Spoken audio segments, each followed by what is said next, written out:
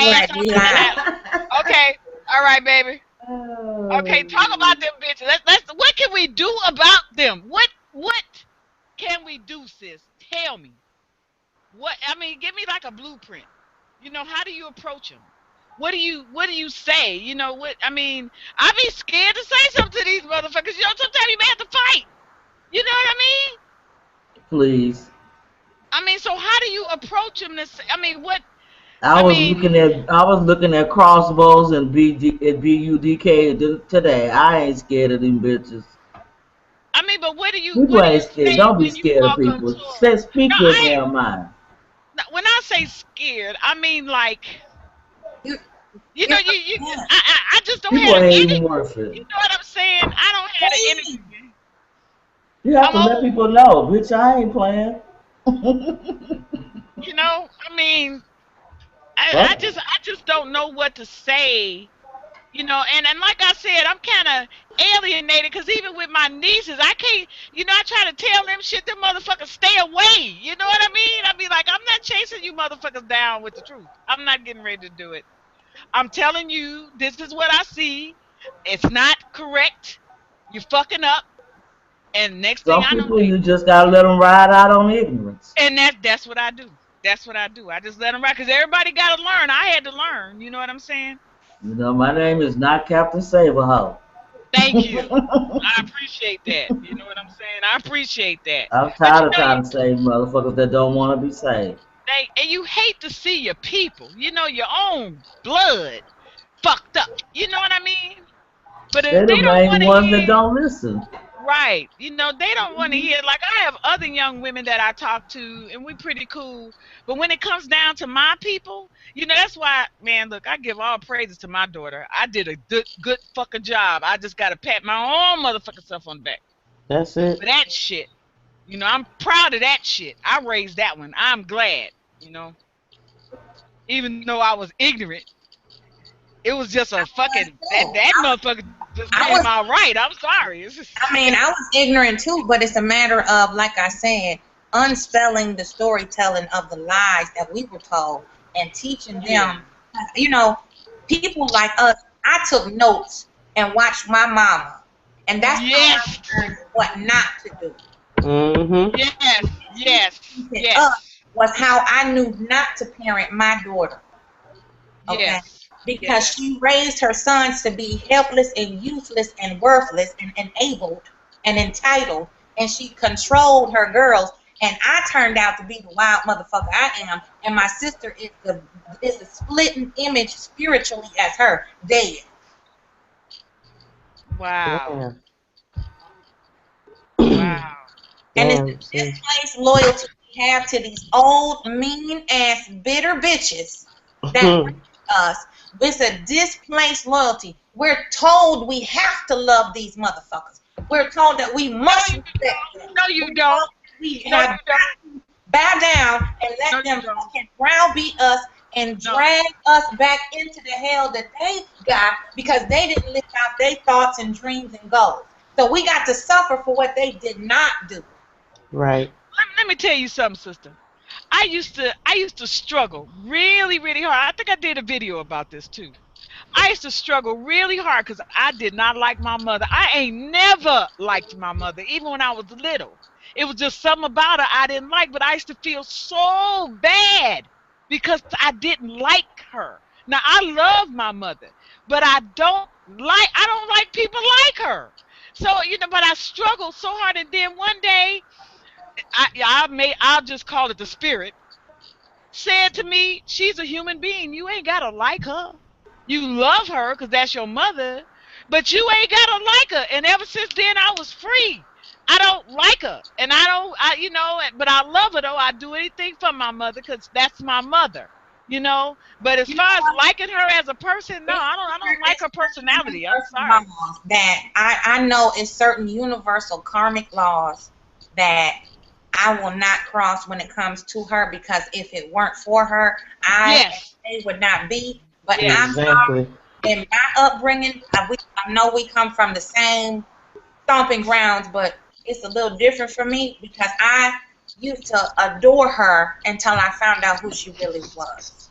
Wow.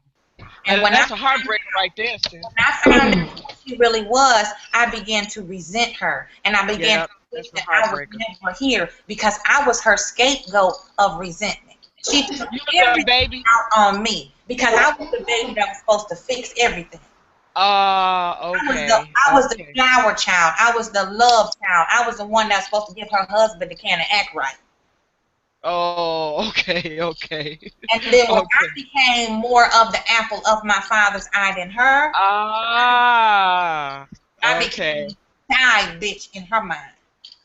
Yeah, yeah. Because Boy, I I was tell you. daddy's baby, and mama couldn't stand the fact that the baby was getting more attention than her. And he was still a hoe. Then it Mm. became my fault because you didn't fix my husband. Oh my God. And see, that's the kind of shit that we need to be undoing in these damn girls spreading their legs in field goal position thinking the baby gonna fix every fucking thing. Right, it's not. It's not. And I don't like and I don't love my mama because she didn't never love me. She had Okay. And as you would have a felt it if you commodity. knew. It was her currency to have babies. And she knew what she got when she married the motherfucker. But she kept pushing us out. And then it came to me, the one that showed her the love that she would never have from that nigga, and she hit all over it. Mm, mm, I was her whipping post. I mm. never knew the love of a mother. I never knew the protection of a mother. Me I never either. knew the teaching of a mother. I never had a mother guide me anywhere but into a fucking pit of quicksand because she wanted to see me suffer because I took her husband from her. You see how Wow. sick that shit is? And we grow up with these motherfuckers and don't even know they have a mental motherfucking illness. Yeah. Well, like I said, it was always something I knew about mine. I just didn't know what it was. But I had to really I did a whole history, tried to go as to learn about my mother as much as I could because she never talked about anything, Yeah. and so I would just ask relatives about her and all that. I mean, I try to understand what made her who she is, and that's what got me through is understanding her as a woman. You know what I'm saying? And what she fought, what she went up against. And she was down in Mississippi, and then she met these niggas, and they, how then, she was that we go get married, have a baby type shit, and my daddy was like, no, we ain't, and I got that pussy, and I see you later. You know what I'm saying? So that's, you know, That's where we start. We start with us because when I had a daughter, I was 18 when I had Ashley. I knew what type of mama I wanted to be. wow, yes. At 18, I knew. I knew I always wanted to be a mother, but I knew I didn't want to be a goddamn wife because I had the picture of marriage that I was given, the Yeah. example. I didn't want to be that because all I seen was welcome, step on me on my mama's back. Yep. Yep. So I knew what type of mother I wanted to be and what I didn't want. What you told him, Tony? So when we look at these girls out here, I guess we have to also think about what kind of mama they got. You know what Yeah. I'm saying? And we You have to know? start to unprogram and debrief them that that is not what a mother is about. That's not the Right. definition and epitome of a mother. That's Right. how you mother. You don't leave your children willy-nilly with any old body so you can turn up because it's your time now. That's Right. right. It That's becomes right. secondary when you give life, when you bear your hips open and you spawn that child from your canal. Your time and life is secondary. Everybody needs a breakaway. Everybody needs some time to unwind and regroup. Everybody needs some time to balance themselves out. But turning up and all this bullshit twerking and fucking getting crunk, whatever the fuck it is now, that's secondary compared to what's going on in your house. If you See, I'm can't gonna tell you. control your fucking own damn cipher, you don't need to turn shit up. See, I'm gonna tell you this. I never had children. I adopted. My daughter is adopted. And I adopted my daughter. I was single. I had a single adoption. I ain't had no good ass job and no shit like that. But it was just a chick I knew who had a baby that she couldn't take care of, and we agreed that I'd adopt a child and take care of the child, right? When I adopted that child, I knew right then and there that I had to shit and get off the pot. It was no more only me that I had to think about. I Mm-hmm. knew at that particular point when I took that responsibility of that 5-month-old baby that hey, all that other shit about me shit, it's all about me shit, all that shit was over. My life was dedicated to raising my daughter to be a decent, strong human being. And that was my goal. Even though I didn't know what the fuck I was doing. I read books, psychology books, because I knew I was fucked up. Okay? So I was trying to fix myself and help her at the same time. We kind of like grew up together. Kind of like. Yeah, that's how me Yeah. and Ashley were. She was the little sister I never had, and she grew me up overnight because I knew her father wasn't going to be there. I didn't Right. expect him to do anything right. He was only 8. Right. You know what I'm saying? And my dreams and aspirations and goals and stuff really shifted because I knew I had a little girl. I knew she was a girl before I was even 4 months pregnant. Wow. And that's the thing that we take for granted. A lot of the children that are special and set apart and have had the worst upbringing, that shit misses them. And they take notes. You know what I'm saying? Yep, they do. They take notes and they know what not to do. And we treat them like they don't know shit. I don't. I didn't. Really understand way more than what we give them credit for. Right. I knew mine did. My daughter watched every fucking thing I do. And I had to tell her too. I said, I'm not perfect. Please don't look at me like I'm perfect, because I'm not. I'm gonna fuck up, and I hope you don't get fucked up in the process. But I had to tell her that because kids look at their parents like they supposed to be perfect. Exactly. And see, that's what made her the way she's the beautiful person she is. Because she saw mom has flaws too. Exactly. Mom tried to live up here. Like she was flawless, like she was infallible. Right. I Man don't too. think Man of too, her Reggie. before she married my father.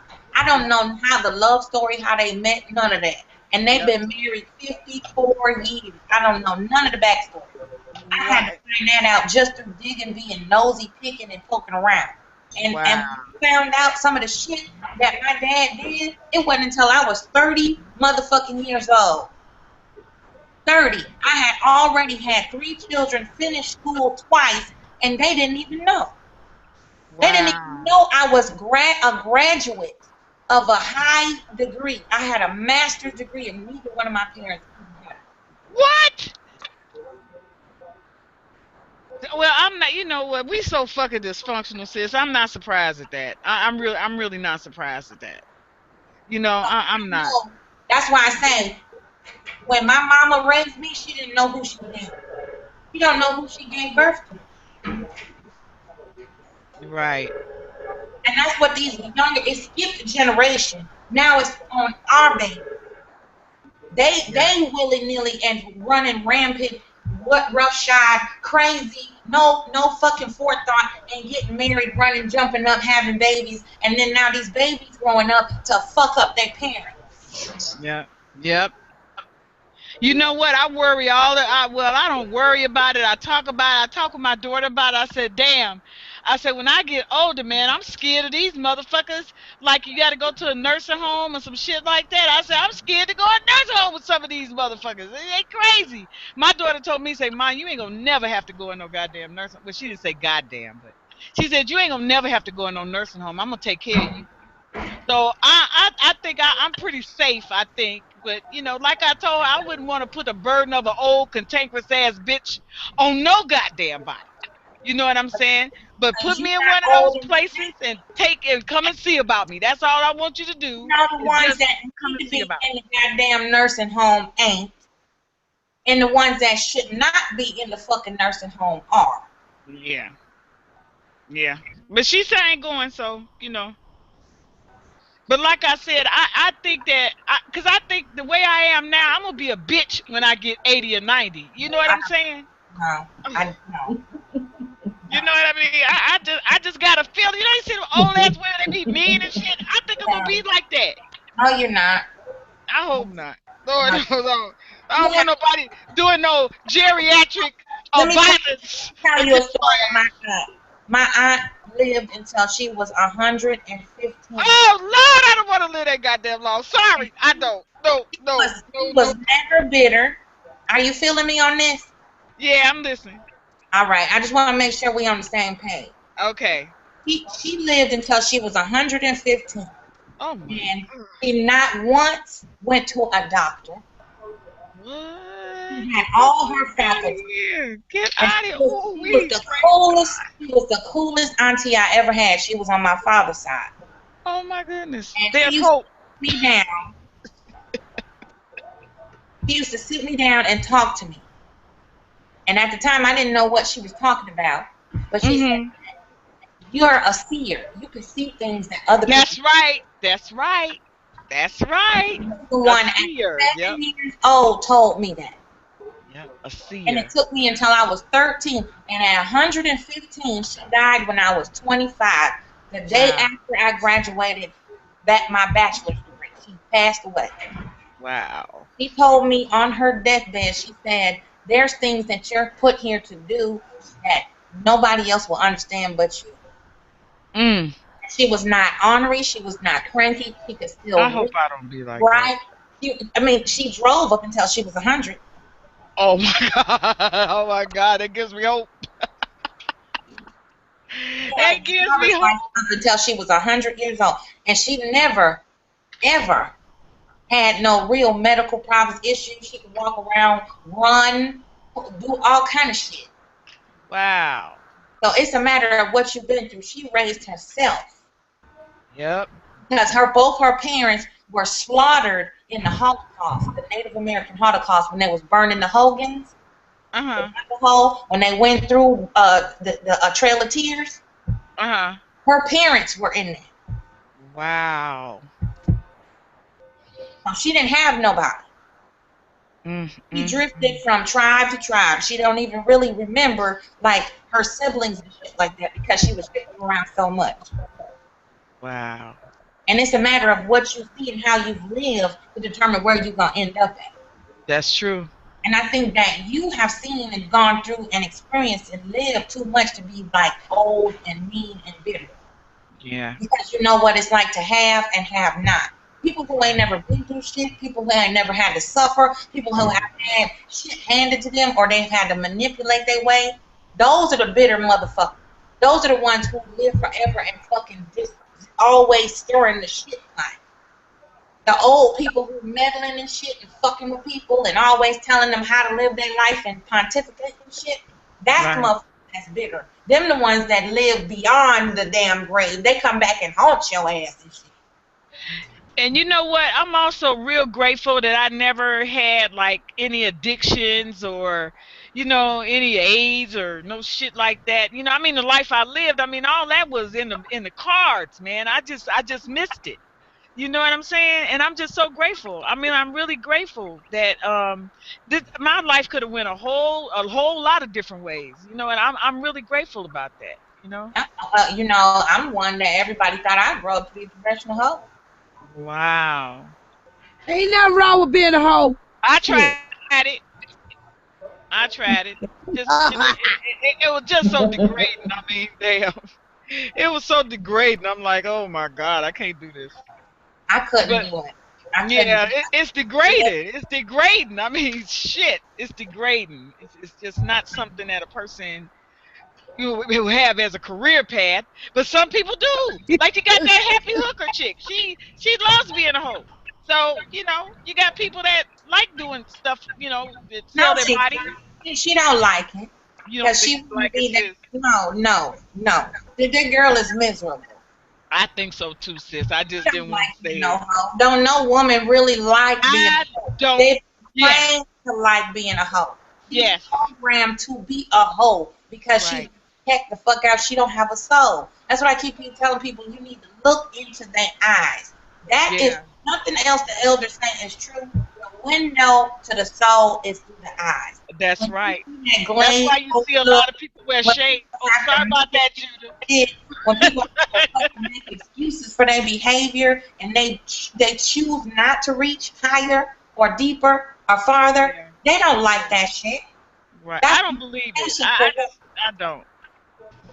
I believe they look at it as, like a job. They just using their body like a job, but I don't think they really Yeah, enjoy the that's job. her commodity is her pussy. Yep, they don't enjoy it. But they pretend like they do. And I'm like, I'm with you. I don't think no woman really enjoys just laying down and giving her body away. If you find women who do that, they got a motive. They got an illness, or they looking for something, or they need some. If they look at use it for affection or something like that, I think it's something in us that let us know it's precious. But there are other external things that cause us to use it as as like a, I don't know, like a doorknob or something. You know what I'm saying? And it's really sad. It's really sad. I feel sad. I feel sad for her sometimes. You know, Well, the even reason, though that's her right to do what she want to do, but I just feel sad for her.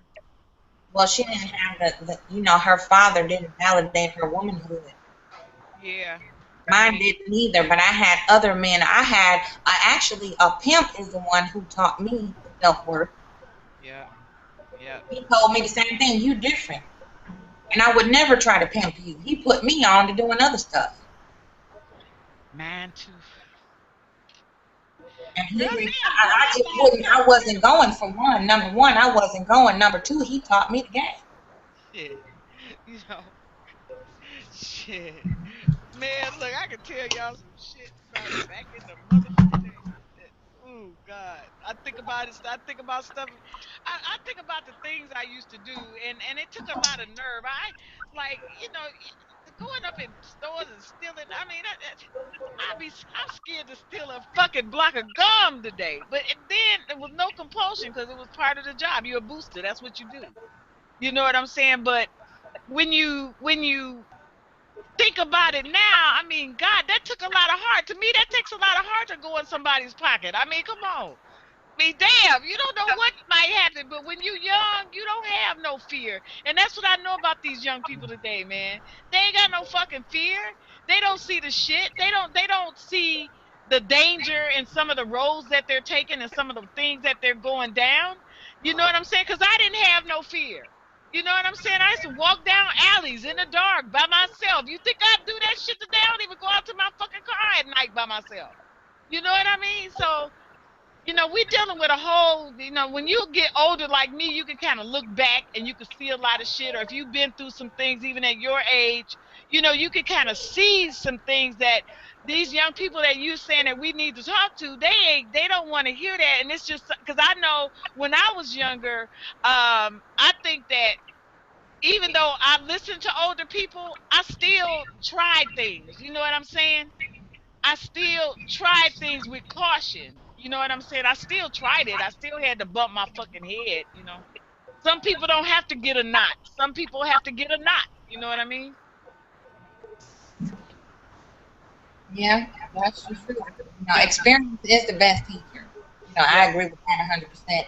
That's why I think the more experiences we have as we grow older, it's supposed to season us and make us wiser, where our mistakes are fewer and less severe. And it's a little bit easier to recover if we do slip, or if we do, make a wrong turn, or whatever we want to call it. Right. But I just to just reject what you don't know, and to say, I don't know about that, so I don't want to talk about it. I think that's the most ignorant thing anybody can do, especially women, because in some instances we have a harder road to hoe. It's a more difficult way to till that earth up and have that easier way to plant and cultivate. Right. So we have to be very careful how we talk to our daughters and our sons, but more different energy to our daughters. You know what I'm saying? We teaching them by how we act and behave and by our attitude. You know what I'm saying? And in anything we do, we have to behave our way to success. I could tell her all day long, don't do this, don't do that, don't do this. But if I'm not the example of what not to do, then she's gonna look at me and go, fuck you, you don't know what you're talking about. You did it. Exactly. They will say that to you. That's for sure. They will say that. That's why you got to be careful, man. You know, because they throw some shit up in your face. I done seen it done. They'll do it so That's why I don't fast. have secrets. I don't have secrets with my That's kids. that's I'm not right. afraid to tell them any. I'm not ashamed of anything that I've I've done. done. That's right. Because Me I either. chose it, whether it's conscious or unconscious. Look, this is what I went through when I was your age. This is why I'm telling you not to do it because it hurt. That Yep. shit hard. It's Yep. difficult when you headstrong. You got a chip on your shoulder. Can't nobody tell you shit, and you walking straight off up into the. And then when Yep. y'all is singed and fucked up, don't nobody give a fuck about you. They don't care. They don't That's care if you pick up the pieces. They don't care if you die. They don't give a fuck if you eat the next hour. They don't give a shit if you got a rag to wash your motherfucking ass. that's true. So you don't expect shit from nobody at all. You provide the energy to manifest what the fuck you need and don't ask nobody for shit, not even me. Yep. Because you can't have a safety net all the time. When you choose the action, you choose the consequence to go with it. That's true. If you're not ready for that consequence, and I suggest you do some damn research on what the fuck you're doing before you do it. Right. And you got to teach your child to even weigh consequences. Say, well, if I do this, this could happen, that could happen. I mean, they don't even, you got to teach your child how to analyze and think. If they're going to make a choice, then weigh out the consequences of your behavior. You know what I'm saying? This could happen, that could happen. Well, okay, I'm gonna give it a shot anyway. Okay, shoot your best shot. But now you done made your choice, so you know what could happen. Go for it. Go for it. You got to teach them consequences of their behavior. Yeah, and that's my thing. Is really telling it like it is with these young and older chicks, and really, having a conversation because so many are so combative and confrontational and defensive. That's true. Because they don't know who to trust and they don't have a soft place to fall. Because wasn't nobody nice to me.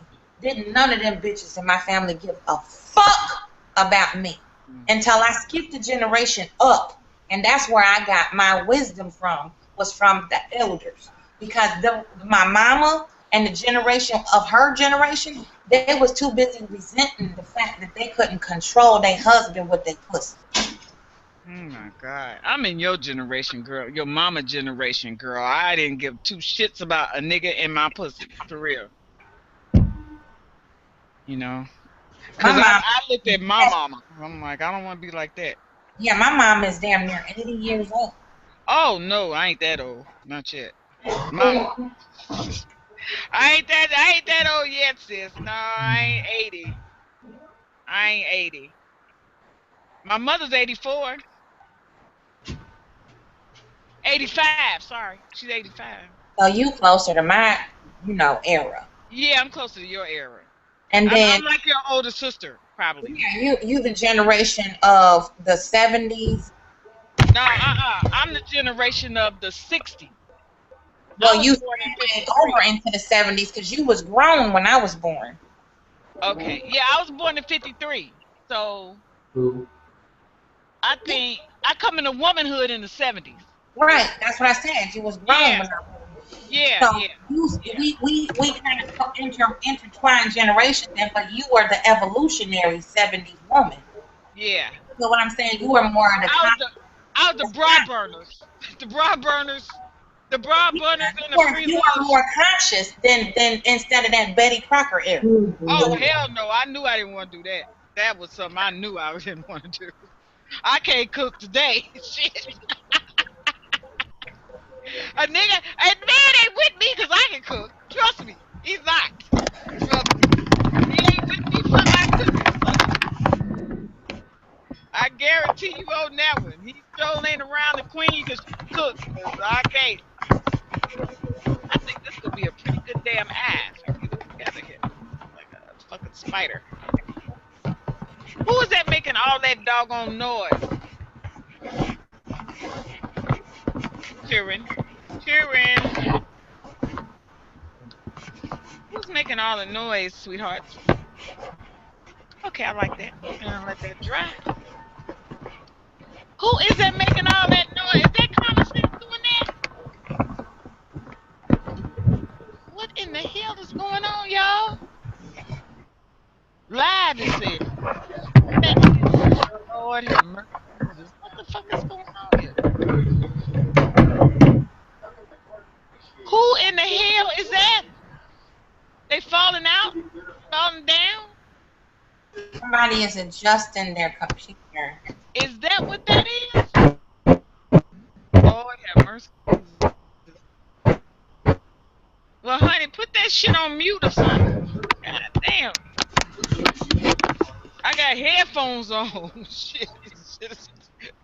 Making my head hurt. Ooh, that's gonna be a pretty eye when I get done. That's gonna be a pretty eye. I'm making an eye, y'all. My first eye. Eyeball. Eyeball.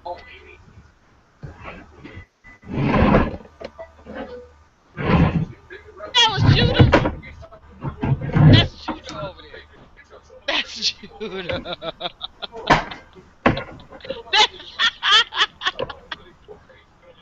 Aziel. God damn.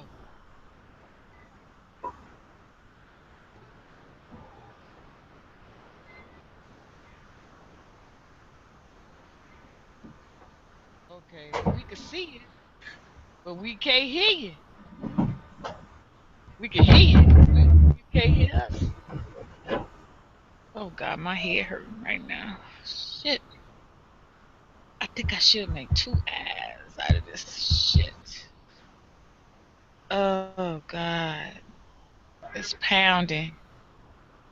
Did I put that shit in the oven? Yes, I did. And it's ready. Ready! Oh, this is so nice. I wish y'all could see it. You don't have your camera on. I don't have a camera hooked up down here in the basement. I don't have my camera. If I was upstairs, yeah, but I don't have my camera hooked up down here on this ragged ass computer. Oh, this is so nice. You gonna like it. If I get the shit right here. Now, all I gotta do is glue it, and it's on and popping. Y'all know I love to make stuff. I love to create. That's gonna be so nice. I love it. I love it. Okay. Now all I gotta do is glue it. Then once I do that, then I'll put it on the spirals. You know what? I think I'm gonna look. Is we having a silent party or what? Cause you know I can get off this bitch. Hello? Well, you're the only one talking. It's hard to talk while you still talking. So I just But let ain't you know. nobody saying nothing. You are. I'm really talking to myself about my stuff here. But I ain't gonna say shit. Okay. Y'all say something. I ain't saying shit. I'm quiet. Be quiet.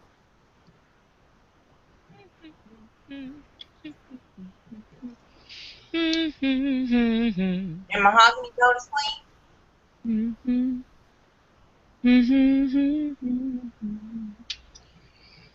Last thing she typed was she was going to wash conditioner out of her natural.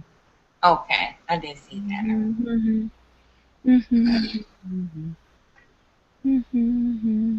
And you said you're gonna be 115, be twerking. Yeah. So I mean, this is something I want to do every week to try to get people more comfortable with talking about the things that we don't talk about and we think are supposed to be under the scarf, under the veil, as long as don't nobody know it didn't happen type shit. Because I'm sick of it. It's affected me in so many different levels of my life to where I'm at the stage in my life that I don't have time to fucking deal with somebody else's unresolved issues, whether it be at the hands of their parents, an ex, past friends that they've been through where, these scars and wounds run so deep So you don't know where to begin to try to fucking sort the shit out to begin to try to understand the shit. That's where I'm at. And I'm just, we need to talk. We need to iron this shit out and vent it out, do what the fuck we need to do so that we can goddamn elevate this shit. Because I'm tired of feeling like, you know what? Does my granddaughter have anything to look forward to? Is she gonna, all she have to choose from as a career is this low frequency shit of a game trying to get attention?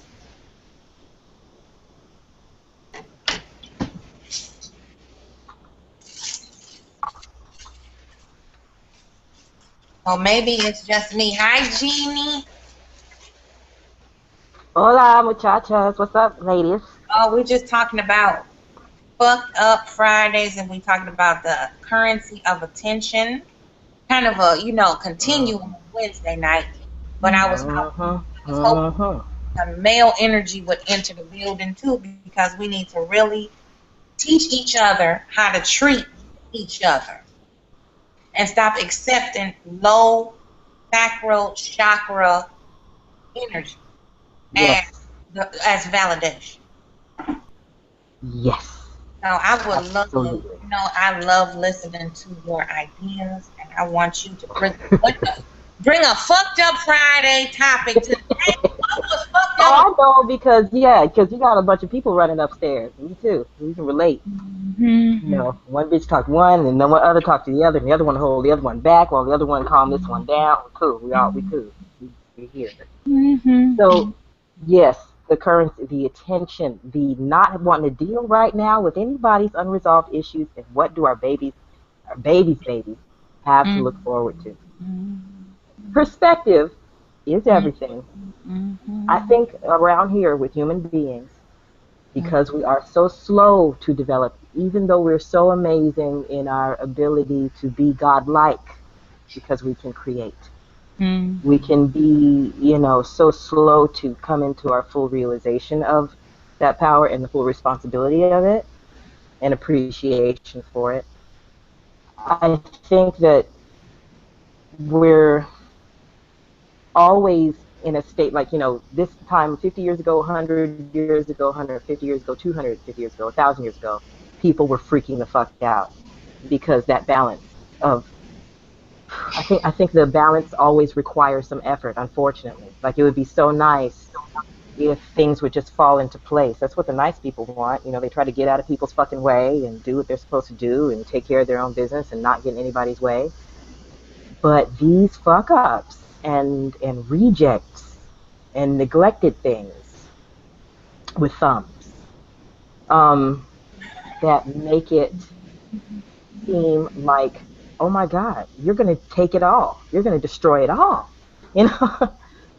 I think they're there. To put it simply, our haters are there to motivate us, my lady.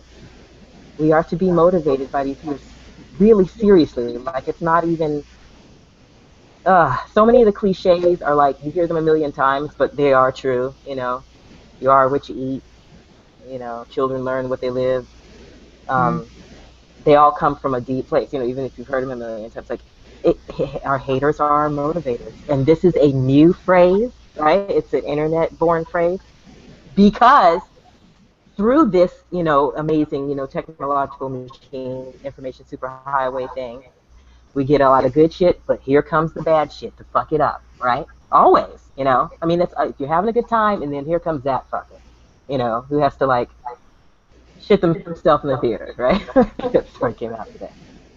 So there's always that person that, has to motivate you. They motivate you, even though it's negative. The challenge for us becomes to make that motivation more positive than negative, to not sink to that level and get dirty like they ain't, and get real messy with it, but to try to be a little bit more refined in our approach to their mess, and to turn that fertilizer into fucking, turn it into fertilizer, turn that shit into fertilizer, turn that, like, make something grow. If nothing else, if we can't, I don't know, fertilize the soil with your ash from burning your ass up, if you can't be fucking somehow made useful. I talk to the man about this a lot. Like, honey, what are we gonna do with the stupid people? We gotta make them useful. You know, if the zombies come or the aliens or whatever, like I'm really, you know, like you're saying, I ain't got no time for nobody's issues right now. Like, do you understand? It's life or death right now. I don't have any time for your issues. Zombocalypse. I have to cut this fucking look. Somebody cut the head off the fucking thing so it stops coming after us right now so we can go get some food. Watch. We have a baby here. I watch Walking Dead. So, like, you know, we have a baby here. We have a baby here. Funny that with that show, I'm so pissed because they started it off all, ugh. Yeah, bring some male energy or something. You know, I hope Amber maybe is up, you know, munching and feeding herself, and you know that Marv, you know, maybe he can come in, or I don't know, because to get that perspective on the show right now, they are all, you know, destitute. Everything's crazy. It's always destitute and crazy, but they have these children. You know, they have an adolescent and they have a baby. And if not for that, each other by now. Not necessarily, because they're good people on the inside, really. But even good people at the root, you know, can want to eat you alive. You know, if you threaten them. We have the right to defend ourselves in that way. You know, we do have a right to be as vicious, but I think that keeping your purpose intact, you know, that you do it for your grandbabies. Don't do it necessarily for the fleeting joy of seeing someone who is trash, really, you know, just walking, talking motherfucking trash, you know, seeing them go through the incinerator, or seeing them disintegrate, or seeing them, you know, like, see them just melt into a pile of fucking bullshit in the path, making sticky shit you're trying to get from here to there, and you are just, you are making a mess and a mockery of everything. You're noisy with your bullshit, you're ugly, and you're messy. And I'm trying to get from here to here for these babies that I can't even see yet. The fuck is wrong with you? Use your gifts. This is what I was saying before. You know, use your gifts. I think part of our gifts here, you know, with us ladies, is seeing these things in the first damn place, because you have to recognize a problem in order to solve it. And it doesn't taste so good, you know, when you embrace the truth of the matter, right? Like, I'm a happy person in myself, in my countenance. I'm free in my mind, and that makes me happy. But because I am so open, I'm very sensitive to my environment. As an artist, you know, we take these things in and we reinterpret it, yeah? The sensitivity makes me, you know, latch on to the little creeps and their needs. You know, they're needy, they're tantruming. Little tantruming, overgrown children. So they need something. I mean, really, you know, gasoline and a match, but, you know, we can't do that. We can't just do that. We're not allowed yet. You know,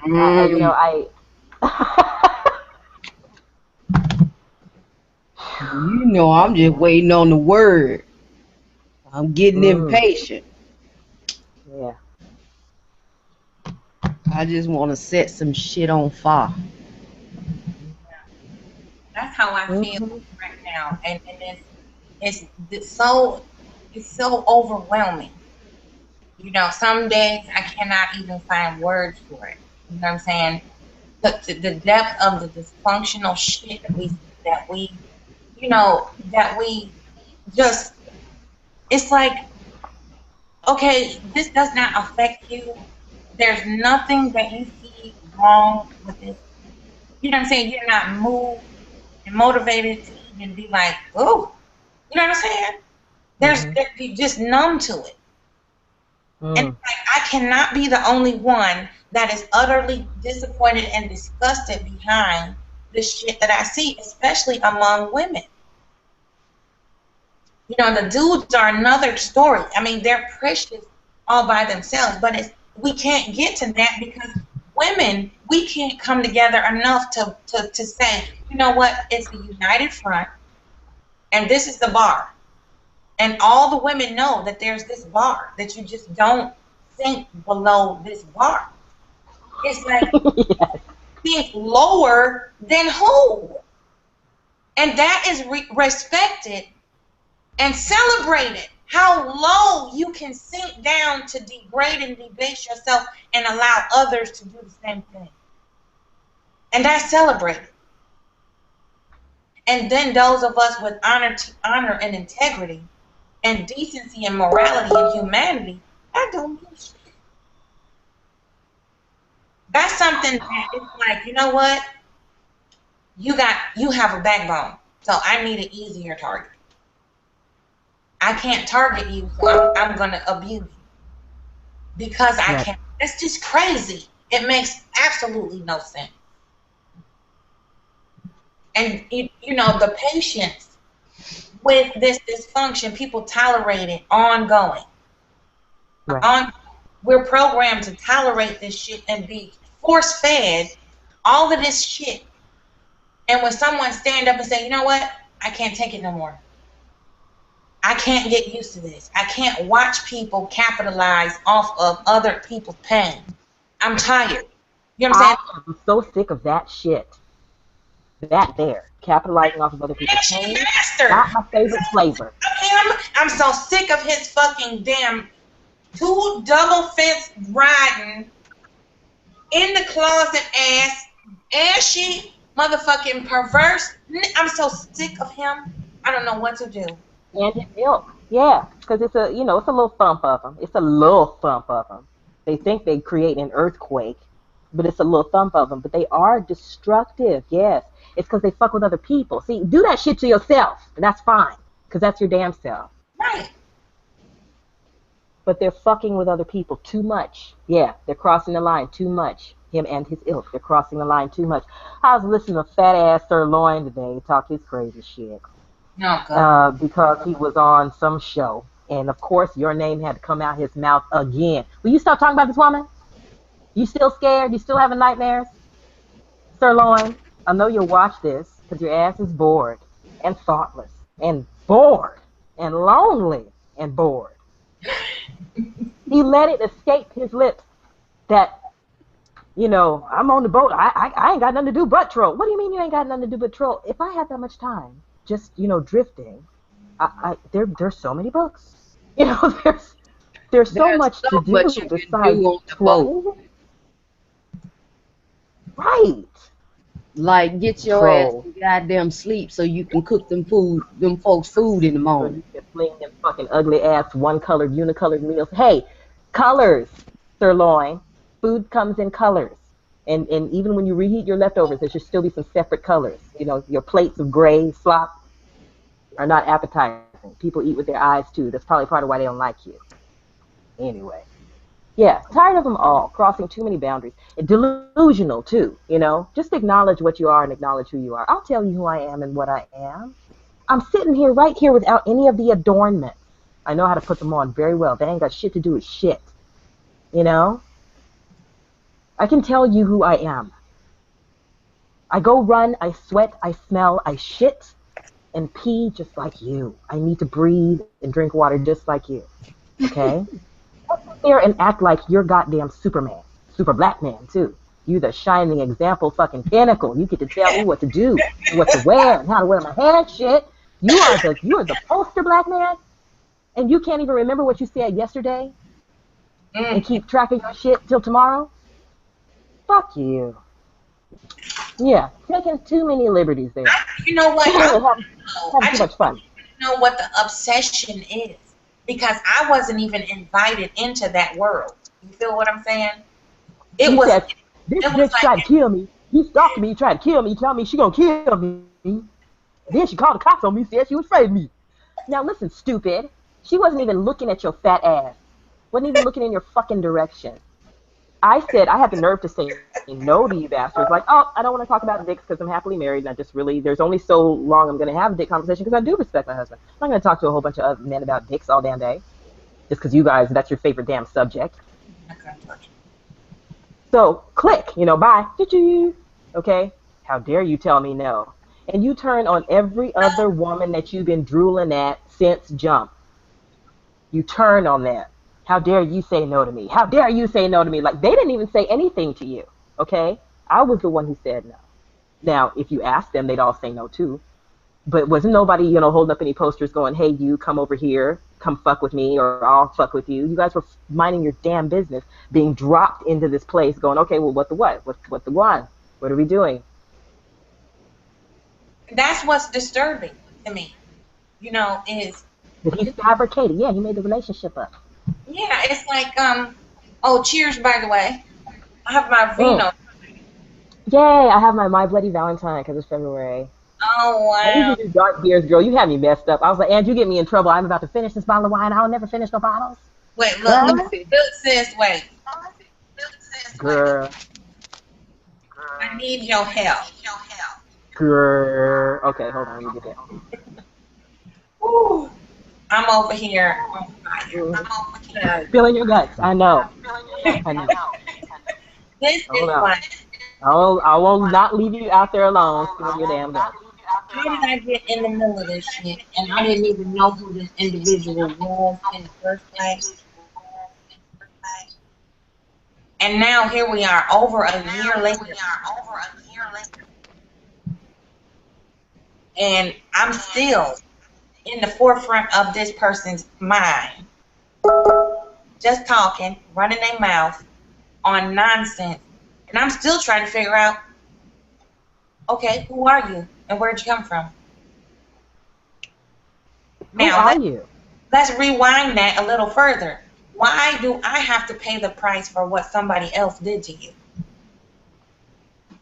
Or didn't do to you? Bubba Gump. Okay. Go get your lip caught on a tripwire. Fuck you. That's the majority of that type of mindset. It's like, why are you trying to punish everyone else for what you refuse to acknowledge? And you ruined it. You weirdo. That's and you know what? I'll say, side note, people keep on trying to say that he did things to his children. The unfortunate thing about it is, I will never believe anything that isn't proven. I'm not going to do that about people because that's what people do when they have common fucking sense. They don't believe every rumor, idiots. But I couldn't put that past him because he's that damn nasty. Isn't that sad?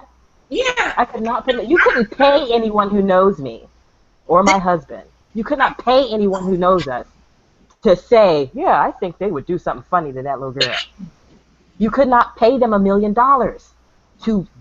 to sign that about us. Yeah. And I can't put that shit past him. Isn't that a damn shame? Believe in it. If I didn't know any better, I would believe it. Isn't that something? If you didn't know any better, because you feel. Yeah, you feel. Just based on what I've seen, I would be like, it's a possibility.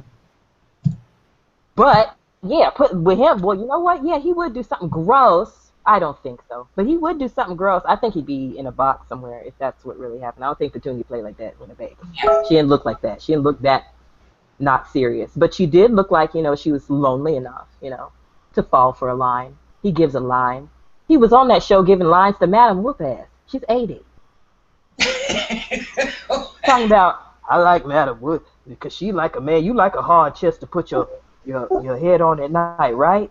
And she didn't say anything. Even Madam Whoop-Ass has some damn standards. And I don't know what he's talking about with a hard chest with him B-cups he working on. Anyway. Yeah, it's not healthy to be all this time later still trying to slander, You can say whatever you want to say anytime. You can say, I like chocolate over vanilla. You can say, happy birthday or whatever the fuck. Do not lie about me and expect that I will not say something to you about it, or that the universe might not address it in some way, shape, or form. Just say, don't haul off. I mean, if you're gonna do it, I don't know, make it funny, have a good reason. Something. Don't just haul off and for the sake of your shriveled manhood, throw my name in your mouth. and go, look, this bitch spent 5 minutes looking at me, so I can talk about her. And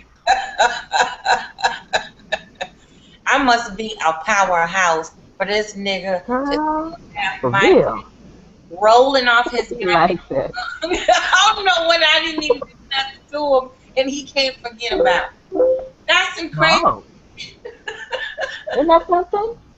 Came out of nowhere. Came out of nowhere. Just like, she gonna give me some, because I'm gonna talk shit to her. You know? I want to fuck Eddie George in the ass. I bet you do. I bet you do. You know? I bet she clench your dick off before it gets anywhere near her. How about that? On site. And you know that too. I would You know have that too. But you nailed that. You were saying people like him have no contact with anybody with some damn sense. Ever. Let alone anybody comely, you know? Anybody cute. Because, yeah, cute affords you certain things in life, you know? Cute, you get through a door a little easier than if you're not cute. Yeah. All right. I'll admit that. You know, there's a beauty that's standard. what people assume about beautiful women. You look at all these women in this room, the diversity of beauty that there is. You know what I'm saying? People just assume that because the genetics are there, that's what you use to get to where you are. Right. That's all you have to get to where you are. Like, no, it's not my fault that your jaw is dropping right now. I have no control over your jaw. Okay? And if you're holding the door open for me and all that. You know, I got you. Okay? But I'm still headed in my direction. It took my inertia to get me here in front of your face. You seem to forget about that. Like, as soon as I met you and you assessed me, that was where I began. You know? No. I'm sorry. That's You know. my definition, is what you decide to put together, you know, and I'm supposed to roll with that. Forget everything else, all the other lessons before that. Because you put that stamp there, I'm supposed to accept it. And then submit to what you want. Yeah. I don't get this shit, man. I really don't. And that's why I'm having these conversations. What the fuck? You're just trying to talk it out, work it out. Talk it out, work it out. And might as well be in the forum where the problem exists. Yeah, that makes sense to me, anyway. And that's part of why, you know, I continue. Like, I poke Turtle Face like a voodoo doll. I just poke, you know, in between checking on other shit. Oh, Sabrina looks nice. She went to the Mardi Gras. Oh, this and that, blah, blah, blah, blah. Stab. Da. Okay, now I gotta get up and go over here. Okay, it's time to go get the baby. Yeah. I'm not playing stupid with these idiots. You know, I mean what I mean. I say what I mean what I say, too. You know, my actions line up with my words. They don't know how to fucking do that. So, you know, I'm supposed to be an alien to these fuckers. But that still, you know, even though, like, yeah, I'm respecting your humanity enough to understand that I'm fucking weird to you. I throw you off. I get it, you know. I understand that, you know, some of the other ladies, see, like, look at, like, Lovey's gorgeous, you know, like, you know, moving the camera and stuff. You're like, oh, I'm just casually moving the camera. You know, Lovey's gorgeous. You know, she's, like, drop dead. So, you know, their thing, she has to fucking stay away. You know, you're saying, like, with beautiful women trying to get their way. Shit, she could have all these motherfuckers on a string, you know, like this. Like, she doesn't choose to do that, you know. She's like, this is what I'm an artist, I'm a musician. I'm also a chef. You know, I do these other things. You know, I'm a spoken word artist, poet. I do what I do. Ain't none of your business. You know, I'm a dog lover. You know, but she doesn't, you know, go into the relationship that they want. You know, she actually like runs from it. I see, well, people like me and you are a little bit scrappier. And it's funny, too, because I think Lovey is, like, the killer, and, like, she has to protect herself in that manner, right? She's got to stay far, far away, you know? Like, there's only so close she can get, right? Yeah, because I think really for don't us- want to go to jail for the rest of my life for murder. Right. For one of these little scamps. Yeah, right? They're not worth it. Over nothing ass motherfucker. Yeah, not worth it. Ready, So, ready. We got Ready Freddy in the building. Come on, speak up, brother. Look, he left. Oh, and then he has a bad connection. He keeps coming out. He needs to move around the house or something. Pick a different spot. But no, I think for us, we're a little bit scrappy. We're a little bit more like, I don't want this shit in my house. I don't want this shit in my way. Military. She's got to have order. I think with us, we're like, I'm going to tie you up, keep you in the basement. I'm back. Just fuck with you. Just to hear your screams. It's music to me. I will hear your screams of bloody murder. Oh my God, look what she did to me. I told you. I gave you so many warnings. It was like not even cute. I told you, I'm being nice. Gave you so many warnings. We like to torture. That's what I'm saying. We have to check ourselves too, I mean, he has accepted abuse as a form of positive. He likes that shit. They love it. He accepts it. Looking for it. Like, well, you got the right one.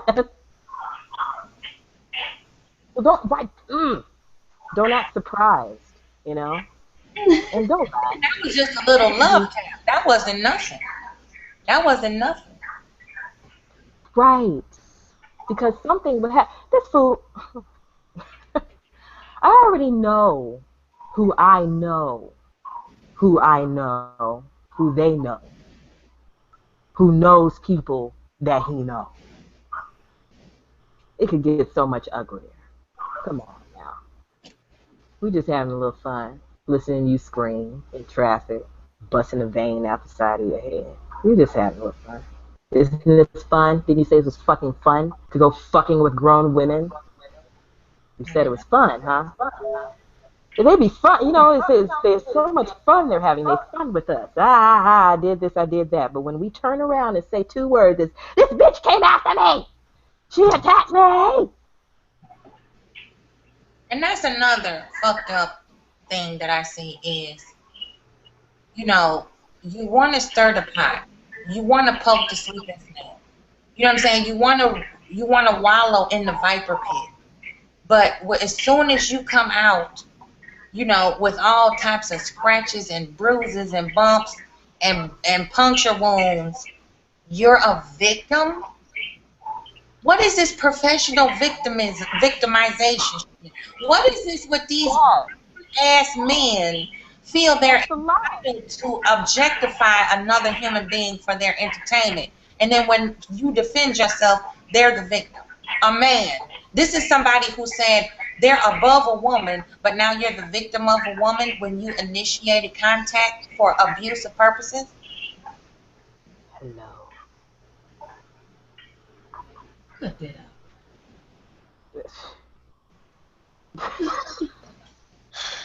Can you put that in a bottle and make them drink it? I wish you could, girl. I'm saying. Hang on it. Can you drink some of this truth right here? Can you suck that down? Because that's what's going on with you, my friend. You're trying to... You cannot tower and cower at the same time. Make up your fucking mind. What do you want to do?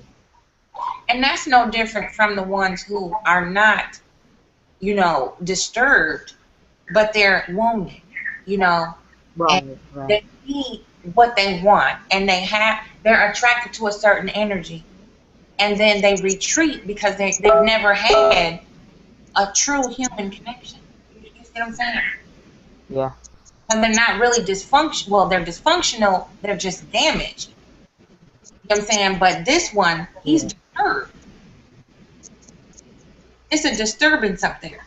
Something ain't right. It's that, and I've looked, so when I look at the videos, when I was doing the ones where I was editing, responses or whatever. Stop. He's having his little Tourette's at me.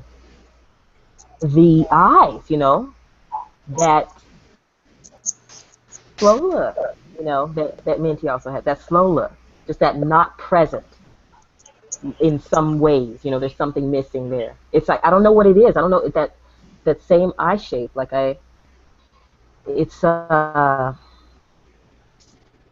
see, my mother worked with children, adults with developmental disabilities. I will never, when I call somebody retarded, it has nothing to do with the person with a developmental disability or Down syndrome or anything like that, because I have, grown to love and respect so many people with developmental disabilities, that can run and that mind their damn business and are good people, you know. Mm-hmm. This person, when I say, yeah, these retards, okay, they share, they're not slow enough to have an excuse, you know.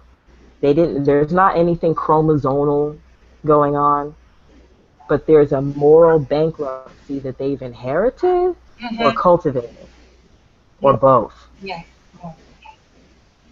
And I don't know, That says something to me. yeah. You know, he had to watch that hangout from Wednesday in order to be talking about it. What are we talking about you at all? Exactly. Like, what you coming over here for? I thought you hated me. Get the fuck away from me. Obsessed. Yeah. I figured it out. And I listen to Low Altitude just so I can fucking talk shit. I've told them. I listen to your material to find things to use against you, assholes. Alright? Because you're idiots.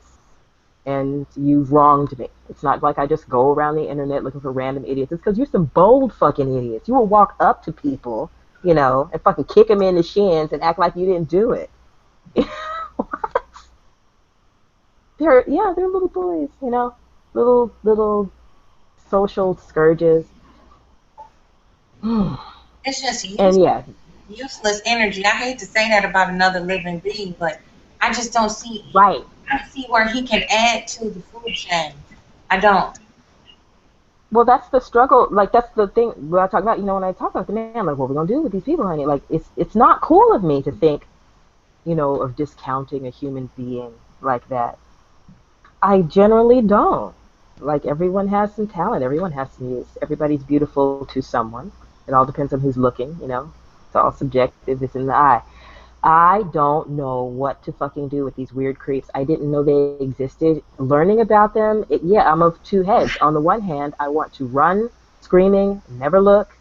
On the other hand, I'm like, this is a problem. I can't just, like, not look at this. You know, I have to examine this like a fucking issue. This is a social ill. It needs medication. You know? So I don't necessarily need to, like, I got to put on my gloves. You know, some of these motherfuckers need emotional surgery. I have to put on gloves and turn on lights and sterilize things. You know, I have to sterilize my emotional house. You know, that's the motivation I'll take from them. You know, like, oh my gosh, look at all of the checking of myself I have to do when I come against you, because you are a mess that needs cleaning up, like, big time. And you are trying to make other people responsible for it. And the last thing on earth I want to be is you. You know, thank you for that reflection. Like, I don't ever want to be like you. You're showing me what not to do. I can't look at it any other way. Like, I can't, because I swear I was minding my own goddamn internet business. And I really love that I've met you lovely ladies in the process. You know, that's part of the gift too. Like, good things have to come about by all of this fucking negative shit. I swear something positive, some lotuses better grow out this mud, or somebody gonna get burnt. You know, it's gonna be some gasoline in the match. I've told the man, like, honey, if I end up in a box behind this for, you know, a couple weeks, couple months, and you think we're gonna be all right, gotta keep enough in the till for you to be able to take time off to be able to make sure somebody at home for the baby, because this is serious. You know, people are being toyed with emotionally, and that's a dangerous thing to do. These men who insist that women are all running around doing this to them, like, you are fucking with people big time. You really are. You're running around fucking with powder kegs.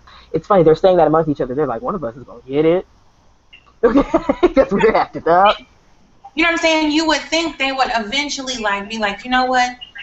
Yeah, that's enough because of what has transpired, and I really didn't like that shit. So I need to just really move around, and I need to just reevaluate what I'm doing, because that could get me to this, and then this could make me just ruined. No, they don't have that mechanism of stop. Like, okay, that's enough. You know what I'm saying? I'm done. I had my little fun. I poked the sleeping bear. Now I got something else I want to do. They just, it's recycled bullshit. It's nothing new. It's nothing that's more shocking. You know what I'm saying? It's nothing more disgusting. Like, they have reached the depth of disgusting. Yes, the depths, huh? Didn't think you'd see that. the depths of disgusting human behavior toward each other. Complete lack of regard for each other's humanity. And this They is keep picking off each other's kids left and right. Low Altitude went after Divine Mommy with her crazy stuff. She's funny. But Divine Mommy, you know, she has a right to her opinion, okay? So she's minding her business on her channel. If she want to say fucking somebody's an asshole, she can say that. They all say that about us. So she says, you know, about this one weird dude, I don't like the way he's talking about my babies, it's freaking me out. Then she turns around and says, Turtleface baby gonna end up like this crazy chick if he ain't careful. Low Altitude comes at her and says, how dare you, I defended you because you talked about Turtleface's, you know, kid. Then he gonna turn around on his little thing and talk about Minty's baby is musty, you know. Well, she's a grown woman. I can talk about, you know, and he talked about mine. Do same thing with Divine. He talked about hers first. Yeah. You know? Yeah. He talked about hers badly. You know? She had showed hers the trailer for his fake ass thing that ain't happening. The babies gave honest opinions and they weren't jerks about it. They weren't disrespectful. They just spoke like babies. You know? They had no part in the silliness. He comes back, you know how he does. So she says, yours is going to go wrong because you're not nice. And this guy freaks me out the way he talks about mine. She has a right to say this stuff. Well, Altitude wants to come and tell her, how dare you, and then turn around and talk about Minty's face. Hello. Will a brick fall on this man's head? I don't understand the incredible and extreme hypocrisy from all of them. I've seen them all. I'm only talking about a finite list of people, but they represent, you know, they're making enough ruck, you know, they represent, and they bleed out with their bullshit, you know, they infect us with it.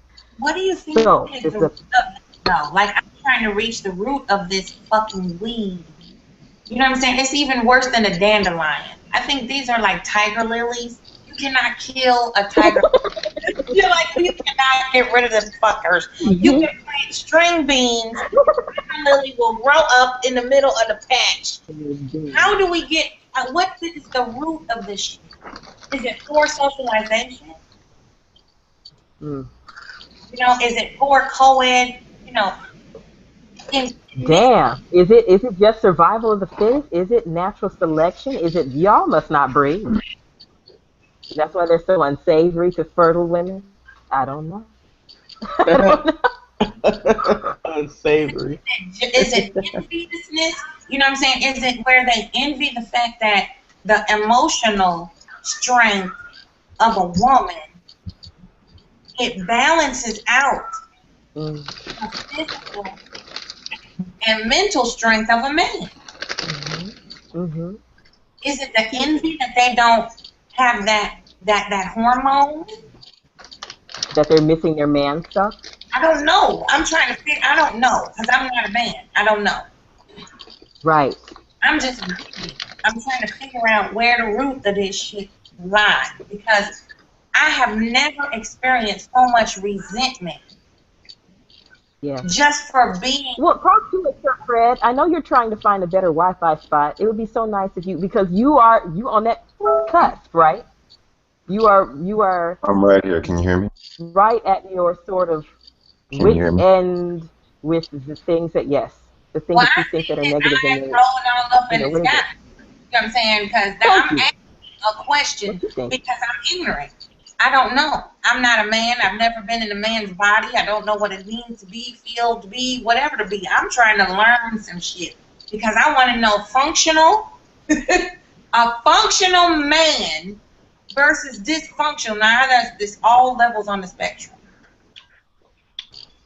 But I just want to know what the fuck.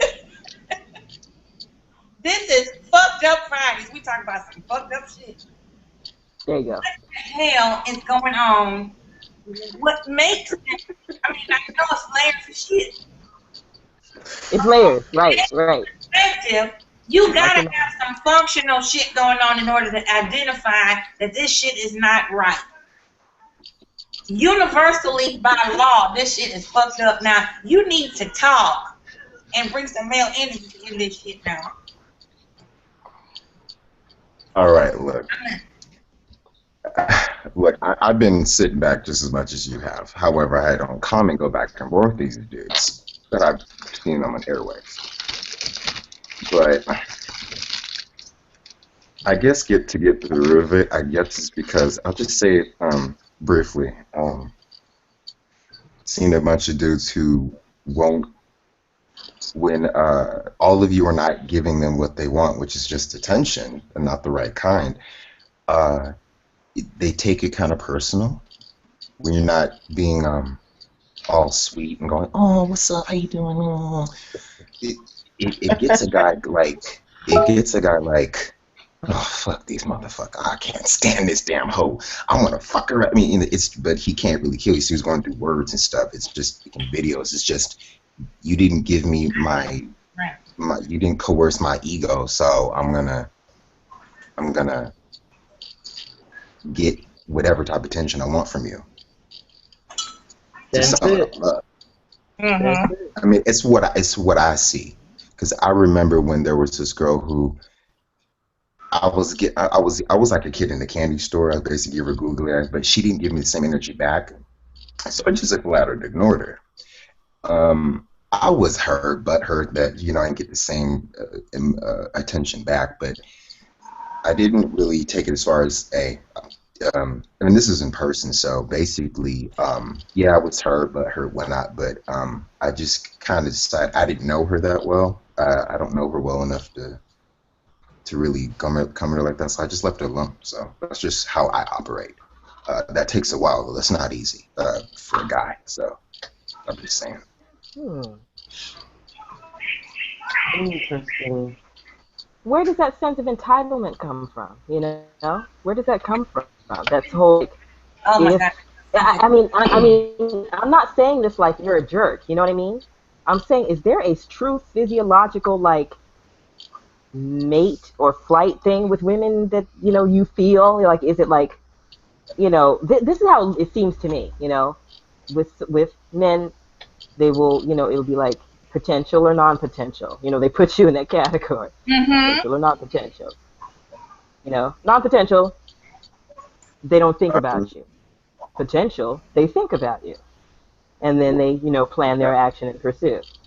And I've been there. I've been that emotional, being like, I've been in that state before. Like, but I mean, wasn't in silence. I was like sitting in my head. I didn't like flat out like hate her. I'm the type to ignore, not so much to express my hatred for what she didn't give me. I'm kind of like, I was always the type to just blow off or ignore until I kind of got over that. Just kind of. I think it's kind of like, if we don't get what we want initially, we want to get a rise.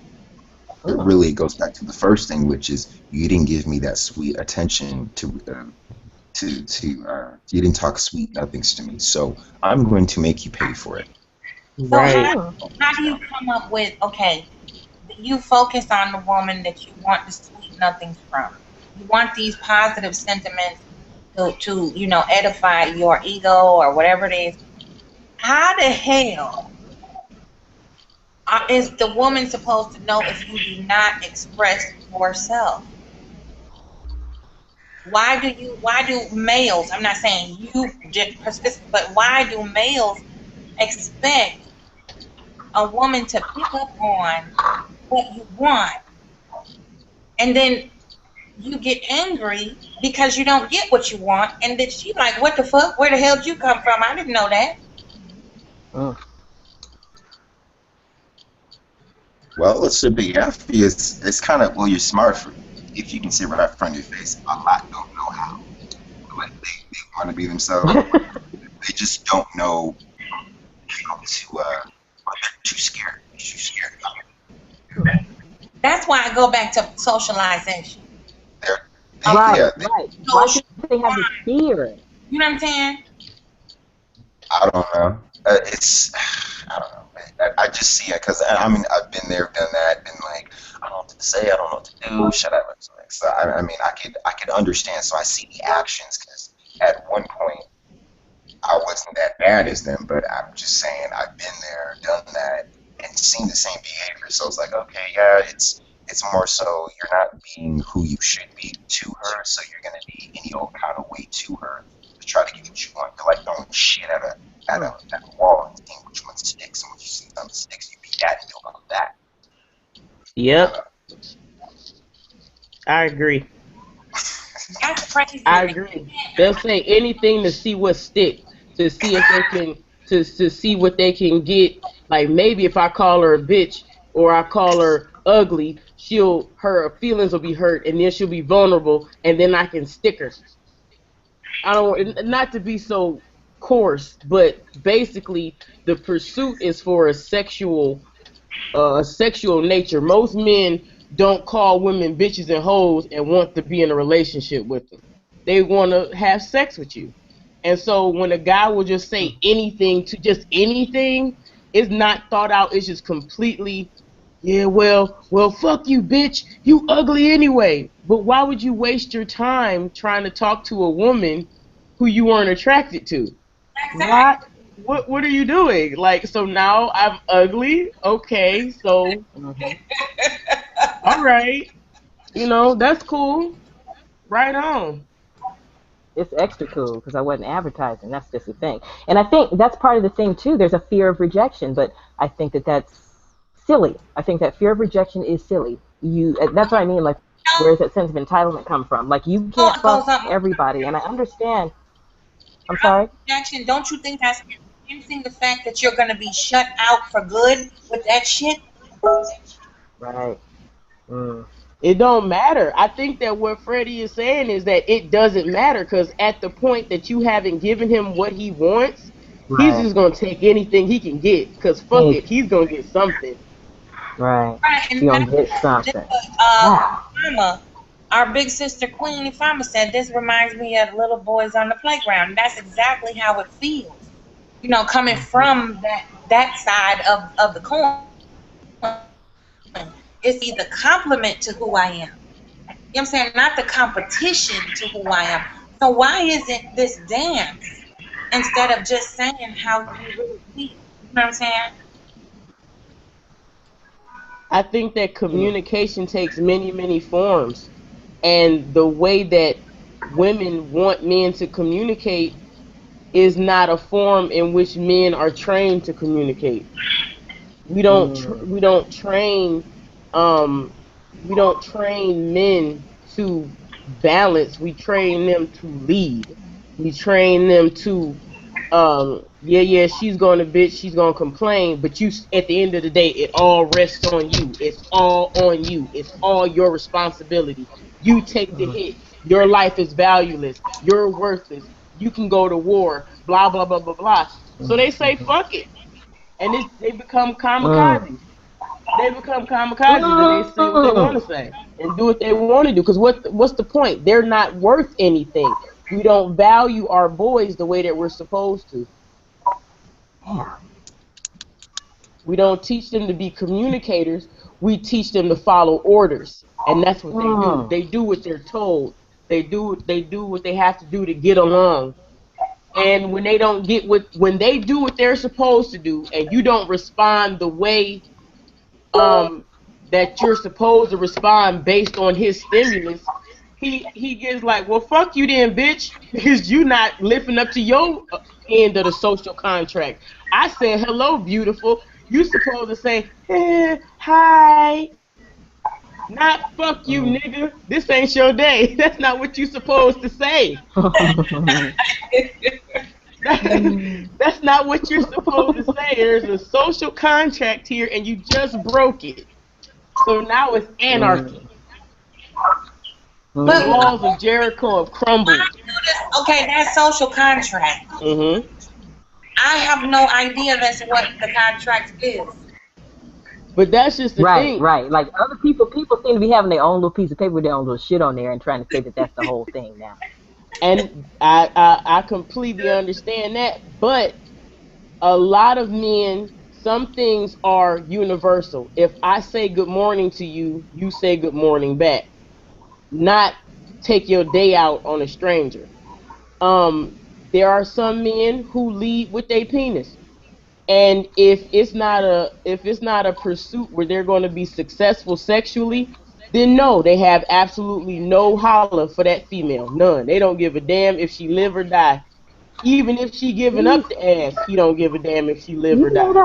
that's some true shit. That is so crazy. I will say this about the man in the living room right now is a wonderful person. I love him. He's great. He's a nice guy, I promise you. I'm waiting for the And butt. if his shit burns down, he don't see no bitch but me and many men. He does not see anybody else. You know what I mean? Like there's, Mhm. he's cold to he's more of an asshole to people just in his categorization. He will do that. He's like, does somebody I have to care about? Everybody else kind of just not there. They're just not there. It's not that I don't Right. care about you. I don't see you.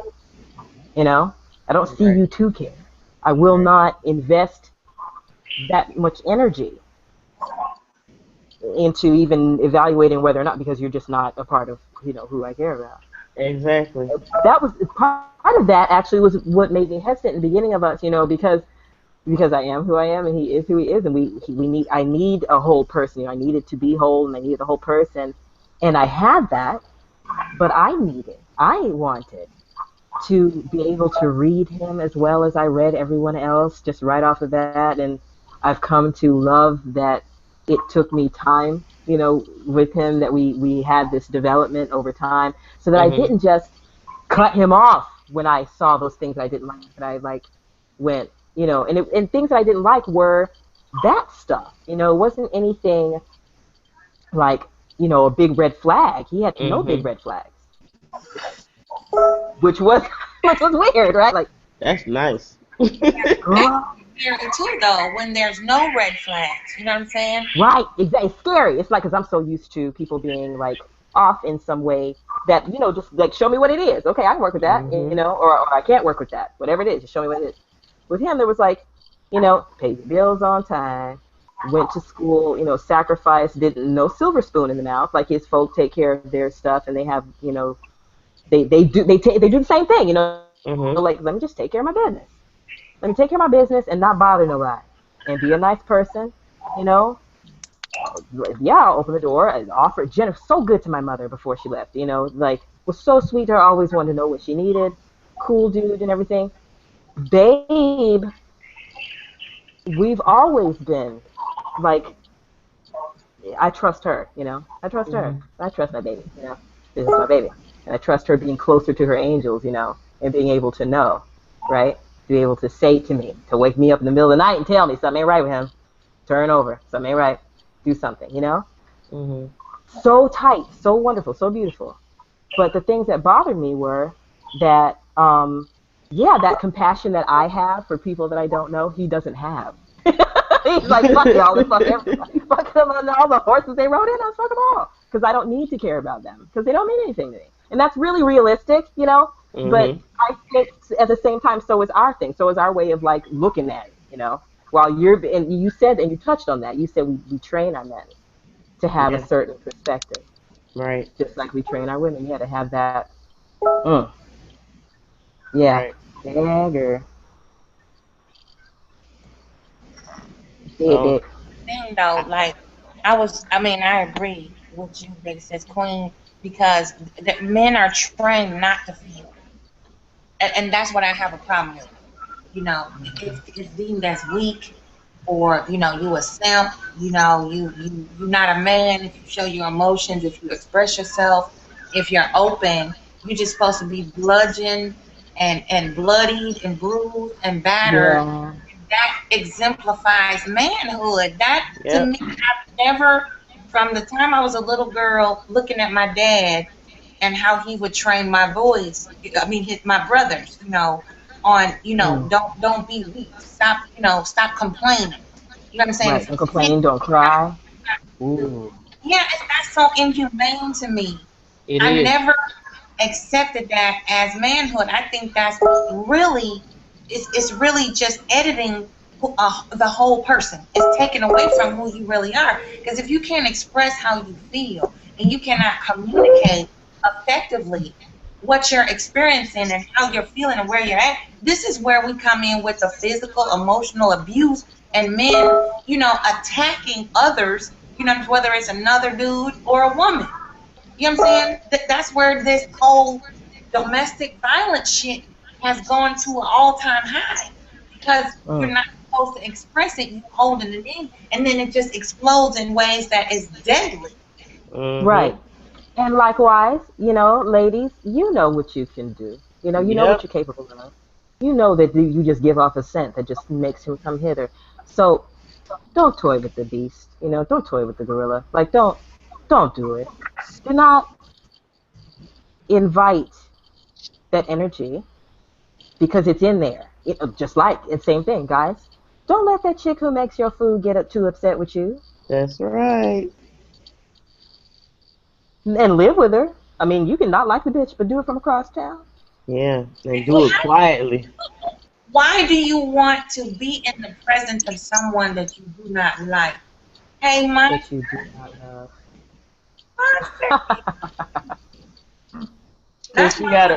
Cause she got a fat ass, and she do this thing with her tongue that, oh my God. I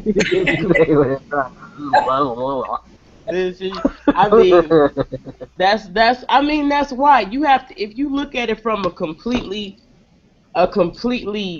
carnal perspective, I can see why, it's face down, ass up, because I don't want to hear your fucking mouth. I don't give a shit about your opinions. I'm not here for what you thought about the last book that came out.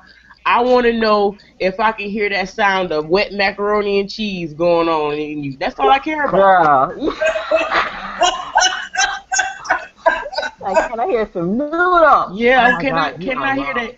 Can I hear that squishy sound? Because I really don't care about your situation. Because I can't change your situation, but I can get the nuts. I haven't been trained to give a shit about that. You were saying that. I have not been trained to. Yes. Yeah. You're right. I see that. Same thing. This gentleman here, wonderful, beautiful, lovely, amazing. Yes. Mm-hmm. I know when he's tuning me out. I'm going to hold it against him. You know? Like if we're talking blah, blah, blah, and I'll tell him, you don't listen to this. You can't even hear me.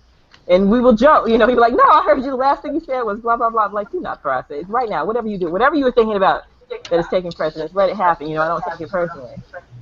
But there are a lot of chicks who will act like, I need this attention. Right. 24/7, I need you to tend to this that you have not been trained to tend to. Sometimes we talk too fucking much and need to shut up. And that's another thing. You know what I'm saying? I don't think you need to shut up. I think you just go somewhere else. Right. Women don't know when to shut the fuck up. Right. Hello? I just go talk to myself. Hey, Monster. What's happening, ladies? How y'all doing? Good. How you doing? Okay, Carla, just chilling. I've been listening for a minute, trying to join a little.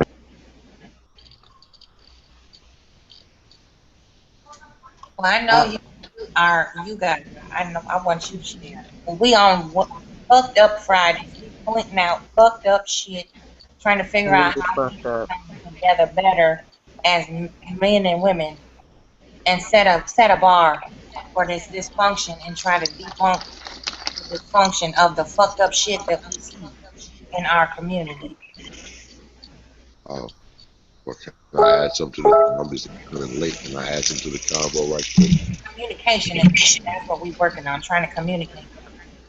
I think probably, if y'all mind me adding something in right quick. I need to do a little discussion. So, yeah, that's it. That's all I can think of. I mean, what Freddie said, I agree with 100%.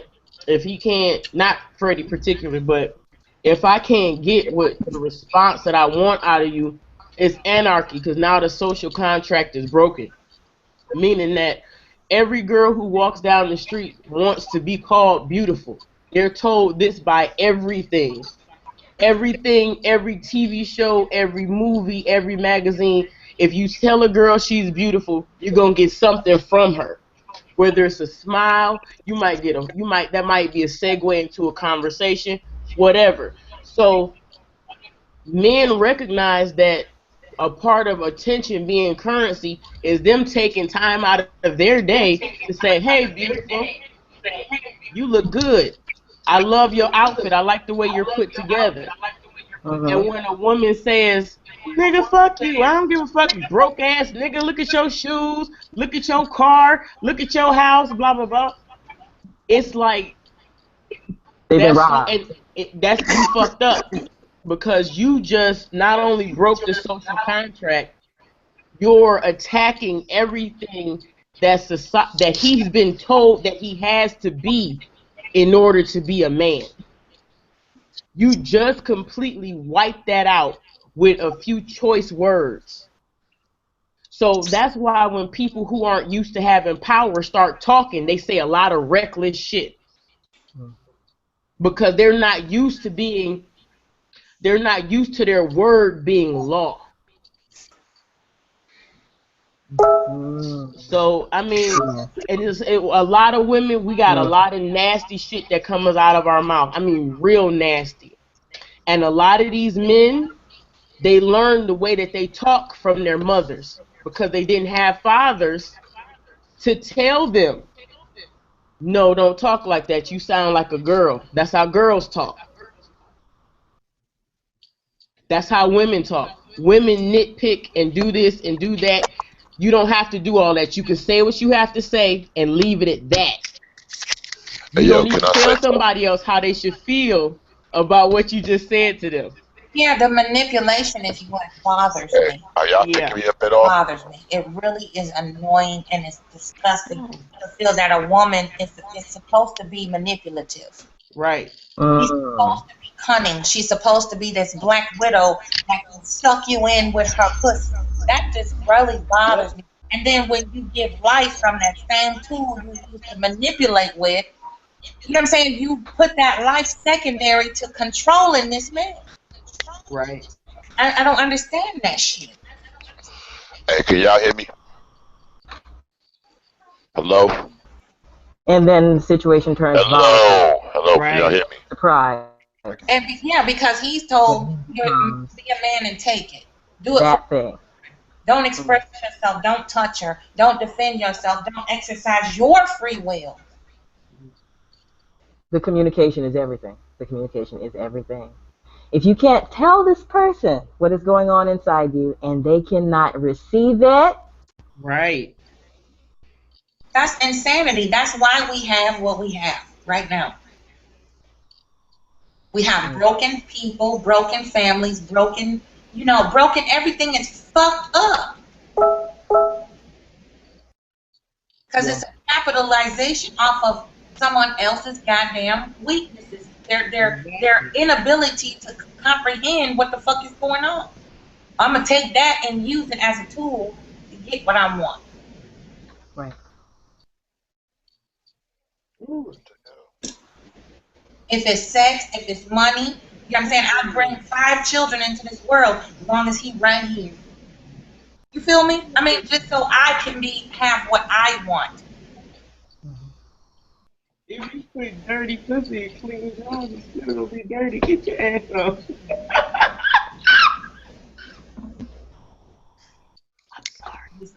Alright, y'all picking me up yet? I've been having some sound issues. Can y'all hear me? I can Still. They can't hear me though. Hold up.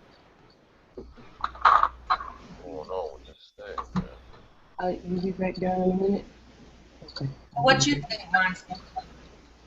I'm trying to see if y'all can hear me. It's like a male perspective. Mr. Monstrosity. What's going on with in the community? Why men Oh, Y'all hear me now? communicate to women in an effective. Y'all hear me now? yeah, we can hear it. Yeah. Alright, I've been trying to this damn phone and every damn thing else been tripping.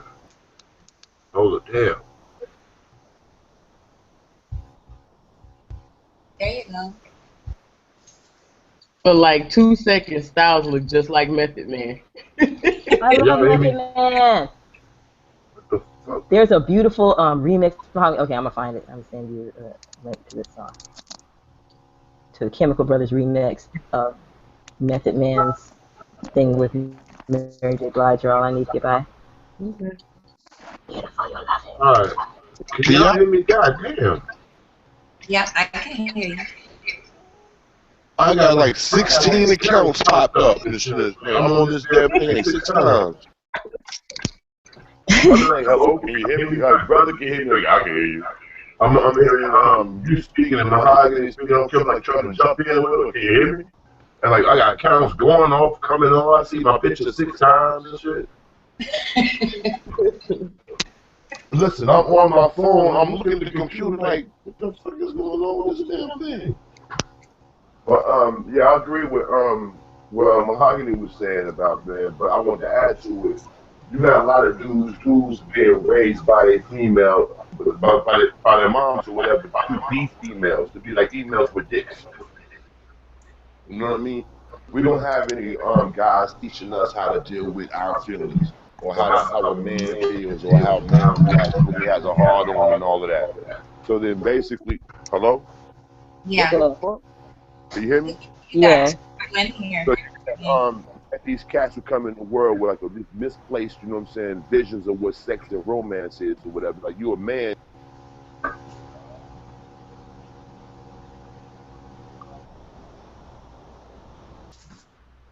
You dipped out again.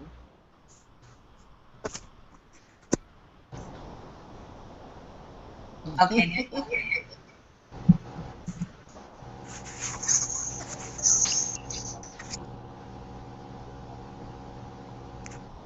What happened? I don't know.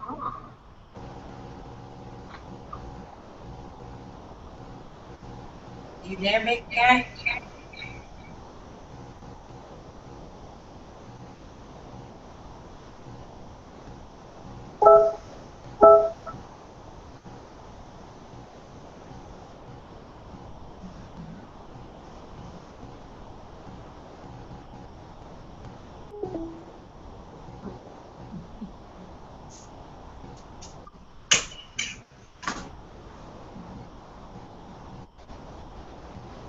Y'all can't hear me? Now we can hear you. Yep. God damn it. I'm sitting here talking and talking and talking. Y'all ain't heard shit. You cut off like mid-talk. All right, I'll say it again. You got a lot of these dudes who basically been trained by a female that all we are to present are basically dick and money. How good is your dick game and how much can you provide for a chick? So a lot of these dudes are maybe like their mom is telling them how to be for a female, but not teaching them how to be with a female. So these dudes get dressed up, they go out to the club and all that shit, they hanging out, they walk into the club, but they don't say nothing to nobody. They go sit at the table.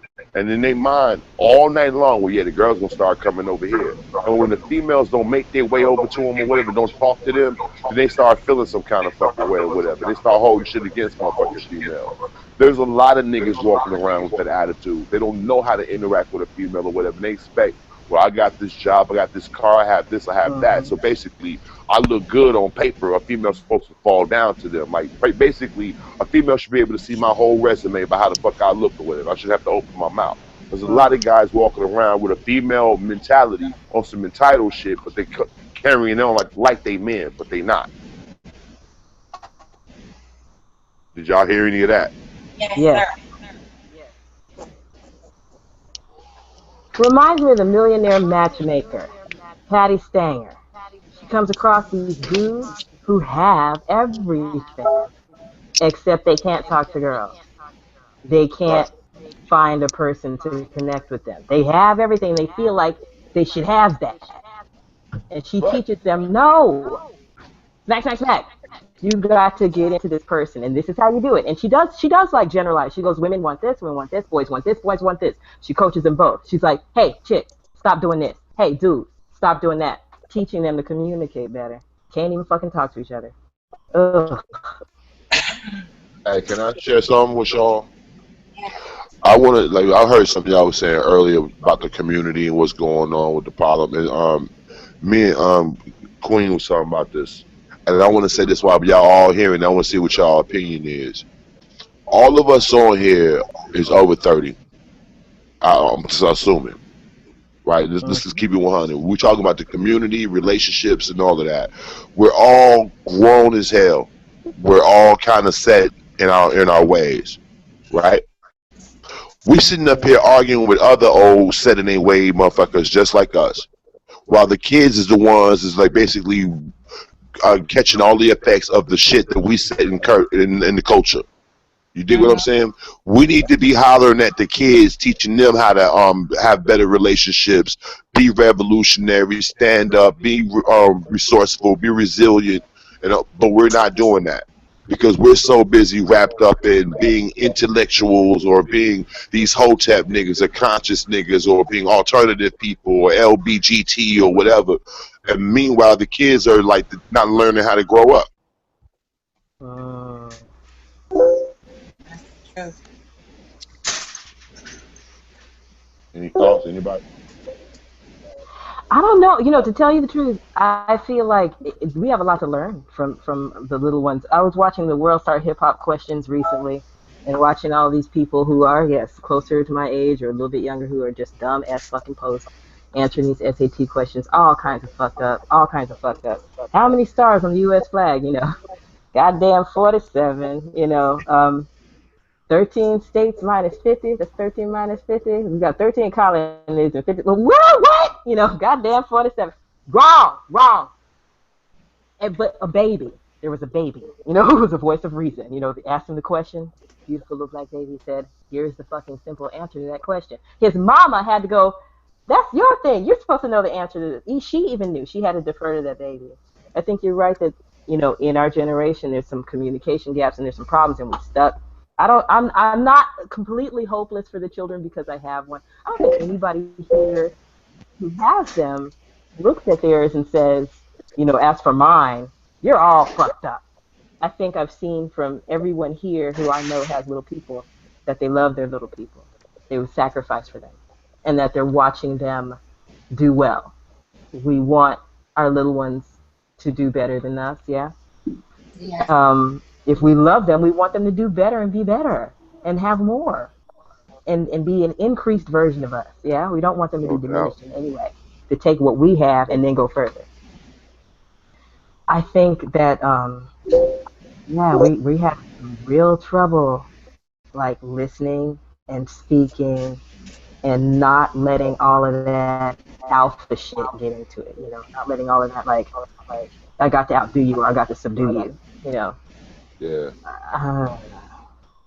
I think we as a people, you know, to add on what you said, Gene, like, I think we all have that, like, real bad, especially on these social platforms, because when you're typing messages, it loses a lot of context. You can't hear the inflection. You can't hear how a person's cadence is, how they're speaking, their breathing, so you can't really get the emotion of what they're saying. So a lot of us, even me, you know what I'm saying, get emotional when we see these responses or whatever, and then our ego jump in it, and then a lot of things that could be resolved end up blowing up because we're not really communicating, if you understand what I'm saying.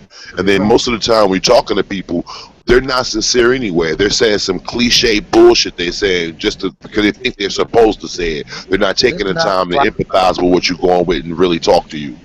Right. Absolutely true. 100%. No, it's true, but we're an example right here. Like, we've disagreed on a lot of things. It doesn't mean that we have to attack each other right now, right? I respect your humanity, you respect mine, we're having a conversation. The only way it's going to go ugly is if we start to get ugly. I love you too. No, I know. You like the weirdness. You feel in the weirdness. You can get into it. I know this because you're an artist. And we're all artists are fucking weird because we have that weird perspective of the world. You know, we're interpreters. So we absorb. Well, I like, you know? honestly, I like weird people. Like me and Angie talk about this all the time. I like weird people because I say all the time, most of the people who are empathetic in the world or give a fuck about other people, the only way you can really care about people, you kind of be forced to be empathetic. I'll give you an example. If you ain't never had a place to stay and people open up their house to you, you can become one or two people. You can be conscientious and appreciative or just a selfish, entitled one. You only gonna become one or two in those situations. The people who, like, were turned on by the ones that they love and they had to go to strangers and strangers gave them generosity, you'll usually see they're a little bit more conscientious, a little bit more, they have a little bit more common sense, they're more, people who've been through shit understand people better. People who had everything handed to them, it's hard for them to empathize with others. and feel the same way. Agreed. I understand that. I have to constantly remind myself that I had a good mother, you know, when within the context of dealing with people who did not, um, because it makes a difference. You know, you get different tools. You are not necessarily, you're just not there with the same. Yeah, I have to remember. I have to check that sort of emotional maturity, you know, or whatever that I expect people to have. No, they're not always gonna fucking have it, okay? Because everybody didn't have, you know, Wonder Mom who gave a shit about what you thought and felt and taught you to, you know, communicate your feelings very well and all that. Everybody did not get that. I try to be a person that helps draw that out of people, though, to be like, here, look at here's some of what I got. Look, like here, you can have some. Here's good, right? Now you can be yourself, you know. But you know, I think But people don't understand. There's a difference between intellectual intelligence and emotional intelligence. A lot of people don't know how to deal with their emotions, or how to act out of their emotions once they're emotional. They just know to be robots in their lives. And then when something happens, you see the immaturity. You see like really responsible people doing like stupid shit in simple situations that you don't understand it because they're not emotionally mature and they're not emotionally intelligent. You dig right, what I'm saying? But yeah, they know yeah, how to like operate in life. And a lot of these people are on the internet or running these programs and these like little things. They have these good ideals, but they don't have like enough foresight to think, like really think it through. All they know is my intentions are good. To them, that's what matters the most. But they're not really putting any thought into what they're doing. right, right. Mm, just go. Right. And that speaks to that thing that Mahogany was saying, you know, that like we're not teaching our men to like reflect or evaluate or even fucking care. And And you know, I then want and to say thrust something. them into leadership positions. I want to say something that all of us forget. Like Angie said, we talk a lot, and I'm a weirdo. I smoke a lot of bud, but the shit that I think about all the social, political, economic things. I want to say something to you that's gonna probably throw y'all off and trip y'all out, but it show you where I'm. When we talk about the black community and we talk about black men in particular, being in the black community or helping kids and all that, we can all agree it's going to take the men to rebuild the community as far as men go. We've all said that different degrees, right? So everybody we take for granted that the population numbers now are exactly what they were, let's say, late 50s, 60s, and 70s, right? Hey, sister. Check this out. How many of y'all know families that have like 14 or 15 kids in them? Mm. That was the common thing.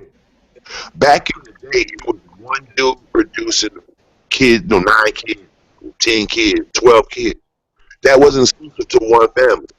You dig what I'm saying? You had one father that had all these kids. Take 10 fathers that got a bunch of kids like that. How many kids is that? Take 100 fathers that got a bunch of kids like that. That's how our population tripled so fast. Wasn't that there was no men? We was producing more women than men, and people keep forgetting that.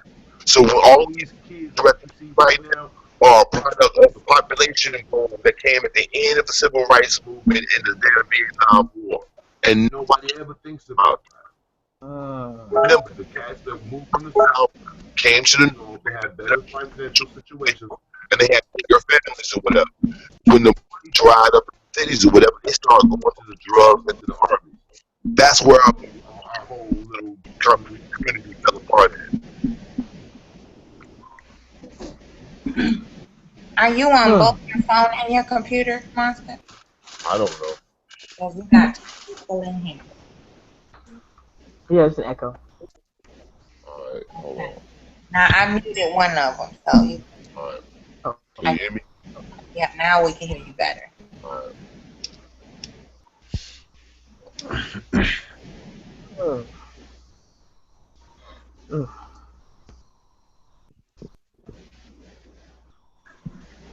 See, I hear a lot about how we've been compromised. I understand it. I have no love for it. how do we get these stuff out? I've told people this before, on this line, and they don't listen, because people hear what they want. But I've tried to say, like, look, if I'm to be an incubator, I can do that. Like, having, like, reproducing, and that doesn't have anything to do with, like, the relationship. I mean, obviously, okay, people running around having all kinds of babies with no love in the thing that develops the baby, or without having, complete set of people, to nurture. I've said this, like, if we're having, like, it's ugly. It's ugly. The prison numbers are ugly, what the food is doing to a lot of us is ugly. We need to get what we eat together, what we put in our bodies in order. We have to get how we treat each other in order and stop taking each other out.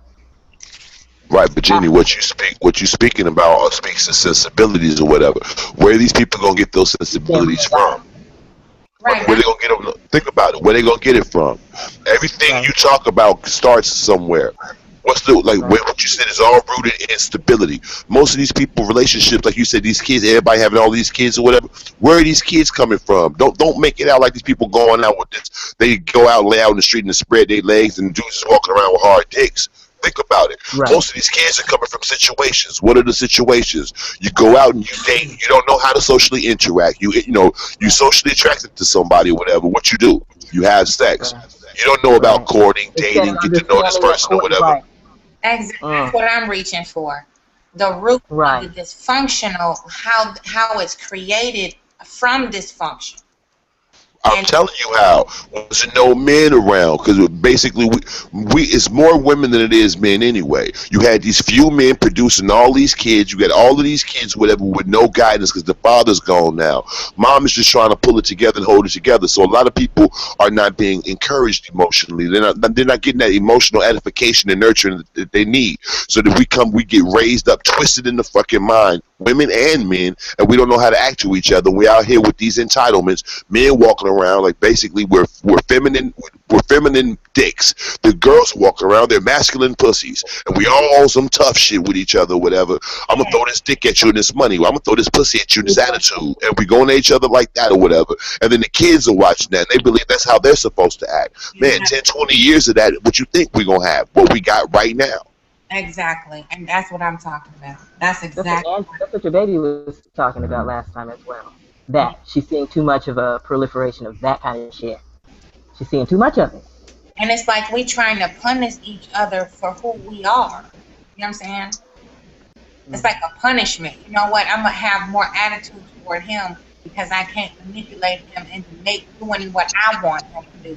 There's no free will. It's all a game. It's all a ruse, and it's all a fucking dysfunctional ass ball of shit.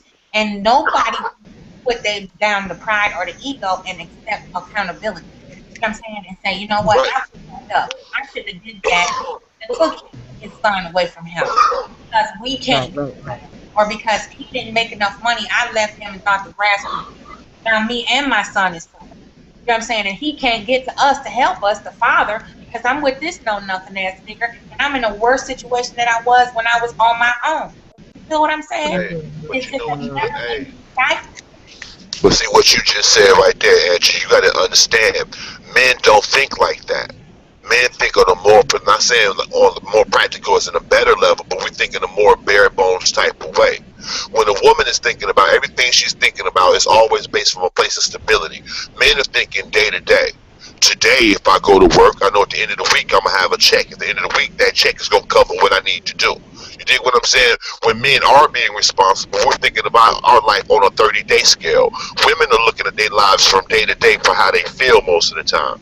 Like I say all the time, women are moved by what they hear. Men are moved by what we see. What we see. If we see the behavior of you can be a straight up and good woman, straight up and down, not doing nothing, just living your life being who you are. In being who you are, you got a bunch of male friends, right? Well, if a man been raised with the sensibilities of, well, a woman don't hang with a whole bunch of men if she's a good woman. We see you with a bunch of men, the first thing we're going to do, we're going to put hoe on you until we see otherwise. We don't have any reason to think of you as a hoe, but if we see the behavior or traits of what we think a hoe is, that's what you are until you show us visually otherwise. The difference is with a woman can look at you and she can see that you a piece of shit. If you come back with the right conversation, you make her hear it the right way, she'll give you a chance, even though her eyes show her the opposite. You make her believe that shit when you saying that she's gonna ride with you because she will give you that he got potential shit. Men don't operate from potential. We operate from what the fuck we see right then. The problem is we can't make each other understand how we see the world. Because women, check it out, when you're talking to a woman about what your problem is, right? The first thing is they feel like you're attacking them. They get defensive or whatever because they don't want to. They want to own responsibility for what you're talking about, and they want to say when they're wrong. So basically, you don't have the right to speak on anything that you're speaking on. Then when women talk to us, they're attacking from an emotional place or whatever cases, and we can't process all those emotions. We need to be told, you did this wrong, so we can correct it. When you say, well, this made me feel, this made me feel, this made me feel, we don't live in a world where our feelings are considered, so we don't empathize with feelings, and that's the disconnect. And people don't understand it. It's real simple. It's very simple. That's why I'm saying relationships are not difficult. We make it difficult. Being relatable and a reciprocity of communication, we make that shit difficult because we trying to one up. You know what I'm saying? It's always a competition, and it's not a community. It's not a me. I'm gonna try to outwit and outdo you because I have to trump how you whatever you. It's a goddamn competition. That's got to with it. And I'm just trying to figure out how to bridge that gap and bring that conversation to the table that needs to be had. That gorilla in the room is like, you know what? This is just what it is. This is what I need right now in the moment. This is what needs to be done. And let's just get it done. Don't fucking worry about is he gonna do it better than me, or is he more resourceful, or she do it this way, so I gotta top that because I'm the man and all this shit. You know what I'm saying? Why can't we just get the shit? You know what I think need to happen? I think collectively something needs to happen to money to make people stop for a minute and look around at each other. You don't need to think about people until you need something from them. We're all kind of comfortable in our lifestyles and being our own individuals. But if we were forced into a situation where we have to be communal, a lot of the shit would drop away. When you have to interact with people every day, your demeanor changes over time. If you had to interact with people more, like, you know what I'm saying, more to live your life and to do for your family, it would cause your family to open up to other people, and it would cause relationships to begin to develop different. What I'm saying, like the industrial materialistic age that we live in, it sponsors this instant gratification and this whole little separation thing right now, and it's adding to what's going on. The disconnect is everybody want to live their life and don't want to be bothered by nobody else and don't want to bother nobody else. You feel me? Yes. Hi, Safi. Safi. Hey. Lita. Love that. No, I gotta make it. Saucy Lita. All I see is fingers. Yeah. You want to see the song. So, Shy in the cut back there trying to be shy. That's real shit. That's what I'm talking about. You know what I'm saying? I kept going back to the issue of forced socialization and, you know, like you said, the enrichment of the personality within the child before they become adults. That's where the problem is, because the communication, the muscle of communication is not there. You know what I'm saying? It's all about abuse. Okay, how can I abuse you enough to make you pay attention to me? And then you finally break down enough to allow me to capitalize off of that weakness. Right. Like, how can I drag you around by the hair? Or how can I lead you around by the dick? And it's not goddamn working. It's not fucking working. You know what I'm saying? Our children are suffering because we too busy trying to fucking manipulate like fucking damn ColecoVision, damn fucking PlayStation. I have to be in control. You know what I'm saying? I have to do this way, and if you don't fit in with that, then I'm gonna fucking destroy you. You know what I'm saying? There's no sense of dignity of family unity anymore. Not at all. And it's crazy, you know what? And even like what, and you know this. The crazy part is you can be a parent trying to instill it, and other people in your family will come around and like try to put some bullshit into your kids, and you end up fighting with your kids. And you've been doing like like I want my kids, to understand what's going on, so I'm gonna talk to them this way, and then they gravitate towards towards an aunt and uncle, or what I'm saying, a cousin or whatever, and then they see what's going on in that household. They want to bring that shit to your house. Like, look, that's how they get down. We're not going to do that. But then next thing you know, you got this rebellious kid that just don't want to hear, and then they have to walk the road and bump their head. You don't want them to, but it's like some people are just predisposed to dumb shit. Like, it's just wired in them. So we have to like get that shit up out of all of us because it's coming from somewhere. Yeah, and that's the thing that's where another, sprout to that fucking weed, that useless ass plant. You can't bear fruit from that shit, and you trying to go, okay, you know what goes on in the house stays here, but you can't control that. All you can do is just really guide them as best you can, and then they start being the defiant person that you say. You know what I'm saying? It's like, where do you go from there? Like, how do you keep them from being impressed upon by that shit? Because they impressionable. They're like, okay, well, this is my aunt. She wouldn't lie to me. This is my grandma. She got to know more than you because she been here longer. But we know it's old fools. You know what I'm saying? And then you feel obligated to have to harvest this fucked up relationship with these people that you related to that's more fucked up than, you know what I'm saying? Then you really realize. And you like, I'm feeding my kid to the fucking lions. You know what I'm saying? And these are the people that's supposed to be helping me nurture this child to an adult to be able to socialize and function properly. Then you have an adult that's torturing small animals because they fucking crazy from all the adults. That's why I think that we need to aim at the kids. And like, so when we're thinking this change is going to be quick, and we start focusing on the kids or whatever, like, think about us. We're 40s, in our 40s or whatever, right? Most of us ain't going to be around in 25 years. But if we take 25 years and put them to these kids, the kids right now that we're talking to, they'll be 40 by the time we put 25 years into them. They'll start putting 25 years into their kids. By the time we die off, their kids will start having it right. It ain't about us, it's about the bigger picture. So I think a lot of times when we start talking, because we want to see the change right now, a lot of us, we're not going to see the change. We're not going to be around for the revolution. So y'all got to start looking at the bigger picture. Do you really want to change the world, or do you want to change it for you right now? Does that make sense to anybody? Yeah, we were talking about that earlier. Auntie was saying, like, what do my grandbabies have to look forward to? That's my whole concern is Butterfly and all the grandchildren and their children. You know what I'm saying? Like, my sons don't even want to date. You know what I'm saying? They don't even want to do like that puppy love. They're not even interested in that. You know what I'm saying? That concerns me. They see what I see. Damn. That's so weird to say that too, because not the debate, she's 12, not that she's supposed to be wanting to have a boyfriend right now, but she doesn't want anybody too close because people cringe. She knows like here, cool, fine, her friends fine. If you are not among hers, she's looking at you like this. Exactly. That's concerning. And she should, but damn, why? That's fucked up. It's fucked up that she should. It's fucked up. It's fucked up that our babies cannot play outside until the lights go off. So you got to keep them close there. But we could, right? That's not that long ago. But we have to keep them close right now. Right. That's because if you leave them out there, they end up out there. I'm really nervous because when I look at my granddaughter and how pure she is, that love language that she has, before they turn 10, they kind of lose that utopia of love language. It's like everything's still wonderful before they learn that life's fucked up. I gotta live until I'm 200, man, because I gotta protect this little girl. I gotta really support her. You know what I'm saying? I'm like, I can't go nowhere. I don't want her out of my fucking sight.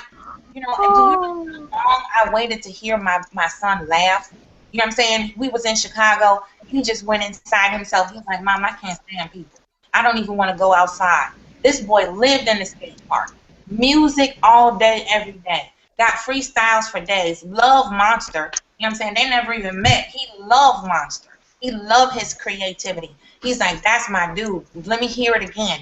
I mean, he don't even want to go outside. We get here, this kid is laughing all over the neighborhood that made homies and everything. And I'm like, damn, do I really want him out there like that? But I can't cut his wings. You feel what I'm saying? I'm like, well, you don't have a girlfriend, you don't like a girl. He's like, man, I don't want to deal with none of this shit. Really? You 19? Yeah. Shoot, me at 19? They don't even want to do nothing. They're like, cool, and that's it. They're like, I'm good. You know what I'm saying? Their friends come over, holler, bye, good night. I'm staying with my mom. I'm straight. Yeah. Her friends just want to come hang out, you know. Ooh. That's crazy to me. You don't even want to be around your peers. But yeah, part of what I will do though is try to make sure that she does connect with those people. Like there's a comic book class, you know, and there's a karate class. And she connects with those people who have the similar interests, and she does have, you know, her community to connect with. I think, oh Lord, the communication issues and fixing them and getting in touch with their young people. I find it important. You know, I'm about empowering girls, you know, and letting them know. Not only is, you know, like from this head to these toes, it's yours, and you better be able to identify it all and let everybody know that this is mine. You don't touch it without my permission, which you may get if you're very, very nice to me, you know? Right. And let them be very, very nice to you. Let them respect you. Let them treat you with respect, and you be respectful in order to earn that respect. You know, I'm all about teaching them this, but I wish the message was bigger.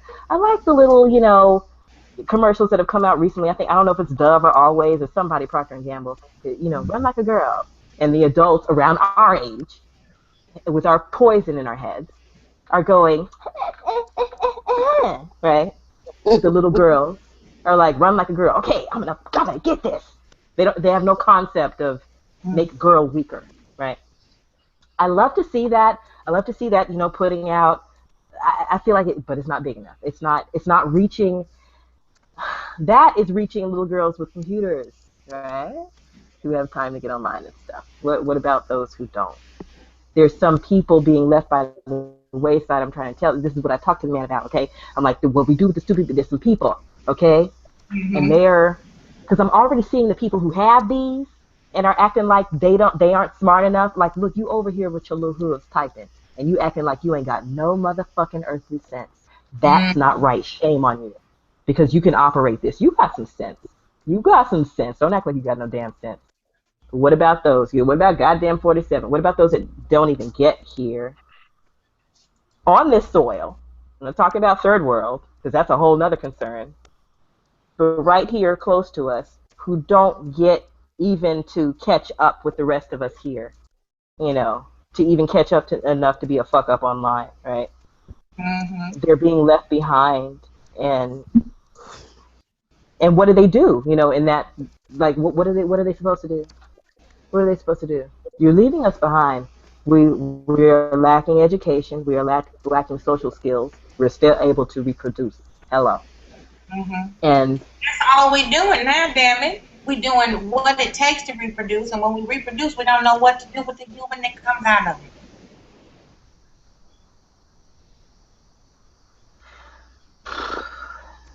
You know what?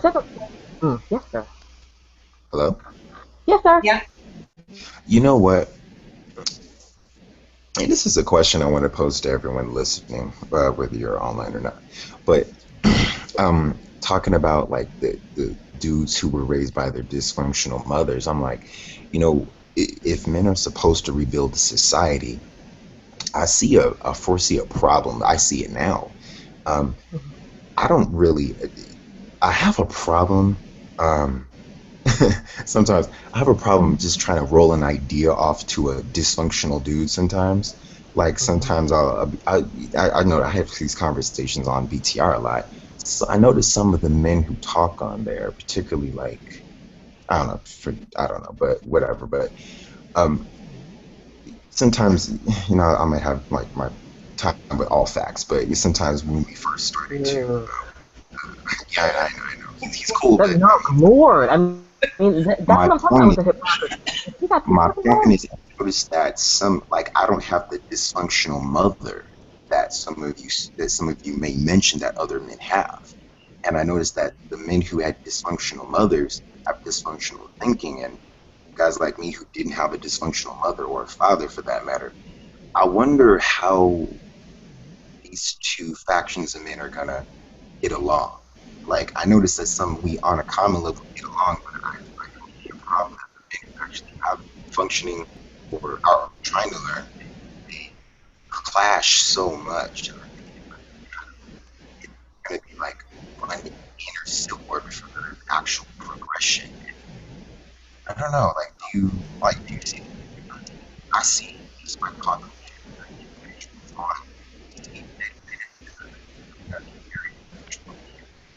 Your sound is Okay, now you're starting to fade, and we can't understand you at all. your sound is Yeah, there you go. Can you hear me now? Yep. that's better. Okay, what I was trying to say is, do you see the same thing that I see from what I'm just by talking to a lot of men on? With the men that have dysfunctional mothers, have this. Yes, I don't have a dysfunctional mother. He doesn't have a dysfunctional mother. He feels like a dude. Yeah. I find this even upon for months and weeks trying to convey ideas to other men. Some of them, they've been at odds with me, and I've been at odds with them. It's like, how are we going to get stuff done if we're supposed to build a society? And you sit here arguing with me all day. You know, I get this. I see this day to day, even when I get off. Well, Saul touched on that. Yeah, with the arguing and the not choosing to accept or communicate well, and like getting all off on emotions and stuff, that we recognize this issue. You chimed in. I'm thinking about, it seems like, like with this dysfunctional corner or whatever, that there are men gravitating toward each other because they want positive male reinforcement. They all, we talked about how they like support each other's dysfunction because they need that positive male reinforcement, but it's about that. Am I doing a good job? Am I okay? Am I enough? Am I sufficient? And I think that there's a lot of help out there for women to get to that place, sort of, to get to that. Even though we get the woman end of the stick. I'm not gonna say it's shorter or shittier. I'm just gonna say it's the woman's side. And there are certain things that are expected of us. We're expected to be a certain way, do a certain thing, act a certain way, fulfill a certain prophecy according to whichever dude is looking at us. But at the same time, because we're able to be more open about our feelings, we're able to commune a little bit better and find comfort and help for that feeling of inadequacy, so that we can learn how to abandon those things that don't really matter or mean much. Whereas I don't think for gentlemen, they're supposed to be smarter than that. And, if they're not, oh, well, fuck it. You don't get no help. Like, nobody cares. Nobody's boo-hooing for a guy who can't get his shit together, right? But for a girl who can't get her shit together, there are at least other women who, will understand. With you guys, you're fucking cold with each other. You're selfish with each other. I don't like to see it. I don't think it's fucking necessary. I don't know. I don't know what to do about it either, but I do see what you're talking about. Like, I just that's the same thing that I saw. I think you've been doing good. I don't know. I don't blog hop as much as you do, but I think that when I've heard you speak with people, I've heard you try. You're trying.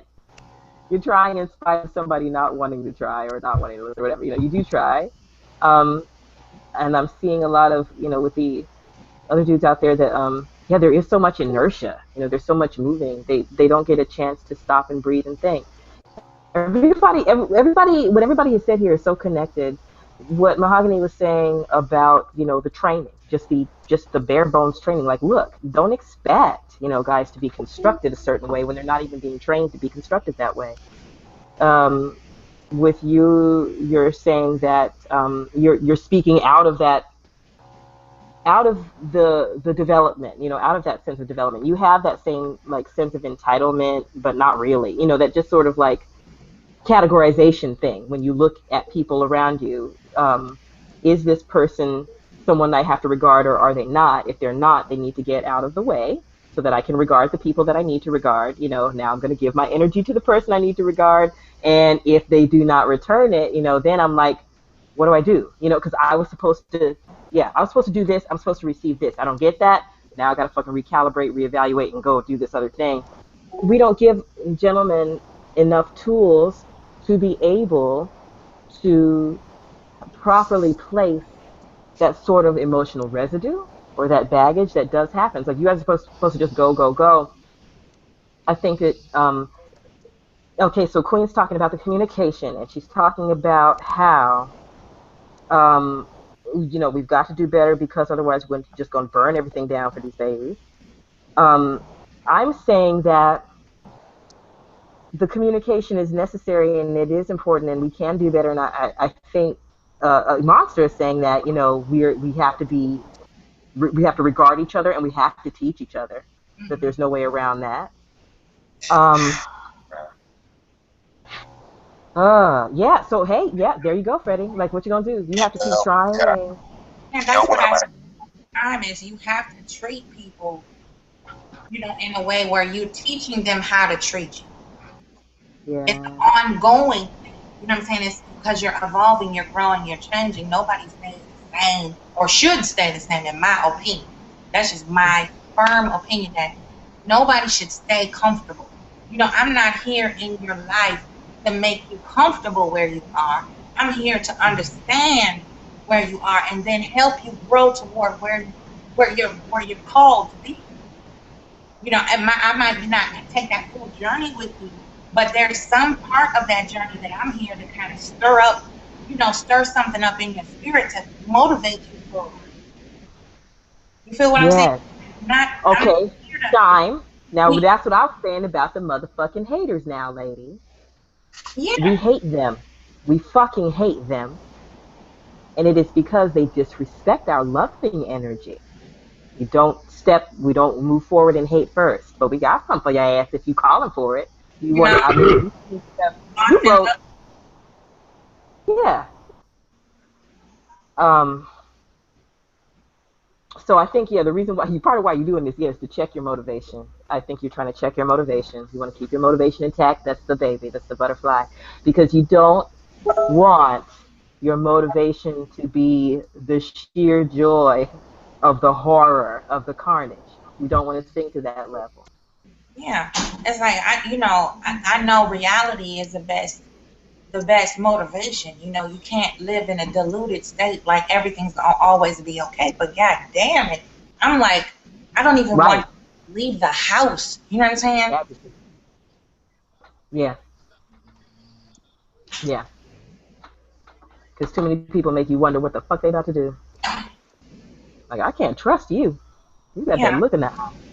It's like you need a certain amount of comfort to give you that, you know, you have to heal your spirit and rejuvenate yourself. But, you know, we've been so developed to be codependent.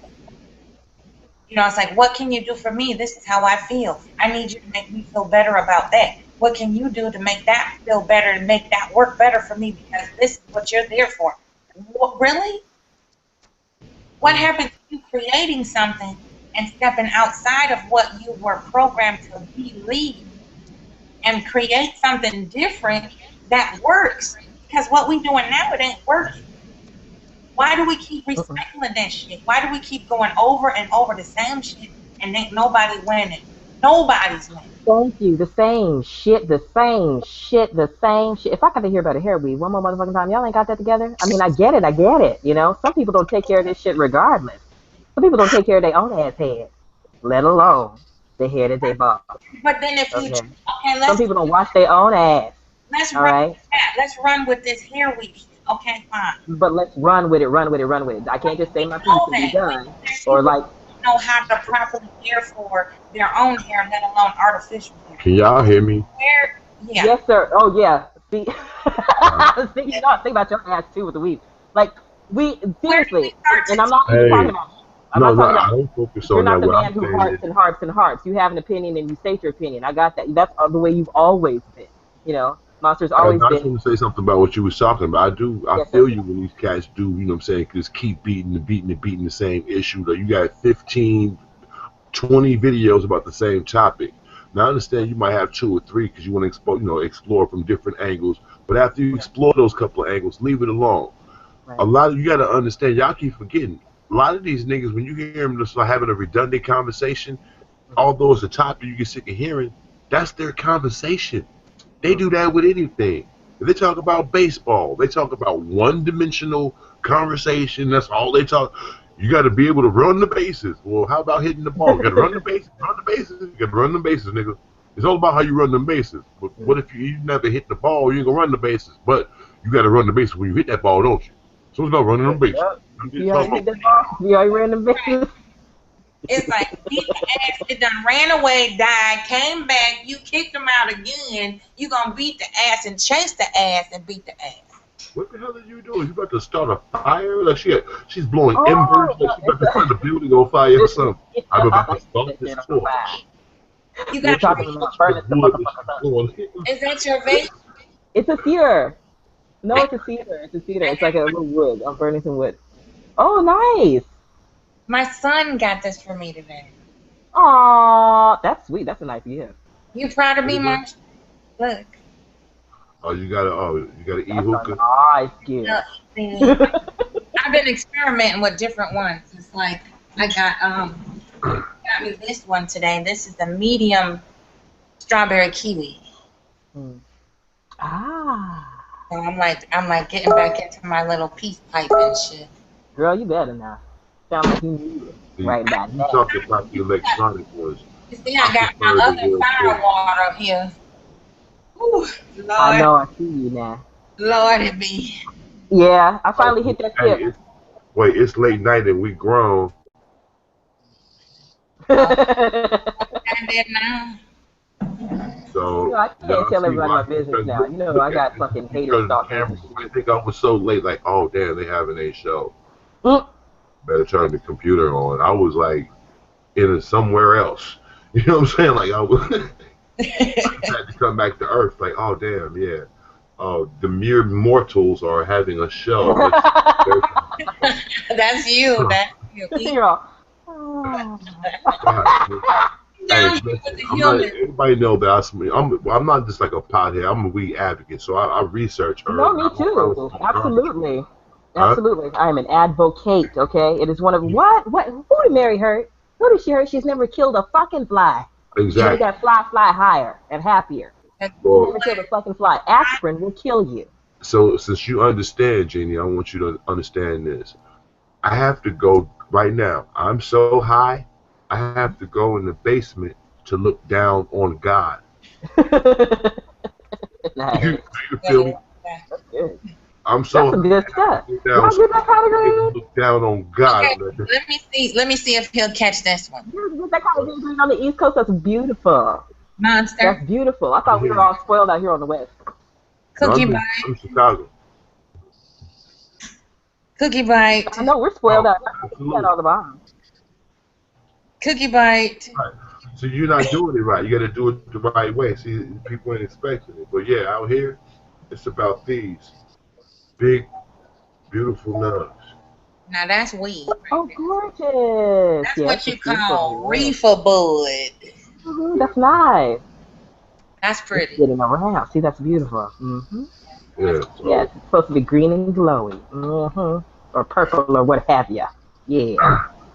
this is actually I always get headband and Girl Scout cookies. So this is Girl Scout cookie. Girl Scout cookies. Right? I get hybrid strain. So it's like basically I could call my dude. Hold on. Oh, you have like a specialist. Yeah. Mm-hmm. Like I get That's nice. the cats that I get it from are the ones that grow for the dispensaries. Yeah. So you know, they'll have like 15 strains that they're mutating or whatever, like styles. What you think of this? Well, this is a Kush mixed with, you know what I'm saying, another sativa that I thought was real tasty. We call this peppery spice blah blah. Right. This is pepper jack cheese. Like, okay. Oh, okay, well, let me check it out. So you know what I'm saying, so that's where I'm at with it. Plus, I'm in the middle of a college town, so all my connects are straight in. They're not like, you know what I'm saying, like some hood niggas. These are like weirdo white boys. Like they grow weed. Well, listen, you want to make sure you grow your hydroponic. You want to make sure you have charcoal filters. You want to make sure you. See, we talked about that. My man has said about my brother, like, he smokes so much weed, he may as well be in the business. He wants to encourage that. You know, he's like, so he got him some books and he started reading up and stuff. You know, my brother's a little bit of a fucker. He's beautiful. He's a beautiful soul. And he's very, very loving, but he's a raging alcoholic, raging. So, see, a happy dollar. He's not angry. People like me, they don't know. They think like we smoke bud and we sit around and think about drive-bys. Like my circle, we smoke bud and we read Huxley. You know what I'm saying? I'm blown up in here reading quantum physics. You know what I'm saying? And shit like that, and psychology manuals. And then I'm like, I might construct a track or I might do something. Like I got a million things going on. So I don't believe when you get on YouTube to express yourself creatively, I don't think you should sell yourself. I don't think you that's why I love you so much the way you do your shit, Jeannie, because it's like today I feel like being weird, putting on my makeup, doing me. That's what I've done, disguises and do like. So I understand that. I understand like today I want to do what I'm doing. Everybody else who are these robots, slow, just stuck in their stupid sensibilities, can't live, who can't be themselves type people, they don't understand that. So when you start talking about bud or the maybe masculine peyote, mushrooms, any hallucinogens or whatever, it's really about where your mind is at and your intellectual level. You know what I mean? Because not everybody who's like highly intelligent is eloquent or articulate. You know what I mean? Some people can express themselves verbally. I know electrical engineers that can't like put together a sentence. Right. You know what I mean? Like I'm talking complete genius. It's like, dude, hand me the thing. But if you start talking about, you know what I'm saying, constructing something like, well, you must do this, you got to do that, you have this relay here, blah blah blah blah blah. You're like, oh damn. But if you talk to them like, yo, how do you play this PlayStation? You plug in the thing, and then you press the thing, and then you use little sticks. It's like, dude, you're an engineer. Right. You can't think. You know what I'm saying? So it's like people put their own like what Einstein said. The problem with reality is people confuse their perception of reality with what's actually real, and they looking at the world thinking everybody else looking at the world the same way, and it's like that's the biggest problem. They don't know how to live and let live. They want when something looks bad to them, why are you doing that? Oh, I don't get down that way. Well, that's shit, nigga. This is what I'm into. You know what I'm saying? Like I dig bud. If you don't know what bud do or how it can expand your mind, if you ain't explored that, then don't judge me. You dig what I'm saying? No, go for the hippie stuff over the pharmaceuticals any fucking day, you know? Stuff that's just in the drugstore. Too many of those will kill you. Weed will never kill you. It will never kill you. And any of the other hallucinogens, you know, they're teachers. You will take them to a point. You'll know when you're done. You know, you'll know when you're done. They'll let you know when you're done. Right. So actually, what I've been trying to, there's a, every year, well, I know you're familiar with it. People who smoke bud would do crack. Somebody just typed that in the page. Like, that's not true. People who smoke bud will do crack? Oh, no. But you know what? Smoked crack. I've smoked weed, but I've never smoked crack. Check it out, though. The person that just typed that, here's something for you while you cracking jokes, right?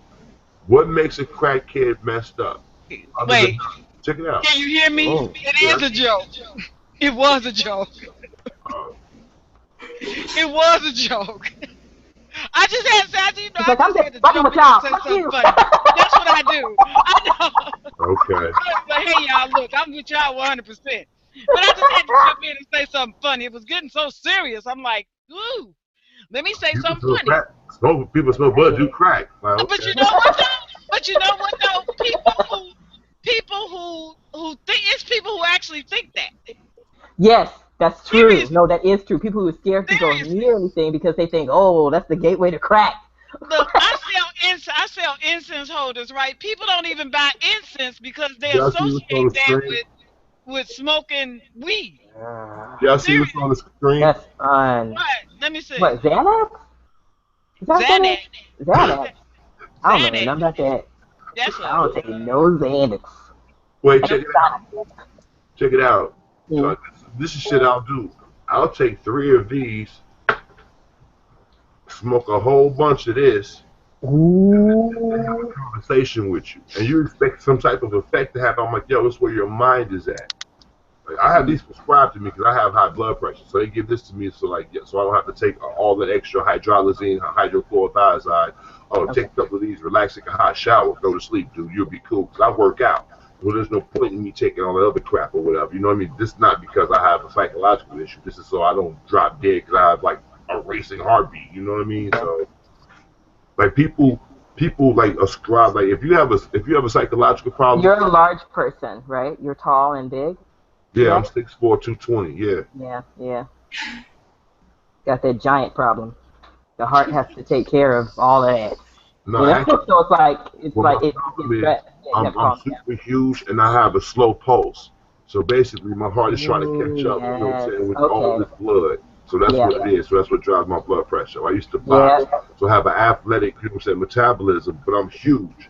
So it's like my body burns. Like if I eat, check it out, I can eat at 6:30. My stomach is growling at 6:45. So I have to eat all the time. Can I ask a question, y'all? Yeah.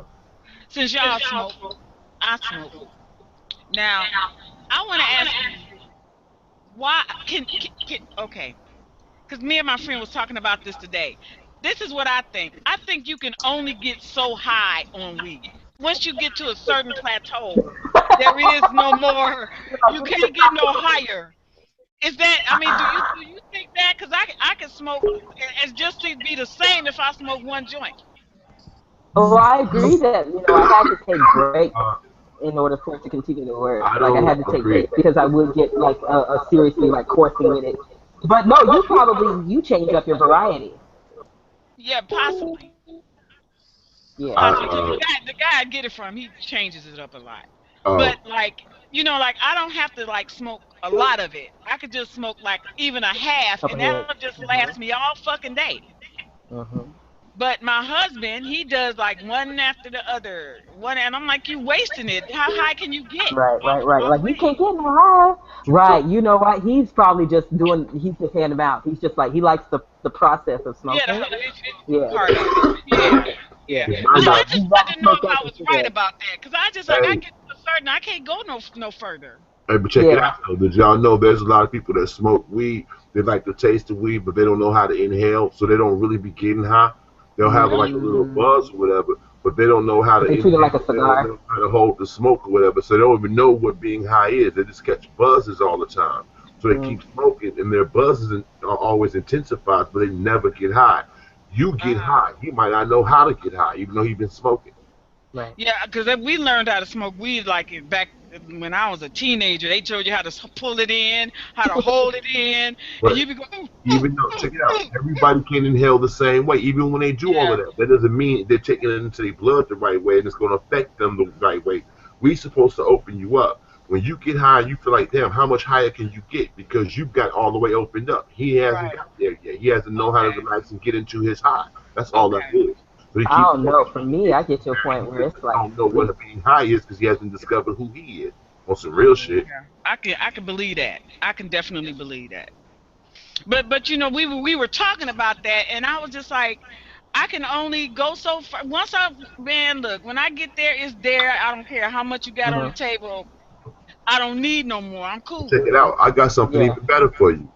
Weed only intensifies what's already in you. If you a person that's check it out. If you're a person that's like what that says to me is it don't take much to satisfy you. You comfortable in your own skin.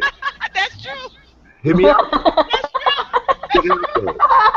And it also says that your husband keep doing something. That means he has a compulsive nature. He'll keep doing something even though he knows it ain't gonna see no benefit out of it. Weed brings out of you what's already in you.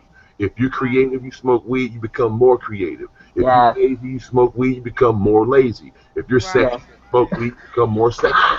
Remember Bill Cosby himself? What weed does is it intensifies your personality. Yeah, but what if you're an asshole? It intensifies whatever's already there. All it does is intensify what's already there. If you if you kind of scholastic or intellectual, all it does is make you want to be more of that. If you like a dumbass, it makes you want to be more of a dumbass. If you're a gamer, it makes you want to game more. If you're a slacker, it makes you want to slack more. That's what weed does. That's interesting. I never thought of it like that, but that's real interesting. That's why they call it high. You just a higher version of Elevated. yourself. Wow, Queen. Yeah. But that the whole level of it, you know, like that's what always used to baffle me, and I always thought that doing those big things, what they call them, blunts. I Mhm. always thought that was a waste. I'm like, that's a It waste is to a me. waste. You know what I'm saying? It's a waste. I just Like, roll a joint or either put it in my little pipe and hit it, and then I'm cool. a You lot know of what I'm people, Yeah. saying? a lot of weed like that don't know how to get high. So they smoking it because they got the whole little the auto fixation or the auto oral Yeah. fixation or whatever. Yeah, yeah, the oral Put stuff in fixation. their mouth. So that's what it is. But they're not really experiencing the bud. You get your little challenge, your little bowl, your little pipe. You hit it. You good. You're there. You know how to open up and relax with. They just, oh man, oh, 'cause they think they're supposed to be feel the kind of way because they never felt that way. Or what happens is a lot of people chase the dragon. The first time you get high, you ain't never gonna reach that same high again. So a lot of people are always trying to get that first feeling they had all the time. So that's where all that smoking come from. And they And like, you ain't never gonna feel that again. You gonna always, if you ever get super high, all you're gonna do is get to a point where you feel worse than you felt the first time you felt high. So a lot of people differentiate getting high and passing your level, like passing your peak. Like you're like, oh, I done had too much. You just going to a level you ain't been at before. That's all that is. You know what I'm saying? A lot of people they trying to get to that first feeling they had, and they don't realize they never gonna feel that way because they had never experienced it. They felt it. It was something new. So you're trying to find a new feeling again. You're not gonna feel a new feeling again until you surpass that first new feeling. If you understand what I mean. Right, and that's why they criminalize marijuana and call it a gateway drug when it's not really a gateway. What it is people are trying to reach a level that the weed ain't giving them no more, so they step over into something else. You know, we were having this conversation about Yeah. that today. They get thirsty, then the first thing they grab is like a beer, or then they have a drink, and now they drinking the alcohol. Done with the beer, now they drinking the alcohol. But you know, for me, it's kind of like you smoke weed, you drink apple juice, or you drink cherry juice, or you drink you drink a juice to stem that thirst Right. instead of a beverage like an alcoholic beverage, because then your whole personality changes with alcohol. You will do something crazy when you're under the influence of alcohol many times. I mean, some people can.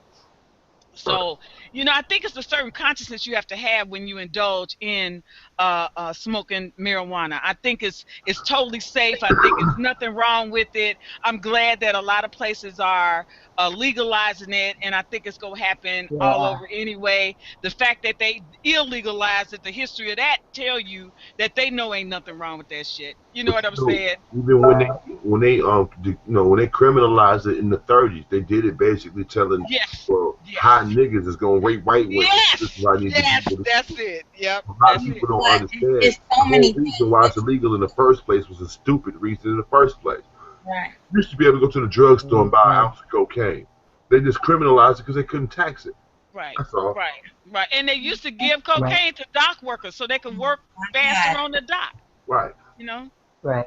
It's so many things you can do with hemp other than get. Yep. That's If another you reason why get some they cocaine, they criminalize. can take a building down brick from brick. And they go to the roof like, you want this building broke down? Okay, we're going to deconstruct this building for you. Give us some of that shit. And they take the building apart little by little. You know what I'm saying? All goddamn day running down. They'll run down the side of the building, putting bricks out the damn wall.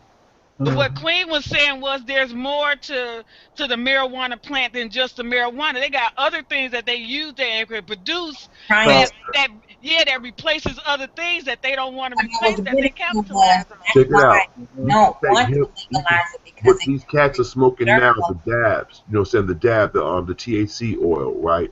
You can give that oil, you know what I'm saying, to cancer patients, like little, you know, they take the bud, they pass, you know what I'm saying, THC through the strips, all the, not THC, but butane. They pass butane through it or whatever. It strips all the THC out of it and makes it into a gel.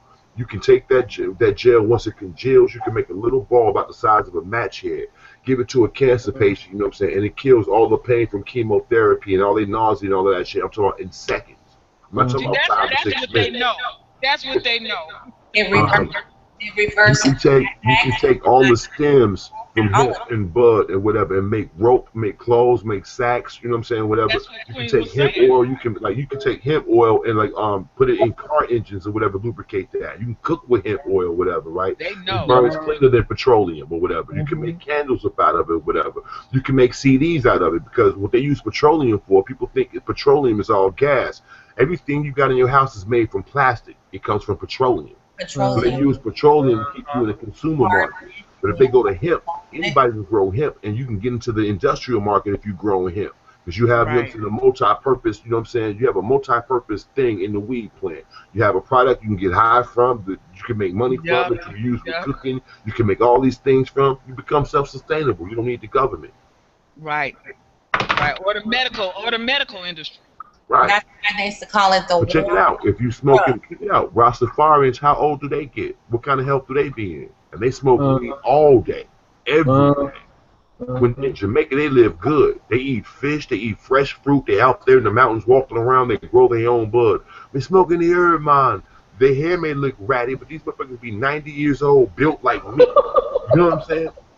So that's what I'm talking about. Them cats, they never show you how them old people in Haiti live. Like, we thinking about how our infrastructure and our society is. But have you ever seen how good those old fishermen look? How their bodies look, how their skin look? They be 90 years old, looking like they like 35. You know what I'm saying? Yeah, I'm gonna climb this tree and make a coconut sandwich, and we laughing at it. Look all crazy with it, like a coconut sandwich. Yes, I'm going over here, get me a little goat's milk. Go in here to find me a fish or a tilapia.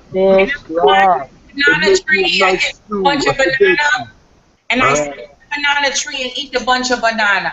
Right. Sandwich and the bud, man. Hey, you know what I'm going to do? I'm going to get my machete and go over there and get me some mangoes. I'm going to sit over here, smoke the cold and have a mango. It's going to be glorious mango and the herb from the gods. Yes, that's what I'm going to have. Yes. Do you want the plantain? Right. Just like we want the plantain to keep you live long. Nah, me don't want no plantain. Me want beans and rice. You get the rice. Don't be talking to me for plantains for dessert now. No, girl. Me want beans and rice now. I'm going to go to Spain and catch me. I said the plantain is good. You better know what you want, okay? And if she wants you to have them plantain, you're gonna take them, okay? Y'all funny. Y'all funny. Yeah, man. That's what I used to do to him when he do a character named Wilbur. He was African, Nigerian. And then I came on the thing. He would do a show called The People's TV. And I would come on there and talk Jamaican. Man, yeah, you know what? I'm gonna start doing my characters again. But these new YouTube niggas, they're not on what we used that creative shit that we used to be on. Everybody want to be on something about dumb shit. They don't understand creativity. All they know is they don't. They first of all they leech off of each other, and that's yes. Right. Say anything, nobody. Genie, I used to put on wigs disguises, and they just, man, these motherfuckers don't appreciate it. Like, when you try to do some creative, like, I try to be on a low-level Dave Chappelle shit. Like, I be thinking these stupid skits, like, you know what, I'm gonna do that. I love Dave Chappelle. But, you know, think about it. Like, Dave Chappelle got his ideas, you know what I'm saying, from Richard Pryor, who came from somebody else. So I want to take Dave Chappelle to the next level. You know what I'm saying? So it's like, they don't allow you to do that because they want you to stay in that same, hey, let's talk about dumb shit. Hey, look at him. Look at how he talks. Look how he come across. Like, yo, you know what, dude? Like, you got to, like, learn what I forgot. Right. Stupid as hell. You know what I'm saying? On your damn best day, you ain't You're all of on your fucking, you know what I'm saying? Get the fuck out of here. They so they're stuck in 8th grade. Yeah. They just No, I agree. No, same thing, because I love my creative shit, you know. When Bone was, you know, suggesting, he's like, I got this thing in mind, and when you do this thing, all he had to do was give me, like, 2 lines of direction, you know what I mean? And I'm like, I gave him, like, 10 videos of this crazy bitch, you know? Like, I got some shit. I want to play, you know, but I won't do that again, right? Because they don't fucking appreciate, you know? So I'm like, why? I'll do it for myself, you know, whenever I feel like it. But doing it for myself whenever I feel like it, I'm not necessarily motivated. I'll put out like one video a year or something. Right. It's nice when you have some appreciation. You think, oh, okay, I'm doing this for, an audience that can appreciate this. I'll give somebody a laugh because that's fucking the best medicine, or give somebody, something beautiful, right? Or, the queen, look at your beautiful face, queen. Give somebody like, some piece of your beauty or some piece of your love, or, I'll put on something. But y'all niggas don't appreciate shit, I totally relate to that because I used to do videos when I would be painting, or videos when I'm making a track, or videos where I'm rhyming, or videos when I'm doing poetry or comedy or some stupid shit that I thought about. And it's like, I'm like, whatever happened, like honestly, I want to ask y'all, because y'all late, it's more females online right now than dudes. Whatever happened to Renaissance men? Why is being a Renaissance man or multifaceted, you're gay now? Right. That's what It's not to me. I mean, that's part of what attracts me to my husband, is that he is multifaceted. He's this IT dude. He's a computer head. His head is a fucking computer. At the same time, he did this portrait of me to, as a gift when he was courting me. Right. He sketched me. That's so lovely. Like, he got into my face. He's like, I love your face here. Like, that wasn't gay to me. I was like, you gonna get some for this. You gonna get many times. They are true definition of the word nigga, because they are not cultured. They have not been out of the area they grew up in, and the environment that they're used to. They're afraid to leave it because they don't understand anything different. They don't want to comprehend and absorb newness because it makes them uncomfortable. And the people who they feel good with that uncomfortable, like, learning education in an uncomfortable way. It's, a different style of learning. People like us, we're obsolete to them. That's like not even, you can't imagine. They couldn't wrap their head around that. To them that's gay because it's not comfortable. They're stuck in ignorance. That's crazy. You know what I mean? Because it's got to be some kind of uncomfortable to have to put up that much of a damn front all the time. Yeah, right. That got to be uncomfortable. To be pretending all the time. I mean, that takes a lot of energy to be something that you're not, just to have somebody halfway pay attention to. Yes. So and if somebody else who has the natural gift to engage 10 times more people for 10 times longer, you're mad at them, but you don't stop to think, okay, now how can I be me in order to do that? Right. And it's not for purposes of trying to inspire another person. It has nothing to do with inspiration and growth and learning shit. Are y'all up on Crave? Crave. Yeah, it's this online natural food company or whatever, and like every week they send me little, cause I've been trying to eat all natural or whatever. So every week they send me little shit like this. Oh yeah, I've seen those. Like the dehydrated apple. My neighbor's got a box for him, I think. This. Oh wow. This is Belgian milk chocolate, coconut, and cranberries. Wow. Anything nut or bean? Where are they located? No, that's chocolate, coconut, cranberry. This is pineapple, coconut flakes, and chewy banana coins. Pineapple, coconut. What was the first one about mine? The first one is caramel apple. Is dehydrated apple with caramel.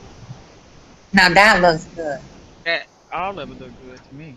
I'm into that gourmet shit. I'm telling you, I used to be, when I was in Chicago, I wanted to go to his house. He would be cooking so much stuff. It would be, oh my God. He made the roast beef, pot roast rather. I'm sitting there watching him slobbering. Wow. Yeah. I'm a saucier chef. My grandmother's a Creole, you know what I'm saying? Like, she's an executive chef. She taught me how I've been cooking since I was 12. So everything like a French saucier can do, I can do. And I have the equipment in my house to do. I want y'all to see I'm in. I don't know if y'all heard of Blue Apron. It's another online company. Like every week they send you, you know what I'm saying, food. And they send you the whole menu based off like the shit that they do on Top Chef or whatever. So this is what they just sent me today. Oh my Lamb god. and Wow. Lamb shawarma. and beef shawarma. You're not shawarma? So y'all can see what I'm making in the house. Compound. So y'all can see what I'm making in the house. Hold Oh, that looks good. What this? It's a tilapia meuniere. on. Yeah. Hold on. What's meuniere? Is that the sauce? Yeah. I love a good sauce, especially a sauce with a French name. Yes. French Nope. people sauce. They know what to do with sauce.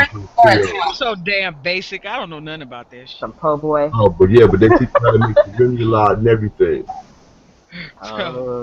You know. No, Give me some no. potatoes and goddamn peanut butter and jelly. I'm good. Yes, that is the average American. Yes, that's most of Yeah. us around You know. here. Like, okay, just peanut butter, jelly, meat, potatoes, No, vegetables. yeah, Ice is there's good. so Yeah. many foods I don't know nothing about. You know what I'm saying? I be like, God, Hey, what the hell the is crazy that? part about I want to show y'all something. They send you the recipes and how to do it and all of that, right? But check it out. They send you all the fresh market ingredients so you can make it perfectly. Oh my goodness. Yay, that's good. Oh no, rice dream. Oh my Mm. God, I'm so Is happy. that, what is that? What is that green? Is that arugula or kale? This is It looks like kale to me in there. nope.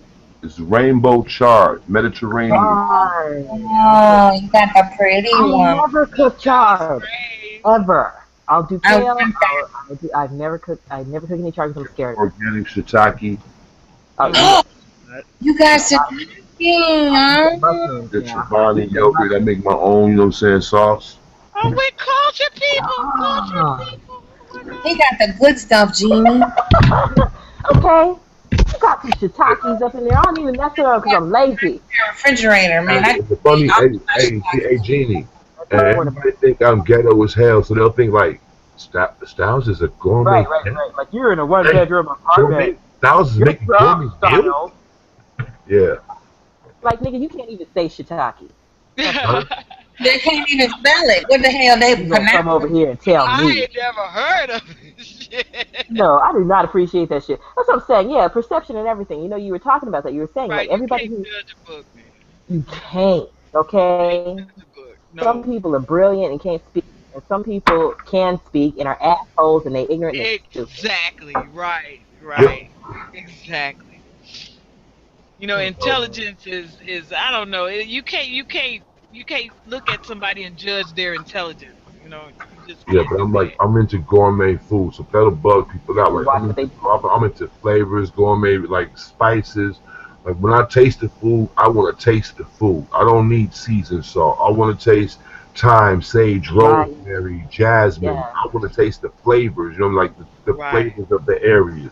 Like, Yeah. oh, this is what Greek people eat. So when I taste this, I want to taste the Mediterranean. I want to taste Yeah. Greece. Wow. Yeah, that's some I of my want to taste, favorite. you know what I'm saying?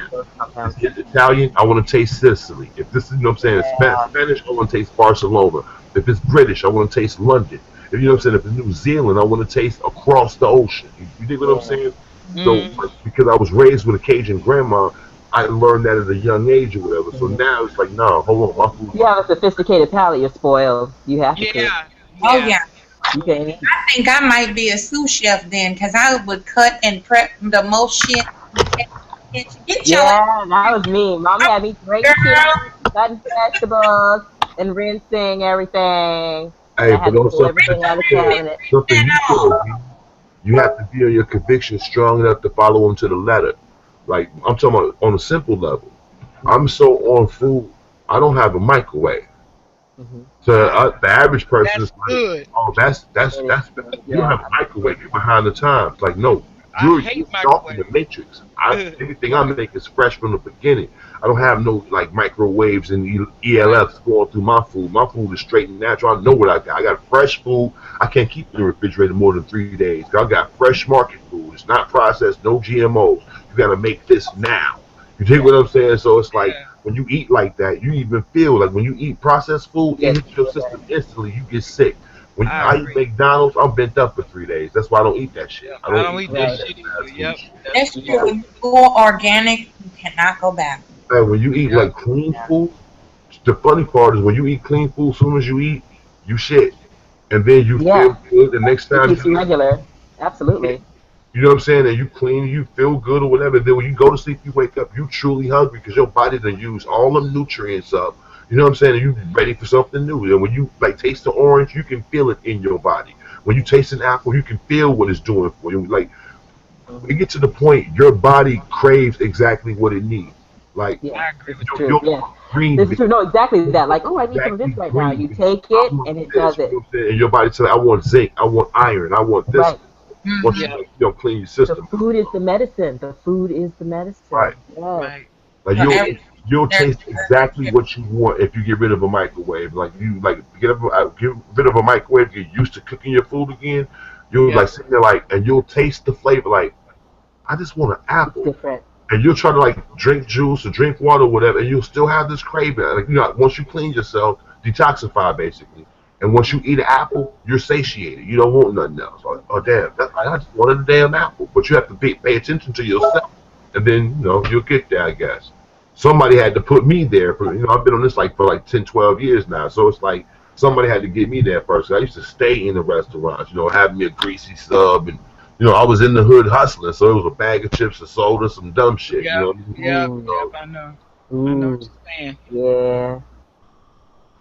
That's But I enjoy nice. cooking for myself, though. I mean, it's just something that when I cook for myself, I just feel good that I'm doing something good for myself, Mhm. I And like even though cooking because I it used don't to like impress to the cook, girls. I don't like to cook, but I like to impress the girls. Oh, I can kiss I like to them. cook for myself, though. I Yeah, really but do. yeah, you know what I'm saying? I come to Like, your ooh, house. girl, he Check it cooked. out. I come to your house and you're like, I made you something to eat, Brandon. And I'm like, I taste it. What the fuck is this? Like, yeah, I made so and so. This is my mama's recipe. Like, come into the kitchen, like, well, what did you use? And they show me what. Let me show you something. But take about 10 minutes, okay? To get, and get to making something up. Like, taste this. Mhm. Oh my God, that's so. That what else you know how to make? Well, I know how to make it. Come on over here in this room. Let me show you. You know what I'm saying?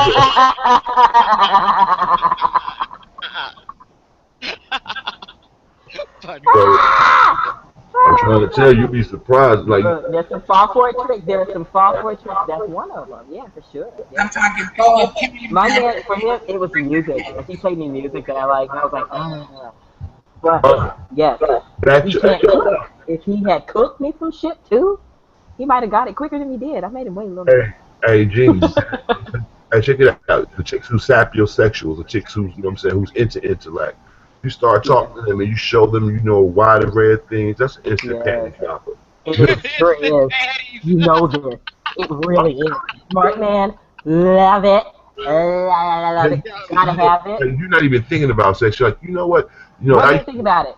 Check it out. Check it out. Wasn't even thinking about sex, talking to her, right? Like, so you rap, yeah? Like, yeah, like, they'll try to, like, dismiss you something small, right? Like, Right. you rap. Yeah, I'm like, yeah, well, what I tried to do is create my style around iambic pentameter, so I rhyme in five. She's like, what did you just What say? did you say? Iambic pentameter? Right. And then it's like, yeah, like, I used to, study, Greek literature, so I used to like the way they used to rhyme or whatever. So I used to, like, give people misdirection. Wait a minute, you're using iambic pentameter in hip-hop? So, yeah, what you about to do? Like, well, I guess I'm about to do you. You know what I'm saying? So, yeah. Oh, that's so funny. Yeah, no, it's true. It's true. It's true. There's tricks. Well, you have see, to know communication. You have to be able to assess the person that you're with, evaluate what it is that they want from you, and give it to them. That's communication. Right. Don't expect to get none if you ain't willing to put forth that much effort. Don't expect to get. right? It's about mind freak for me. I'm a mind freak. But that's the problem is these niggas that y'all be tripping on the net, they don't have that. They never developed it. It's called having personality. It was called charisma before personality before it was called swagger.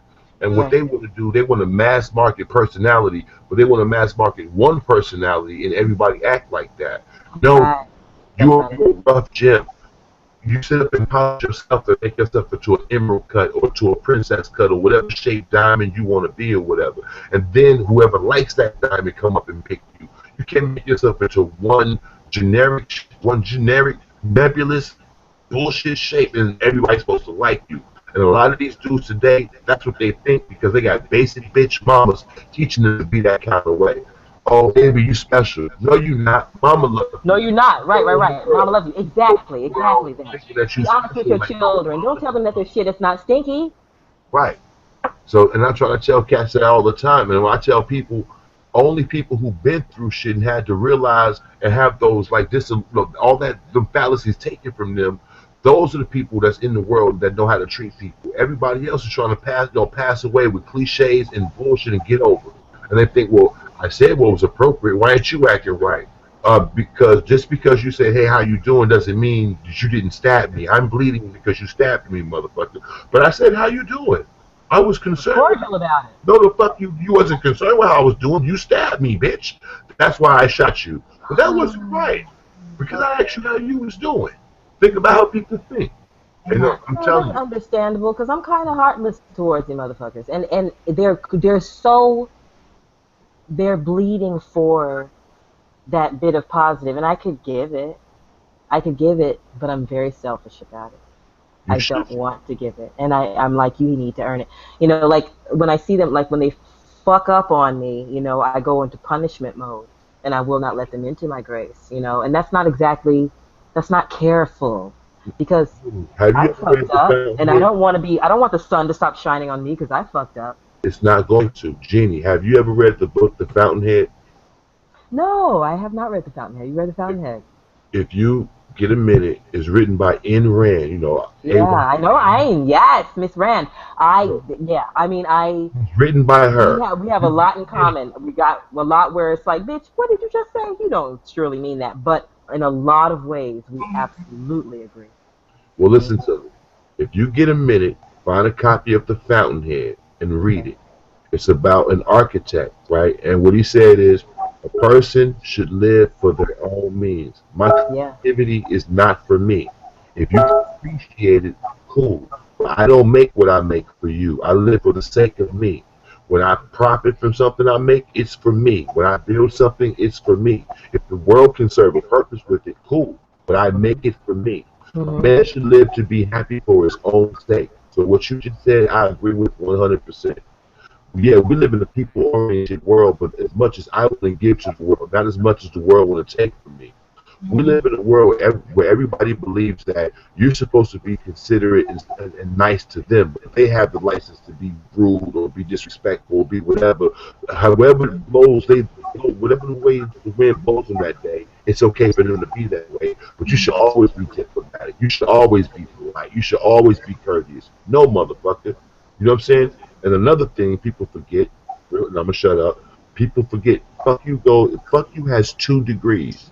Fuck you has 1 degree where, well, nigga, fuck you goes both ways. If you say fuck me, I can say fuck you too. You know what I'm saying? And my fuck you is equal to your fuck you. Your fuck you doesn't fuck me, right? And the other degree of fuck you is okay.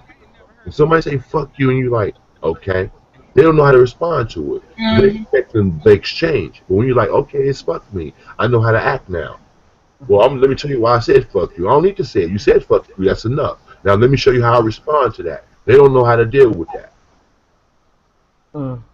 Right. Why are they so damn handicapped? Okay, so we keep going back to these fucked up single mothers. That's what they handicapping their ass. Well, damn, that pisses me off. I mean, like my aunt, my chocolate, you know, natural haired, big black woman, my aunt. She raised 2 awesome sons. But you know what she didn't do though? She didn't like completely shut the fathers out of the lot. You know, as much as father wants to participate, that's how much he's in. She's not holding up. She's not pushing him back, and she ain't asking for a damn dime because she stands on. Oh, listen, my aunt gets a new car whenever she wants to. She takes care of her business and her 2 sons. It's funny because you get both. She's got the one son who's gonna be up under her forever. My cousin, who used to take Scotch tape and put it on his nails because he just wanted to see what he looked like with his nails longer. Well, that's been him since he was small. We knew that. Right. Then there's the other one who's running with the ball. He got the basketball. He got the soccer ball. He got the football. He got the baseball. And he got his girl, you know, and he is a man. But both of these gentlemen, they're gentlemen. They're gentlemen. They are. You know, they're not running around on some fuckery shit. They take care of mama. They take care of their own. They're not trying to be her husband. You know, they're out of the home. You know, they grew. They got educated. They take care of their own fucking business. I'm very proud of my cousins. And my aunt was able to raise them, you know, so I'm just like, okay. And she's an educator, too. You know, she's a teacher. So she's in there. She's in there. She's trying to teach the babies. She's like, this how you do it, babies. Okay? So I really respect her. I'm gonna thank you for reminding me to reach out to Auntie and send her some pictures. You know, she likes periodic pictures of her baby. She's on Facebook now. She hasn't graduated to the rest of the world. But yeah, to really like thank her for this example. But how do we duplicate that? I'm wondering. I don't know. She's in Birmingham, Alabama. She's not. You know, there's a lot of really well-educated women in the South, but they're also like. I can answer your question. And you say, how do we do that? How do we bridge that? Yeah. I'm not trying to say offensive to you, but it's not at you. It's not at you. Collectively, we as a people, right? We're taught to behave. We're taught to behave like we have expiration dates as black people. That's true. Yeah, We're taught by 18 you got to be out the house. Right. By this time, you got to be doing so-and-so. By 35, you're supposed to be at this. By the time you hit 40, why ain't you doing so-and-so? And we limit ourselves. White people don't do that shit. You dig? And we live to the point where we lose our youth. We lose that fun. We're being grown is acting this way, paying bills, and don't do this. You never let your hair down. You're supposed to always be contained and controlled. I'm saying this for a reason. You say, how do we show what we got and appreciate from our older, you know what I'm saying, ancestors and all that? How do we do that to the kids? Well, the reason why our parents and all that should reach to us is because they saw how we understood, how we learned. So they taught us to those sensibilities. We want to teach the kids the way we want to teach the kids. You go to school this way. Look, stop and get in front of that TV and go there and read your book. How do we learn our lessons? We learn our lessons from TV, from different strokes and all that other shit or whatever. So what we need to do is teach the kids. If we want the kids to learn the way we learn, to have the sensibilities we got, we need to teach them how we learn. Give them some good shows. Give them some good songs. Give them some good like models. Remember, our shows was different. Was a different world. The Cosby Show. We had positive images and all that shit in front of us. Like, this is what you aspire to. Be a doctor. Be a lawyer. Be this. Get in the union. Even the blue collar cats. Y'all might trip on Sanford and Son, right? He was a junk man. He was a business owner. He was a business owner, and he was a hustler. Yep. You dig what I'm saying? They was never broke. They was always saying they wanted extra money, but they was always getting money all the time. They was always working. The problem was Fred was never, like, Lamont did more work than Fred. But remember, it was Fred's business. And he always said, no, my empire, what I got going on. Right. I'll give you a perfect example. Remember the episode when Lamont was playing poker and the dudes beat him out? So he sent Lamont to the store and his friends were getting ready to leave. He went in the safe and pulled out a super, I got money, and pulled out a super nice, like, look, mint, government. And he pulled out this huge knot or whatever. He's like, man, don't get it twisted. I got bread. Just because I look like this, you know what I'm saying, whatever. Those are the images we came up with. And a lot of people forget that. George Jefferson, business owner, lived in a condo. Oh yeah, you don't need to have a big house. It's how you live in. You know what I'm saying? They showed him talking down to the white man. Oh, this black woman with that white man, hold on, you ain't doing it right. I did it with a sister.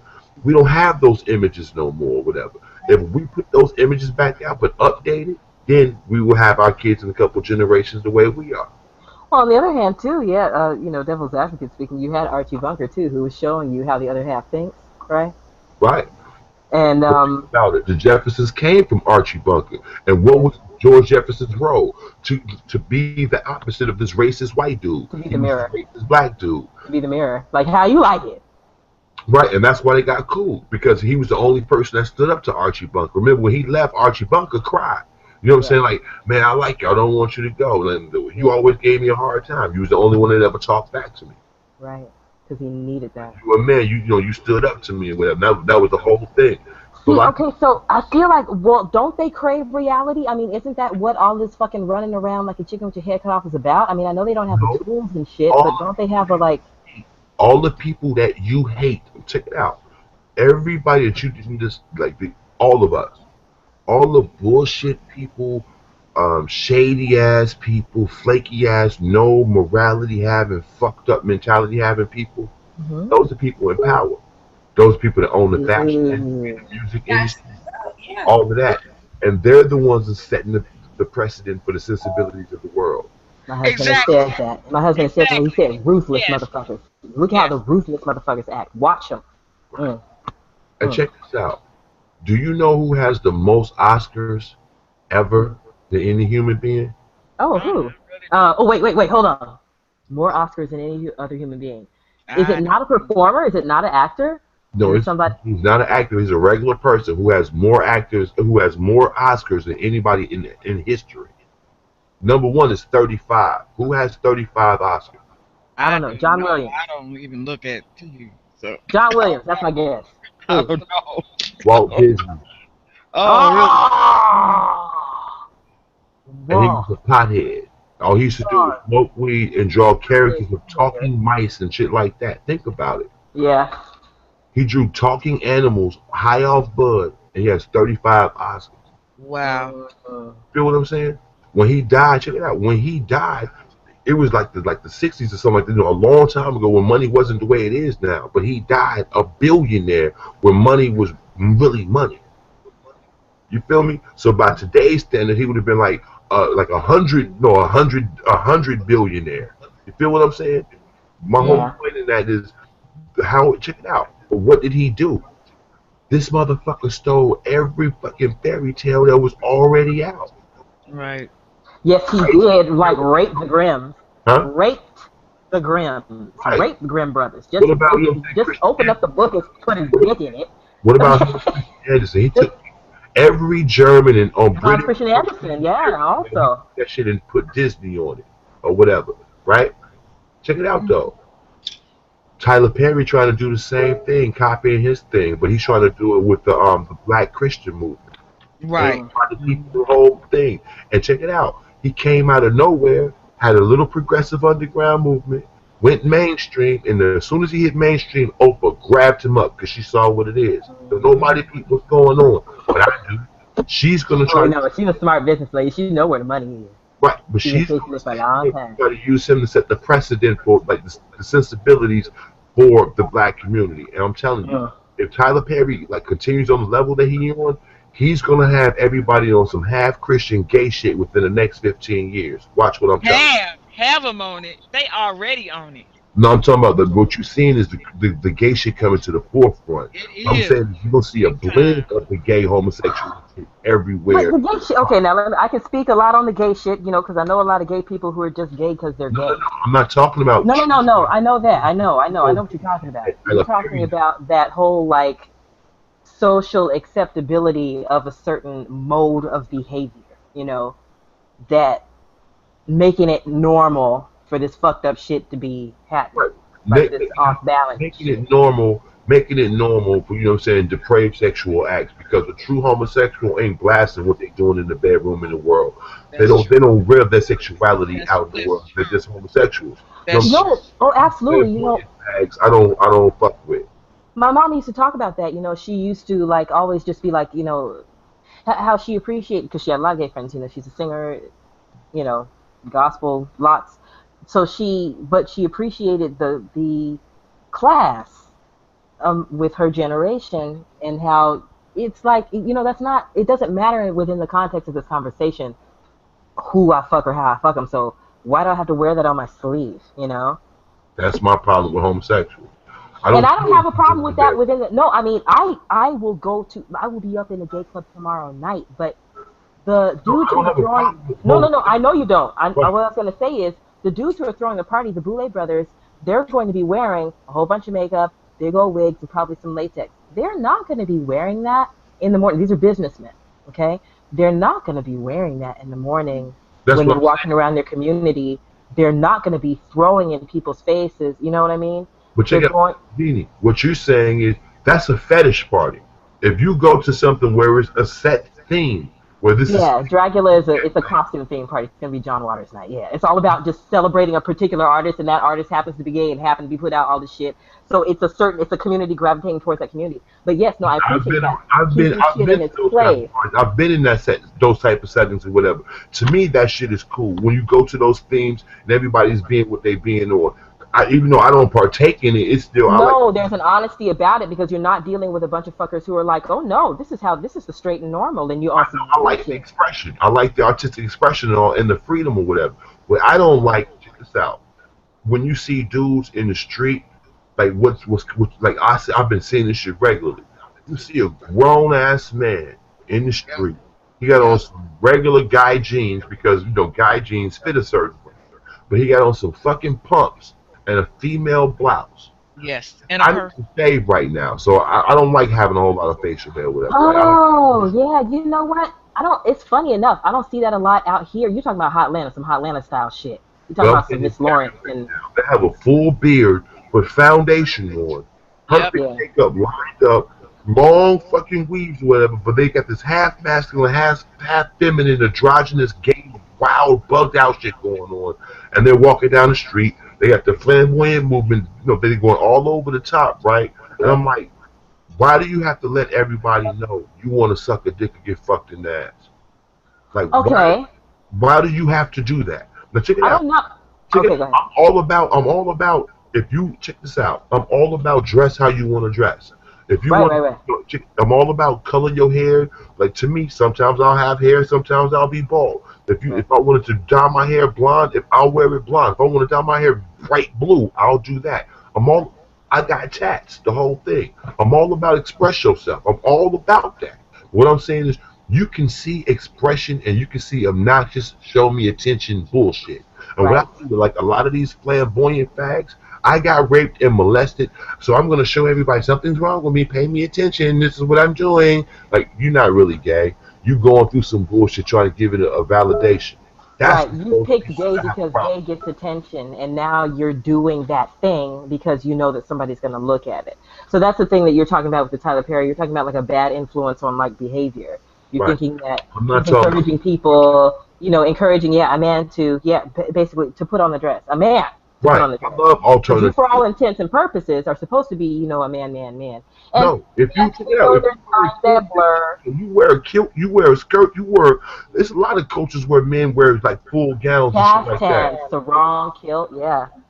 Check it out. You wear what's the thing? Sarap, the little sarap thing that go around you, whatever. Like if you in the islands, if you rock it, own it. If you're trying to check it out, even if you're gonna wear like a guy that wants to dress feminine, you can't. Like me, I'm 6'4", I got 220 broad shoulders. If I want some clothes that's gonna like look more like delicate on me, I'm gonna go get some delicate fabrics and get something made for me. I'm not gonna go to the women's section and go get like a grandma blouse and put it on because it suggests the wrong thing. It shows you I'm trying to make you look at the clothes as opposed to what I'm on. If I want to have delicate fabrics and flowing sleeves and all that other shit or whatever, then I'm gonna get that. I'm not gonna get a woman's thing because I'm not a woman. I'm a man. When you see a man with women's clothing, he's trying to portray a woman. To me, if you're a homosexual man, that means that you're a man that like to have sex with men. Exactly. You don't have to assume the identity of the other gender. You don't have to wear lipstick and all that shit. That's right. That's the shit that I have a problem with.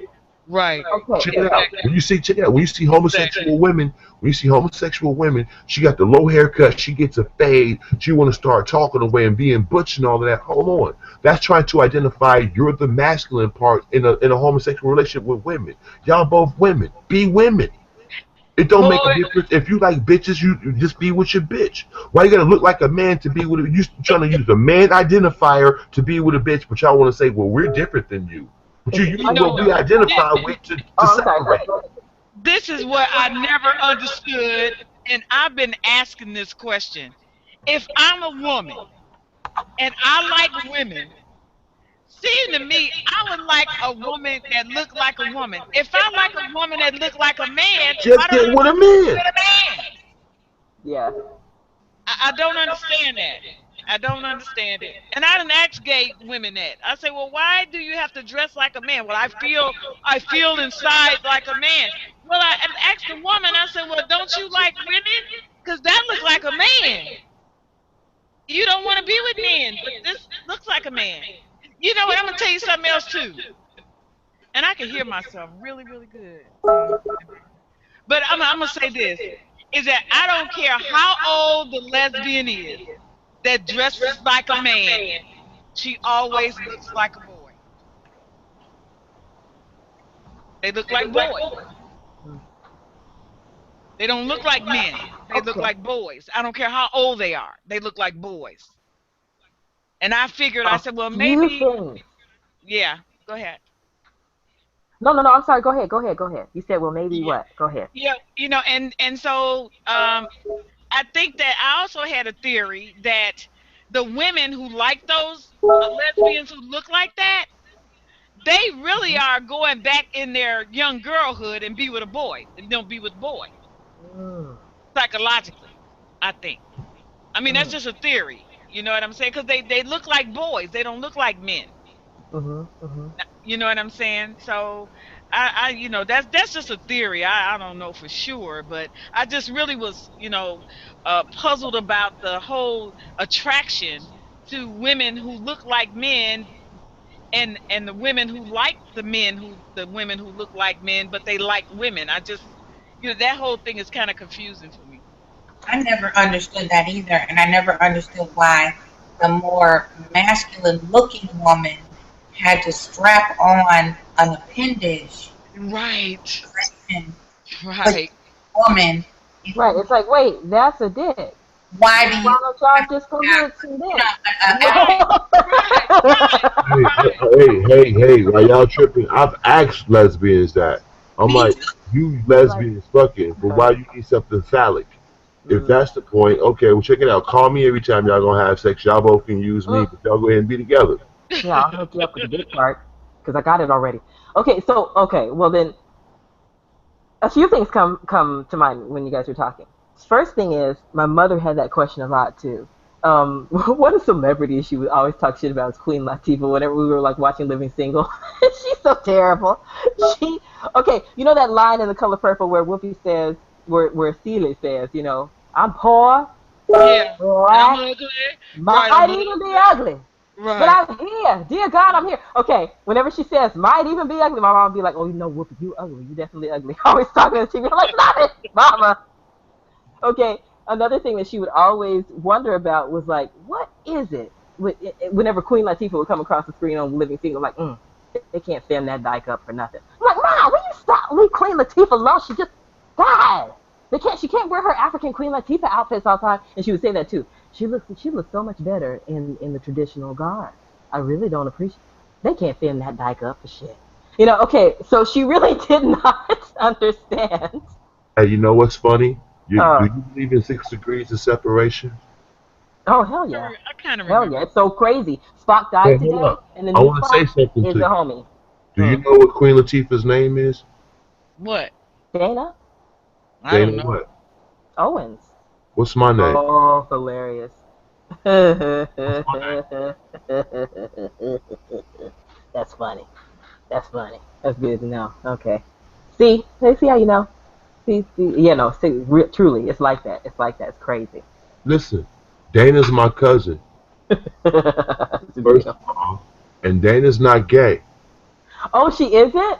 Dana's that's so awesome. Freak.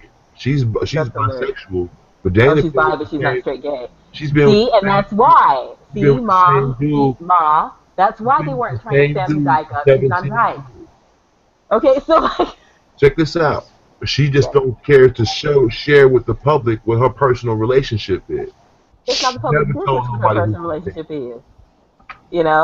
It really isn't. No, I've seen like the little like clips and stuff, like where she's on a boat kissing a girl, she's hugging a girl or whatever. The reason why they're saying that, I glaze over that.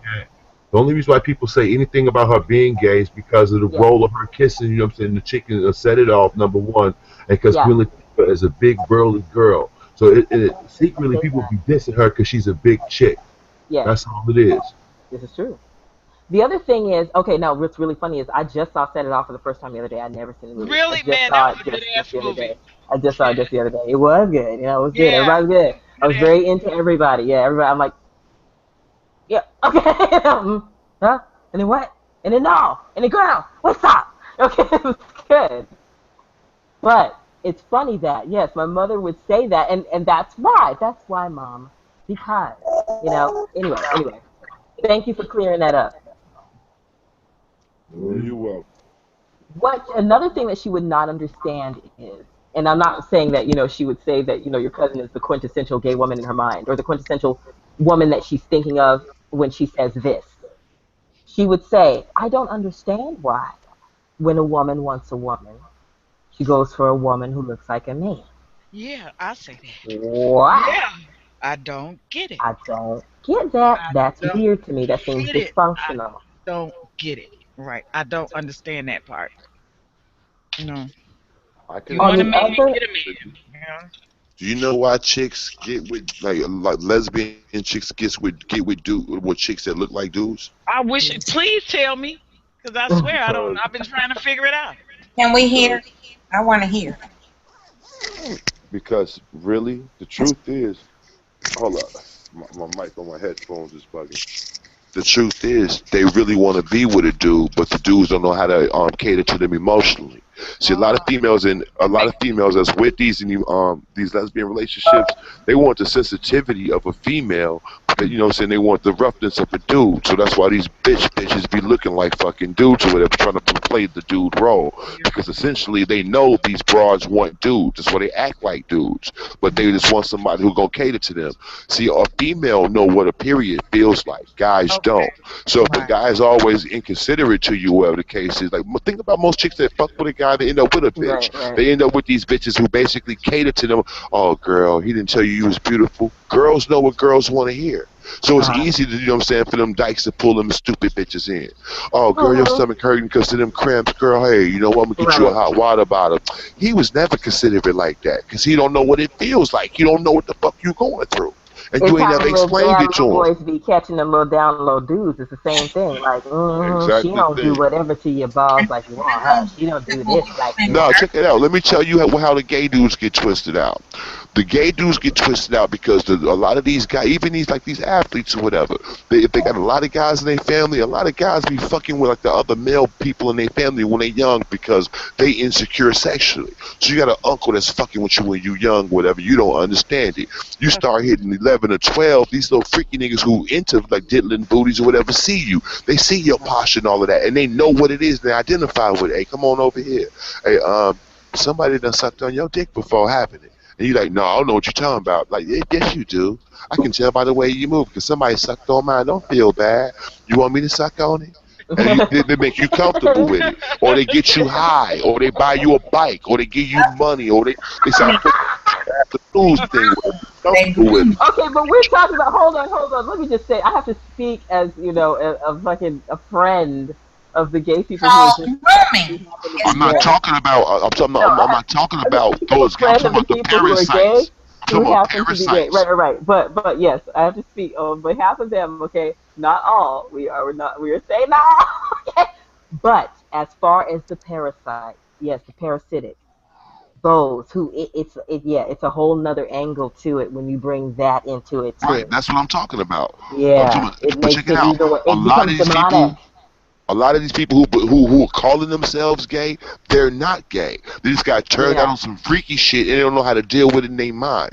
So they come, well, I'm gay. I was born this way, or whatever. I accept the lifestyle, and they go over the top with it. No, it ain't. You just got turned on to something, and you don't know how to accept the pain that made you go to that in the first place. That's Right. Then you So got that's some what you were people, saying about and the you got Tyler some Perry. people who their Okay. sensibilities, like you got some guys who've been a feminist since they was little boys, and that's who the true gays are. You got some motherfuckers who, Okay. I'm 18, I'm gay now. Right. I know my little cousin Art. Did you see? My little cousin Art was gay all his life. I mean, from the first time he came out his mama's womb and could walk around and talk, Right. he acted like a Right. little girl. His daddy was in the house, his mama was in the house, but he had a whole lot of sisters and aunties and stuff like that.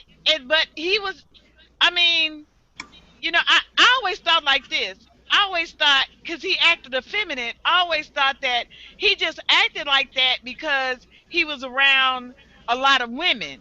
But I Mhm. didn't think he was really gay. But I think Mhm. what really flipped him is that people told him he was gay because he Mhm. acted like that. And so they treated him like that because every man that acts effeminate is not gay. So I you But got the think he something for system, only you. found acceptance in that community because people kept on pushing him towards being that? That's what exactly. Hey, what you I got a was lot of people. Hey, I got one for you. Right there. I didn't mean to the interrupt. I got one environment for you. brings them into it, and then a lot of, like you said, a lot of Yeah. people kind of just push them over the edge to convince Right. them that's what it is. And then a lot of it too is scientific. It's Hey, you know, some of these dudes get made gay by their mamas. What about that? that's Check true. this out. Hold on. Check it out. I agree. You check it out. You have one boy and four girls, and you got to go to work, and you making this boy basically be the mother in the house. You're making him comb hair, do dresses, and all that other shit or whatever. He don't got no time for himself. When But his what if little he the sisters go, youngest? check it out. I'm talking about. What if he in the middle? Okay, yeah. What if he in the It middle? don't. It don't make it. You know what I'm saying? It don't make a difference. If you put a dude in a female position where he's always empathizing with females, his mentality That's becomes I like a agree. female. Yeah, I think so. I That's true. think so. They Then you got. identify with Then you got mother. the. Check it out. You got But they three all little don't sisters. turn gay though. Wait, But hold on. every Listen to guy me. who's in that situation don't be gay though. They I don't. didn't say every guy. I said some guys. Not everybody deals with the world the same way. Not everybody built the same way. Some people are more resilient. Some people turn to other things. Listen to me. I got two little sisters. So when they wanted to jump rope, guess what? It's only two people. You need three people to jump rope. Guess who was out there turning double dutch? You. Me. Mhm. And when dudes would come by, guess what? Oh, you gay as hell. The difference with me, I would drop the rope and punch their ass in the face. Some dudes, you know what I'm saying? Some dudes, they couldn't do that. They drop the rope, pick that rope back up. Fuck them. Turn the rope for your sisters. And they gotta always hit that gay shit. They get taught not to fight. My family was like, man, somebody hit you with a stick, get a bigger stick. That was my one Mhm. advantage. Oh no, for real. We tell the babe, you have the rights. You Okay, feel you what I'm need your saying? But bubble. You check can it take the out. bubble, put your I hands know on. dudes who their mamas made them punks. Dudes will walk up and push them in the face, and they mom, you better bring your ass up here. Jesus don't like that. Hold on, he just broke your Really? car window. Yes. Never heard no shit. Mhm. I mean, not in my But, hood. but Not where I listen, come from. that's your hood. Not every hood is like that. Yep. I ain't never heard that before. In the suburbs, they ain't pulling that. Think about the niggas who move in a block full of white people. The white people do something ignorant. You ain't about to lash out. You gonna sit up and take it. The little boy like, well, what can't we lash out? Because in the hood we was lashing out. Well, we around these people now. It's a whole lot of things that desensitize you. People don't think about those elements. That's true. Right. That's true. It is true. It's a matter of the environment that they live in, grooming them to be gay. Yep. No, I That's understand that. No, for sure. I don't like funk fakers on any level. Like, don't pretend to be what you're not. I don't like that on any level. I'm very sensitive to it. I hate it. I abhor that. I think that I just said to the man earlier because, rabbit trail. There was a conversation, something came up on TV or something like that with the news, and then it was something about religion, and then I quoted Bjork saying, like, I think one of the things I do away with is religion. It's caused quite a bit of problems, hasn't it? She said this. And then my husband said that something that he would do away with was another thing, like, oh, to make the earth a better place. He said something, he was like, yeah, get rid of humans. I was like, honey, you're one of them. That's not good. You can't have that answer. And then I said, and then get rid of humans. That's get how I rid of the feel. people, okay? The earth will be fine. Right. That's how I feel.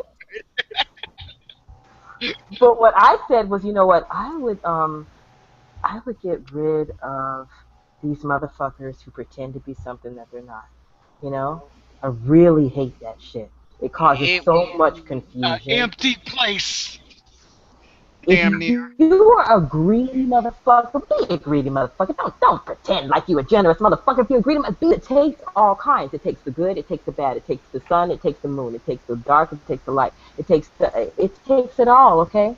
I will meet you on that battlefield. You want to do good versus evil? That's cool. I will meet you there. Just be your fucking evil. Bring it all. I want to see it all. Don't play. Take off the fucking mask. Don't play. And you know Like, be what I who think you are. to happen? You know? So So yeah, I don't like no fake ass gay people or no fake straight people, okay? Because if you got that feeling, if you dreaming about dicks, don't be telling me that pussy this, pussy that. Don't do What'd you it. say, Monster? I'm sorry. Go ahead. I think one of the main, it's gonna sound crazy, but y'all want to like establish some type of like natural affection for each other or natural compassion in the world or whatever.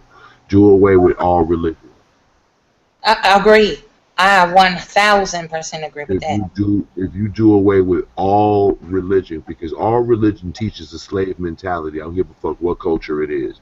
It teaches submission. It teaches blind faith. It teaches, you know what I'm saying, servitude. If you put everybody on an equal playing field, whatever the case is, you take away a whole lot of people's fallacies and like illusions or whatever. You take everybody's illusions away. You have to deal with each other on a real plane. And then when the real people come out, the world will change. Yep, and the I'm scared. Please don't take all the illusions away. Don't take them all at once, please. No, I can't handle that. I can't handle the reaction. But don't take them all the way at once. don't want that reality. That's why think about what the reaction would be. The reaction would be all of the stupid people would kill themselves. Think about what I'm saying to you. Everybody in the world that do not know how to function, that don't know how to, the world is adjustment. Think about life is balance. Balance is adjustment. You know what I'm saying? Everybody that don't know how to adjust by the natural order of things will do away with themselves, and the rest of us will be straight. Check it out. I'll give you a perfect example of what I'm talking about, right? And a real simple solution. People say gay, like the argument about gay marriage. Right? Gay marriage proposes, you know what I'm saying, homosexuality, and gay marriage this, and well, if they just want to be, you know, together, let them be together. Check it out. Real simple argument. You got two people of the same gender that want to be married. At any rate, they fucked up. That's two people that could fuck up maybe 10 people. What if they have a bunch of bad relationships? If they found somebody that wants to be with they fucked up ass, let those two fucked up motherfuckers go head on and be the fuck away from the rest of us, and we can be straight. Fuck each other up. Yeah. You feel what I'm saying? So if you approach the world, my girl Sharon argued. She's like, I want my gay divorce. Come on, legalize it so I get my gay divorce. So I get my dysfunction on. If you allow every fucking body to see what the world really is, the world will take care of itself. You know what I'm saying? All the savages that eat each other. Think about all the greedy people in the world are the minority. All the rich people in the world are the minority. If you level the playing field, well, we all have equal shit. Everybody who's greedy will end up killing all the greedy people, and everybody who's humble will end up just going on with their lives. Yeah. That's get rid of religion. Religion basically caters. The people that's really fucked up, let them go and fuck each other up, and eventually, you know what I'm saying, everybody else will be able to have a little bit more peace. Check it out. So okay, this is what we're gonna do, right? Okay, we're gonna do a telemarketing campaign. We're gonna call them all and tell them that they want a free vacation. So y'all don't think that okay, like if we just had this scenario that you just put forth, right? That you got like the greedy people, and then you have the what did you call them? Not humble people, but what did you say? It's like the regular everyday people. Regular everyday people. Now, see, but to me, that's what's happening right now. You got the greedy people, even though you got all this religion and shit, you still got the same situation. So my thing is, what's going to regulate the greedy people from feeding off the regular people like they do it right now? I'm going to explain it to you. Okay. From the beginning of, think about old days. Every time we think about the old days, we think about motherfuckers without shoes on, without cell phones and everything.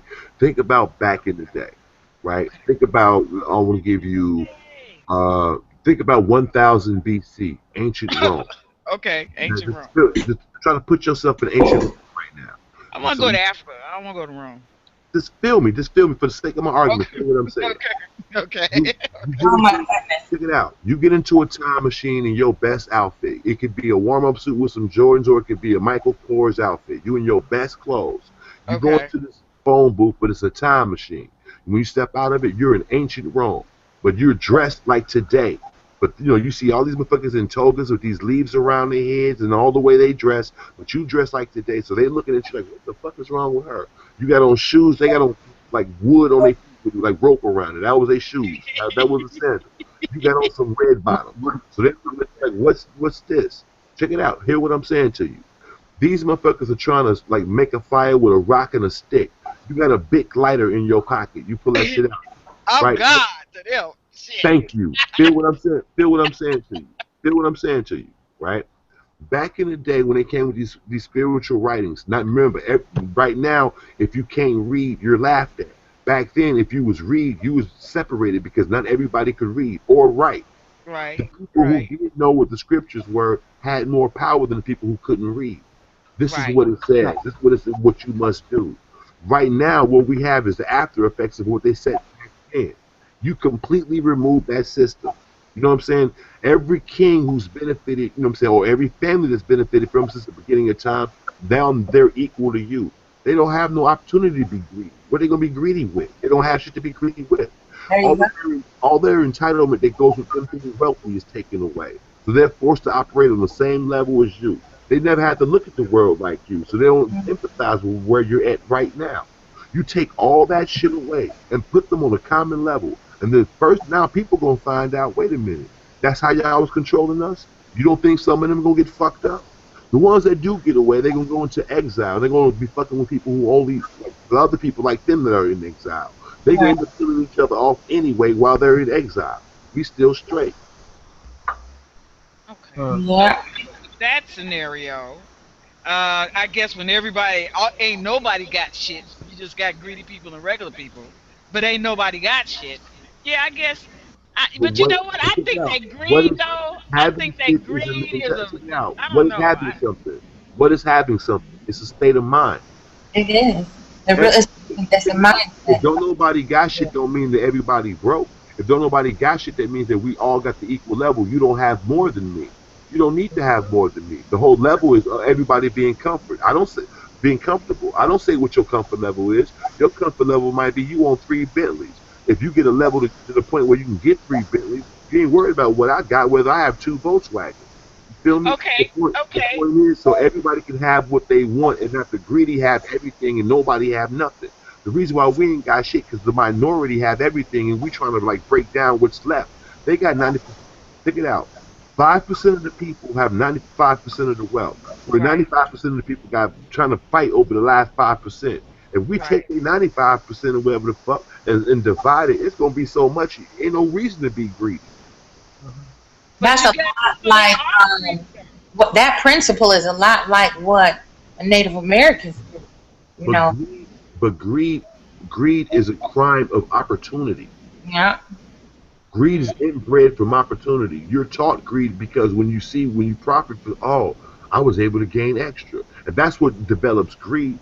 If you can't develop extra, you can only get what you want. Ain't no gauge for extra because ain't nobody without. No 42. You got extra. You can only say you got. You feel me? No, but Okay, as so you let were me ask just you saying, oh yeah, go ahead.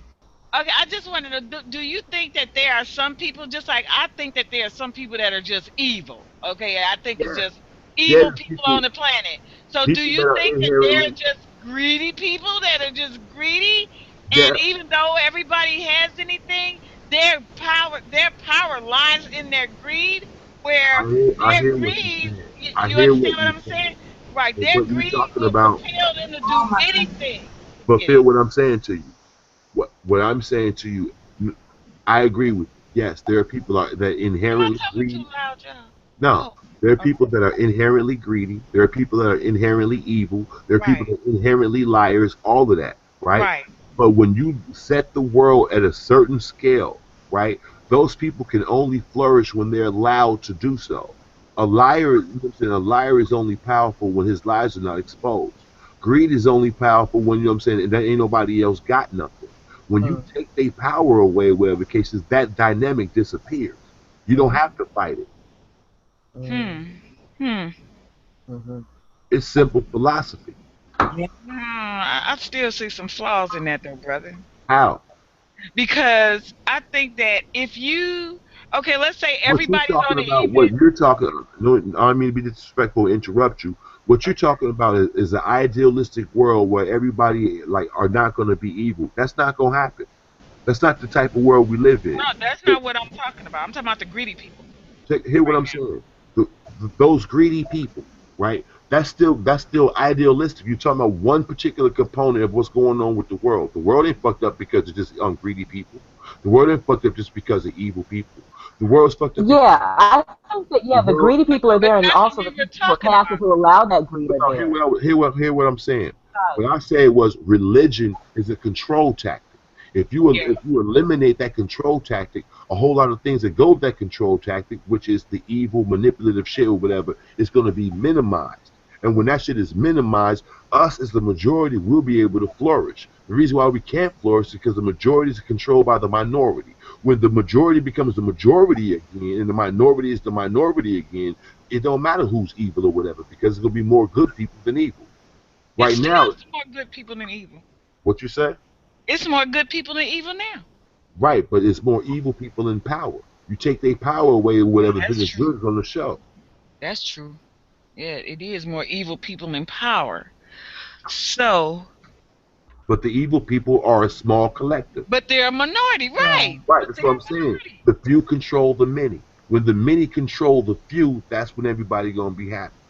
And this is what I be trying to tell the many motherfuckers, okay? Don't you understand that there are more of you? Why are you bowing to the will of people who are less than you?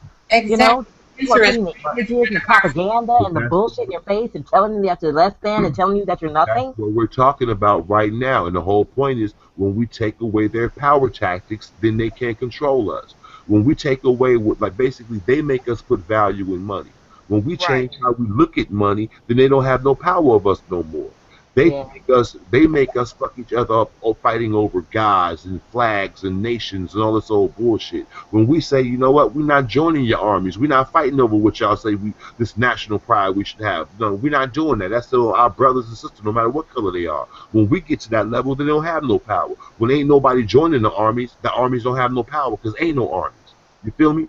When these politicians want to go into power or whatever the fuck, oh, well, come on and vote and come on down here. Y'all want to picket and all of that. Okay, well, when people stop even showing their ass any attention, who the fuck they talking to? What are you controlling when we don't even operate with your system no more? You feel me? You should take their power away, and all that shit that you're talking about goes away. A person can only be evil to you when evil is a concept. When you acknowledge that concept, then that's when you feel the effects of evil.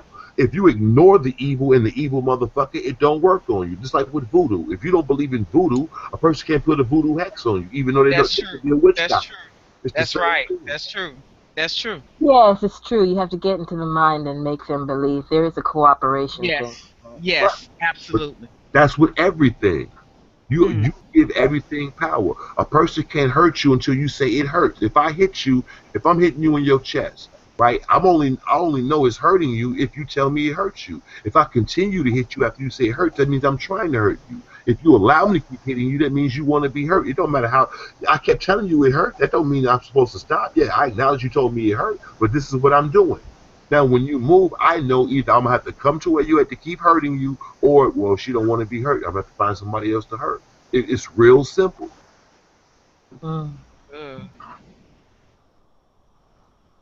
Yeah, when you put it like that, sounds simple. It is simple. How they control us is simple. Fear. They control us through our desires too. Yeah, through fear, emotion, comfort, and fear. Absolutely, that trigger. Right. And that cliffhanger. You know, like that on the edge of the seat. You know, scrambling for the basic necessities. You know. No, they control you. Y'all both right, but y'all right in the wrong way, in my opinion.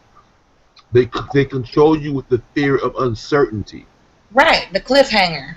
Fear. That's what Queen said. Fear. Right, but I'm saying, but it's a specific kind of fear. Yeah, uncertainty. The cliffhanger. You're not certain. You don't know if you're gonna slip off that motherfucker or you gonna have something to grab hold to. Right. What is religion? The fear of uncertainty. I don't live a certain kind of way. I might be punished, but am I going to be punished? You don't know. Well, if I act a certain kind of way, then I'm going to live forever. Are you? You don't really know because ain't nobody came back and told you. Guess what? It is like that. You feel me? Right. So religion tells you, nope, it's cut and dry. Here you go. Everybody wants that eternity, and they don't even know what that fucking eternity is. You just try to get somebody told you what it's like. Think about your life. Even with your life, they teach you to buy into the fallacy of uncertainty. Yeah. Check it out. If you check it out. If you work hard and follow the rules and do this, then you're gonna be successful. That ain't true. If you sit up here and do this and do that, then you're guaranteed this, that, and the other. That ain't true. Go get your education and do this and do that, and you're gonna have a home. That ain't true. Well, if you get yourself together, you're gonna find yourself a good wife, and that ain't true. Well, don't worry about them girls. They'll be there later. That shit ain't true. Not true. It ain't true. That is what's real. Now y'all see why I love this man. And they talk to you about this bullshit, and they keep you going on the fear of uncertainty. I'm not, you know what? If I don't have this job, I'm not gonna get this woman. Well, if you get the job, you might not get the woman. If I don't do this, I'm not gonna get the job. Well, you can do that and still not get the fucking job. They keep you. Check it out. I'll give you a perfect thing. I'm 44. I started rapping when I was 13, and I was under the whole premise of I'm gonna make it one day. I'm gonna make it one day, cause if you work hard, you keep at it, you're gonna make it, right? I'm 44. I ain't motherfucking made it at all. If I can go find everybody who told me just keep at it, right, and punch their ass in the fucking punch them in the face, right? Right. They should have told you realistically, what the game was about. Like, look, okay, you might make it this way, or you might have your own studio, or you might be a producer, or you might do this. Like, here's the different avenues that you can go into. Not like, oh, you're gonna be fucking Usher or whatever. Right. Don't tell everybody. They tell you if you work hard and you put the time in, you will be Usher. They don't tell you that. Hold up. They'll tell you what Usher did to be Usher, and we will not talk about that because the children on the streets of West Hollywood are too generous with their information. Mm-hmm. But yeah, people got to do stuff, to get stuff. I'm saying these motherfuckers. And getting all that stuff ain't all it's cracked up to be either. They make you live. I'm gonna give you another one. They make you live by bullshit dreams. Check it out, women, right? They teach you that meet a man that got a job. And you know what I'm saying, and he'll get you, and he gonna sweep you off your feet, and y'all gonna have a fairy tale lifestyle, and this is what you do, and you have a marriage and all of that, right? Shut me up. Yep. I want to say it to you as a man, and it's gonna sound fucked up, but I want y'all to think about it. You meet a man, make sure he's nice dressed, come from a good home, make sure he got a car, a job, and all that shit, right? And check it out, I'll meet you out in the street, Gene. Say you single, I'm single, we meet out in the street. It's like, damn. Styles Brandon is tall. He's nice looking. Well, not I need to say this, so I keep turning the camera off. You know what I'm saying? He's tall, nice looking, and nice dressed. He speaks well. Got all his teeth. You know what I'm saying? All that shit, right? Like he got a nice car, whatever. Like I think he's what? I think he's the one for me. You never asked me, do I even like you?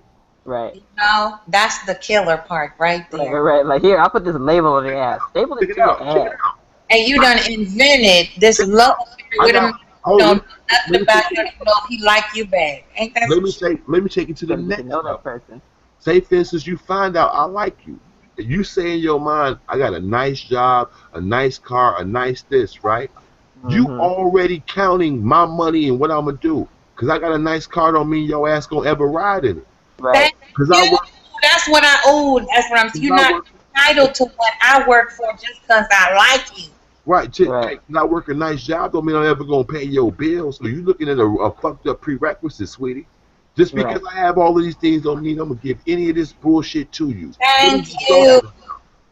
Right. That's what we was talking about earlier. These motherfucking bitches that feel entitled to the nigga shit just because they had a relationship or got a relationship. Hey, I want to say something to you, and I want to say this on a real level, and I don't want to offend none of y'all, right? But I done heard. Let me get the offense code on. Okay. If you get offended, I don't give a fuck. I just want you to know, I'm not trying to offend you. Okay. I'm not trying to be offensive. I'm not trying to be insulting, but I realize this may come across insulting. You feel what I'm saying? Okay. Yeah. All I done heard Jeannie refer to it a couple of times. I done heard my and Angie, that's my baby. You know what I'm saying? I done heard her slip up and say it a couple of times. And then tonight, you even suggested it when you was talking, sister. Dig this here, right? I want y'all to hear me clearly. Okay, because I don't remember. Get in your mind. Get in your motherfucking mind. Ain't no such thing as pussy equity. I already already know that. Pussy equity. Yeah, I already No, know no, that. it should. no. Here, listen to what I'm No, saying. go there. Yeah, explain Listen to pussy what I'm equity. saying to you. I already know What that. pussy equity is, a Uh-huh. lot of y'all females think that pussy gives you value or some No, type of way. Oh, you no, heard me Listen, say I hear don't me. think so. Listen, no, I listen. didn't Just say hear me pussy out. Hear me equity. out. Hear That's me what out. we was talking Boy, about. The Sister, pussy, sister, they use their sister. ass. say Hear me out. pussy. Hear me out. Just hear me Yeah, go out. ahead. Go on. This is what I'm gonna break down what pussy equity is or whatever, and y'all gonna trip on this. Okay. Don't believe that y'all have pussy equity and dick don't have no value. Uh-huh. Because in Ryan, that, no. Yeah. listen to me, Okay. listen to me, Okay. Okay. listen to me. In the reality of the world, right? Mm-hmm. Dick is more valuable than pussy because most women want to be a mother, and no two chicks can make a kid. Know that. Now, this is the second part of what pussy equity is. What I Oh, I'm mean. ready to jump on What you. I'm check this out. What I mean by pussy equity. Y'all Uh-huh. fuck with a dude, and y'all believe by virtue of fucking with him, right? Uh-huh. Because y'all was fucking with him for so long, when a relationship is over with, because you was fucking with him, he still owes you something because of the type of woman that you was when you was fucking with him. Be it respect, be it money, or what. When we got divorced, he had to give me alimony. There's no such thing as pussy equity. When our relationship is over with, it's over with. You God. still can't continue living the same lifestyle we was sharing if I'm not with you no more. That's no Right. longer my I agree. responsibility. There's a whole lot of women that believe that they have value in the world because of their vagina. The There is no world done such. told them that. Ain't that what we was just saying, that we was trying Right. to bunk that shit and to get these little heifers and old heifers too? No, y'all not The feeling me. world told the Just Y'all world listen. told women that. Y'all smart women. Y'all smart women. I'm gonna give all y'all that, but y'all not thinking. Yes, we are. Each and every one of you motherfuckers on this line right now, y'all know I'm an asshole. Each and every one of you big mouth assholes right now on this line, each one of y'all mother has told, listen to me. Each one of y'all mamas has said to y'all at one time, now look here, don't let no man just come and jump in up on you, whatever. Have more respect for yourself than that. And then she Uh-huh. equates your respect for yourself for what the dude can do for you. Y'all Uh-huh. all get taught that shit. That's pussy equity. Nah. Nah. Okay. I wish I could Uh, say my mama told me that, but she didn't.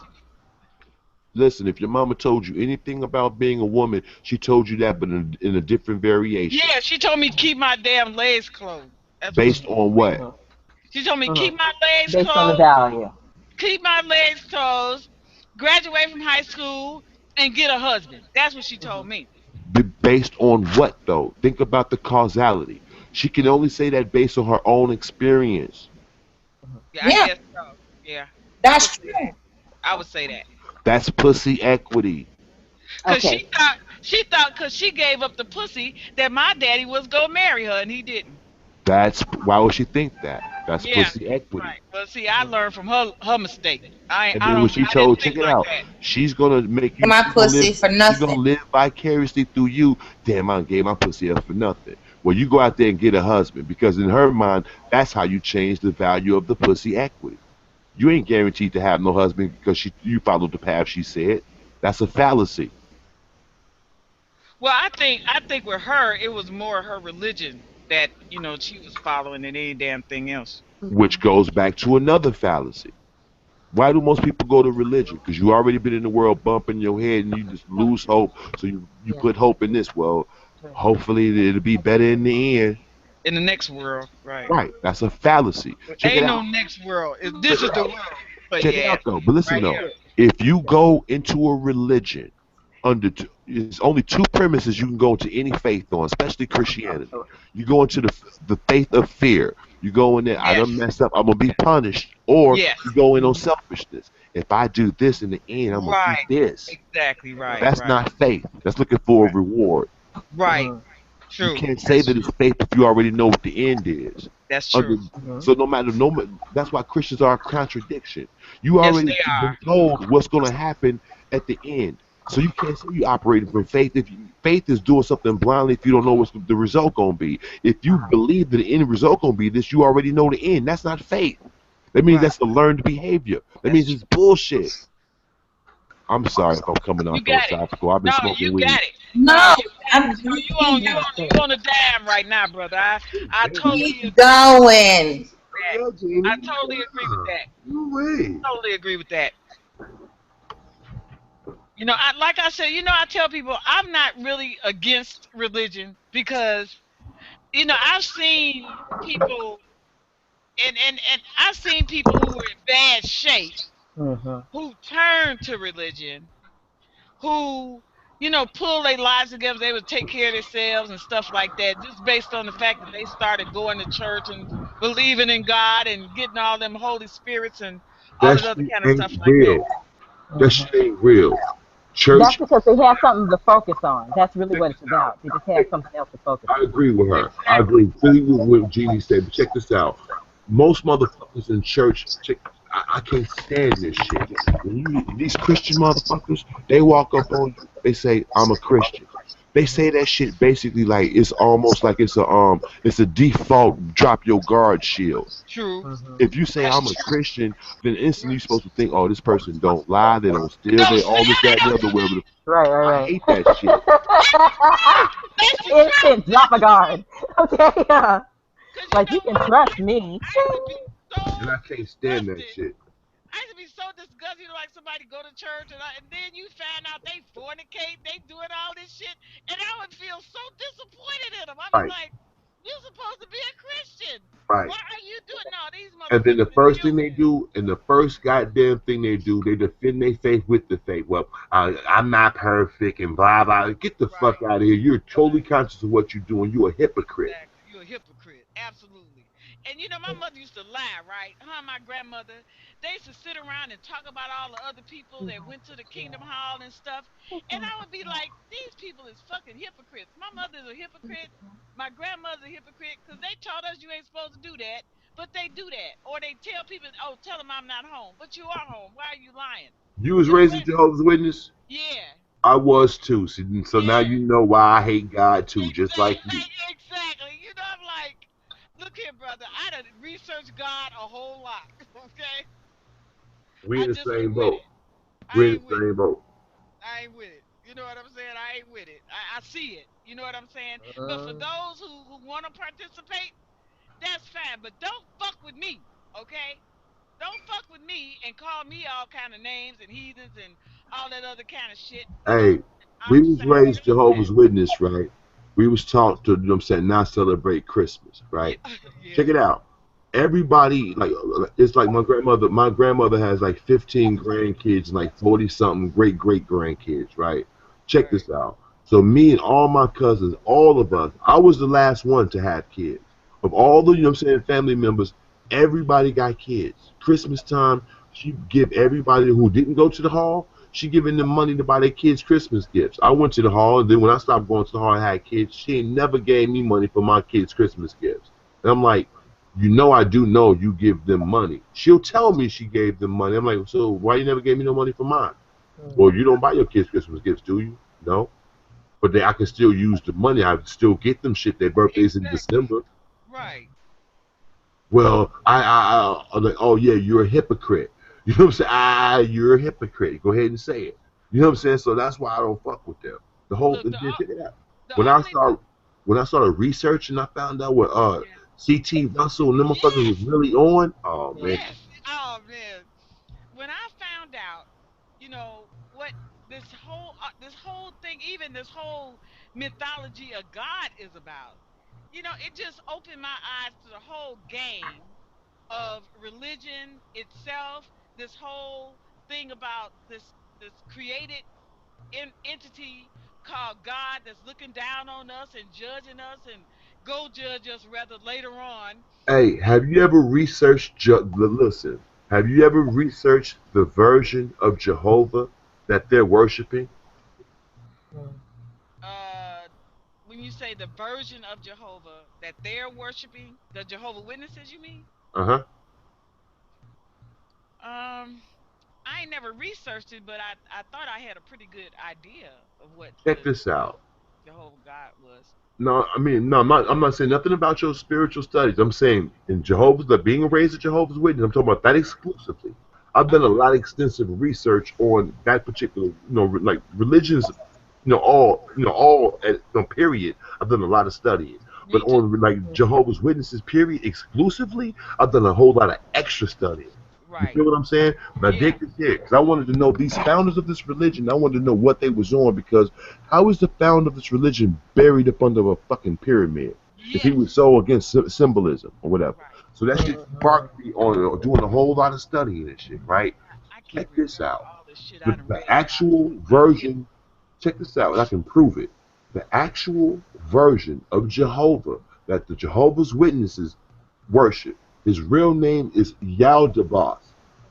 When you get time, look that name up.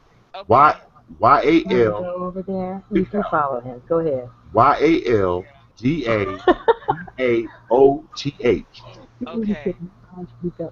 Okay. Check it out. Look that name up and look up Demiurge. Look up what a demiurge is. The Okay. guy, Demiurge. Okay.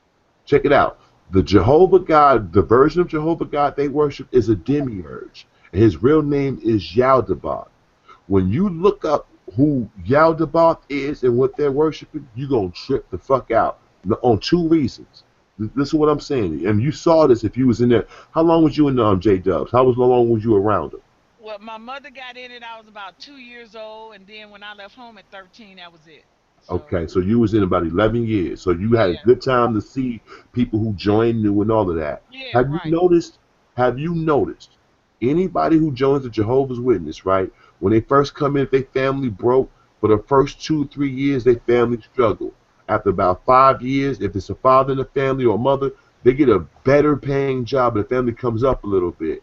If they put between 10 and 15 years into the Jehovah's Witnesses, their like lifestyle, if they're I'm talking about if they're ministerial service and doing shit for the Jehovah's Witnesses, their lifestyle completely fucking changes. Have you noticed that?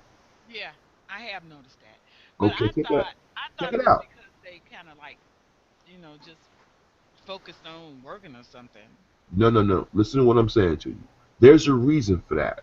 If yo check it out, if you watch anybody who come in from nowhere and basically be doing their regular person, they come into the meetings, then they start studying, then they get baptized, and they start, you know what I'm saying, doing talks and all that, become a ministerial servant. And Right, you know how it works, and they become a pioneer, right? right, It right. depends My on mother how was a much, check it pioneer. out.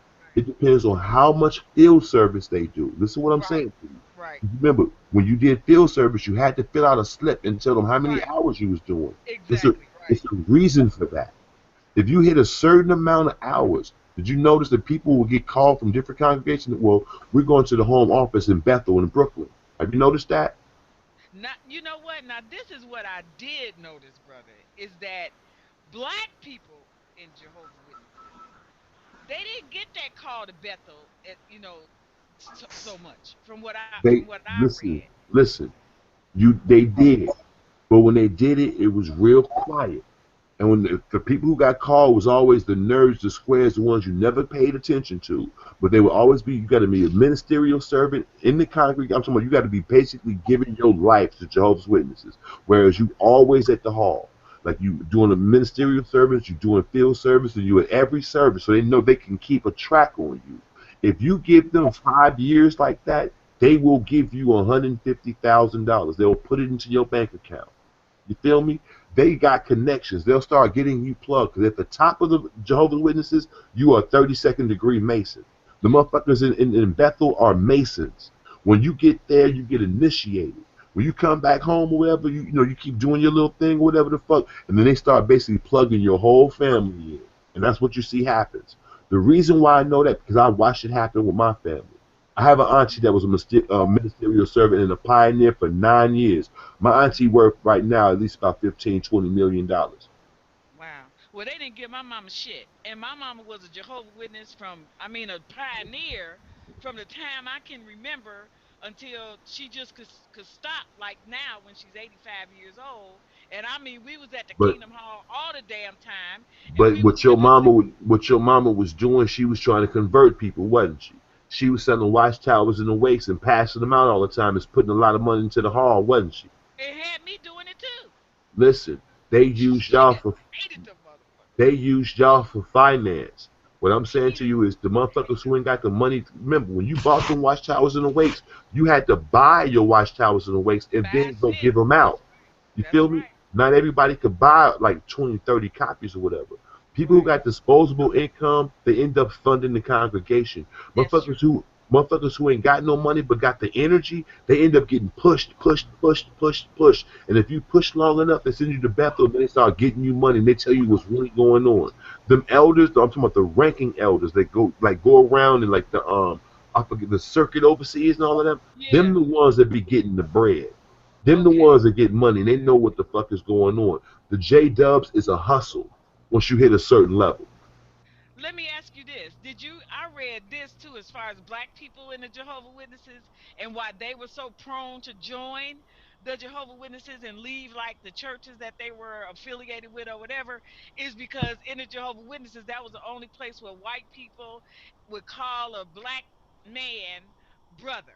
You know what I'm saying? And kind of give them a semblance of respect. But I remember going to assemblies and we were sitting in separate places. I remember that. Well, I say that out here in Illinois, you know what I'm saying, it was like that when you went to like the assemblies and all of that. The white people was more open or whatever. But in our congregation, okay, well, like what congregation was you in? Lawndale. I was in Avalon Park. Okay. So when we went, we had white people in our congregation and all of that shit. But our congregation basically was like basically connected with Bethel. The circuit overseer was always at our fucking building. They built 3 different halls in the town that I was there, or whatever, from the ground. So our congregation was getting bread. So it was like the circuit overseers, the district overseers, and all of this was always at our fucking buildings, or whatever the case is. And with that, a lot of our ministerial service and pioneers were getting snatched right up out of, you know what I'm saying, right up out of the congregation or whatever. That's how I found out what was going on. You know what I'm saying? When I was like, when the elders was like tapping me to be a ministerial servant, they said, I'm like, well, I got to do this to take care of my family. Well, if you do your services right, the congregation will provide. How is that? And when I started seeing remember, I'm 44, so I've been gone since I was 20. So I'm like 16 when they're telling me that. I'm like basically I got raised up in it. I was giving talks at 13. I used to do the watchtower reading. When the elders up there speaking, I was the one at the microphone doing the watchtower reading every Sunday. Are you serious? Yes, listen to my voice. Check it out. I can pull out any pamphlet and read it exact. Check it out. My tilapia meunière. Fish à la meunière is a classic French dish which fillets are dredged in flour and served with a simple sauce of lemon, parsley, and butter. The word meunière relates to meal, a reference to flour used in the preparation. We would add a signature touch. To give the sauce extra flavor, we're using capers. And just instead of flour, you coat the fillets in panko breadcrumbs, giving them a satisfying, crunchy coating that soaks up the rich sauce. Served with hearty charred lentils, a spiced ras à la hanout, a North African blend. This dish is a portrait of simple elegance. Yeah. You know what? Now check this out. Now, one thing is 2 things that I really took away from being a Jehovah's Witness. Was 1, my love for study, because I like to study, I like to read. Okay, and the thing that I took away that I didn't like was that it separated me from my family. Like all my cousins, uncles, you know, and I don't even know my people because my mother, they separate you from your family if your family ain't getting ready to be with them. And my mother was the only one in her family that was a Jehovah's Witness. So it kind of like separated the family, and I didn't even get to know my mother's sisters and kids and things like that. So it separated us on one end that I really detested that. But on the other end, it really honed my skills for studying and reading. By the time I went to school, I already knew how to read. Right. Well, check it out. Being able to read is one thing, but you know how to read with comprehension at an early age. Right. It teaches you how to understand words a different way, and I think it gives us an advantage over other students, because I felt the same way, except the difference was my grandmother, you know what I'm saying, like maybe like 5 members of my family was Jehovah's Witnesses. The rest of them were ignorant as hell. So it was like, when I left, it was like, hey, come on over here to the dark side. I'm like, no, fuck all y'all, I'm out. Right. Y'all traumatized. You guys survived the cult.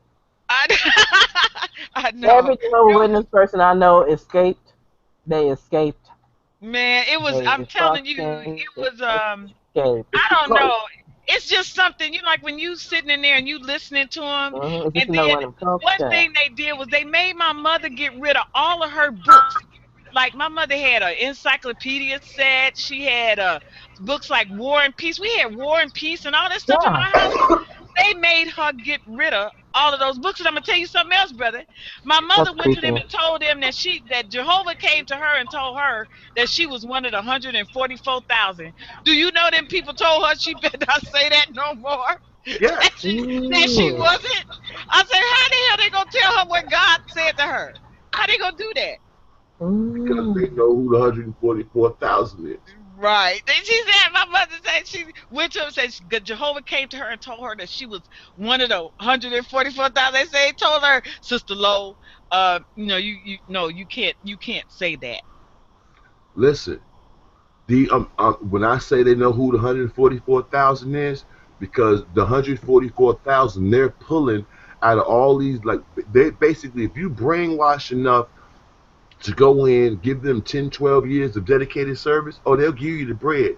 When they take you out there to Bethel and they do like the little higher up little initiation ceremony with you, Yeah. when they do that, they find out who you are spiritually. And when they find out who you are spiritually, when they find out you one of them, remember 144,000 is a big number, but among millions of people, it's a small number. But it's Right. going to take a while to pick them out. It ain't like every 2 years you're going to find one. It takes 5, 10 years they might find one. You feel me? And Yeah. when they get them, they put them off to the side. They know who they 144,000 is. They might be like, say they might done tapped 25, 26,000 of their 144,000, but they're trying to find them. You think they found him yet? They're finding them. So you mean after okay, I'm 62. So you mean they ain't found 144,000 motherfuckers yet? You gotta, no, hear what I'm saying to you. The 144,000 people that they're trying to find is reincarnations of particular spirits they're looking for. Serious? Get Yes. the hell out of here. This Yo, is some deep shit, man. It's a cult. It's when a you cult. get a minute, like I said, that name Yaldabaoth. When you get a Y'all minute, the boss. when you look up Yaldabaoth and find the true meaning and origin of Jehovah, you gonna trip the fuck out. Wait. Like, Spell it again for me, man, because I swear this is some interesting shit to me. I mean, I have been Y-A-L-D-A-B-A-O-T-H. okay. Yaldabaoth. Okay, check it out. I'm saying YAYABAOTH. name Got it. that you're familiar with. You know who Baal is, B-A-A-L, Yes. right? Yes. Yaldabaoth is Baal too. Get the fuck out of here. So when they were talking about, check it out. I'm gonna tell you something else. When they talk about in the Bible, in the Old Testament, when they was arguing over Baal worship and Jehovah worship, Exactly. Right. Jehovah was being worshipped as Baal. He didn't like the name no more. So stop referring to that. This is the new symbolism. You gonna trip. Check it out. Man. When you do research on the story, check it out. When you do research on like the whole story of Abraham, right? Remember Abraham had the slave woman Hagar. He fucked her. Right. She had Ishmael. He ran out into the wilderness or whatever. And the angel came to her, Sarah and couldn't spoke to stand her. her. Or whatever. Right. Remember the angel that came and spoke to her? Yeah. It wasn't no angel. It was Jehovah who basically changed his, appearance and came and fucked with her. Started another religion, and I want to be called Allah over here by these people. Yeah. Allah. So he got people warring with each other over him. That is so interesting. Look it up. I'm dead serious. It's like, what? Wait, That is. hold on. Jehovah is Allah too? Yeah. Yes. Yeah. With Jehovah is Yahweh too? Yeah. He set all these people against each other for what? Because he But ultimately remember- didn't want humans no more here no more. But remember, in Islam, God has like what 99 fucking names. Right. So in Islam, they're telling you the truth. In Hinduism, they tell you the same thing. God has 75 names that are known to common people. God's name is spiritual. We cannot pronounce the sounds. Exactly. Right. And remember when the Jehovah's Witnesses said it was YHWH? Yeah. and you couldn't pronounce those letters because it didn't Right. have any That's why I vowels in say it. Yahavah, because there wasn't no vowels in between. Or Yahweh. Or Right, it's Yahweh. called the Tetragrammaton. Yeah. Mhm. That's interesting. I'm gonna look this shit up, man, because that's really interesting me. But I ain't getting ready to confront no damn mama about it, Jehovah's Witness about it, because Lord knows I done had my head bit off about that shit enough. So I just say, look, this is for my own personal edification. Check it out. I went to my grandma. My grandmother's 94. I recently went at her with the proof and showed her, hey, why C.T. Russell and Rutherford buried up under pyramids? They not buried on the pyramids. Showed them their gravestones. Oh damn! What's all this symbolism on? Exactly. Why did this? Did you know the dude was the 32nd degree Mason or whatever in the Blue Lodge? He was. Did you know that so and so this, that, and the other? He was. Can you prove it? Yeah, check it out. Well, you know the computer thing could be wrong. Well, check it out. You can go here to these lodges and see their name in their registries. Mm-hmm. And then she's like, oh. I'm like, yeah, them people wasn't who they said they was. While they was running the International Bible Student and Tract Society, look, they was doing this. Well, they started at 1919. Well, why did 1927 he was doing this? Oh, damn. But did it swear at any point? She don't, like, put like this here. She don't denounce Jehovah, but she don't go to the hall as much.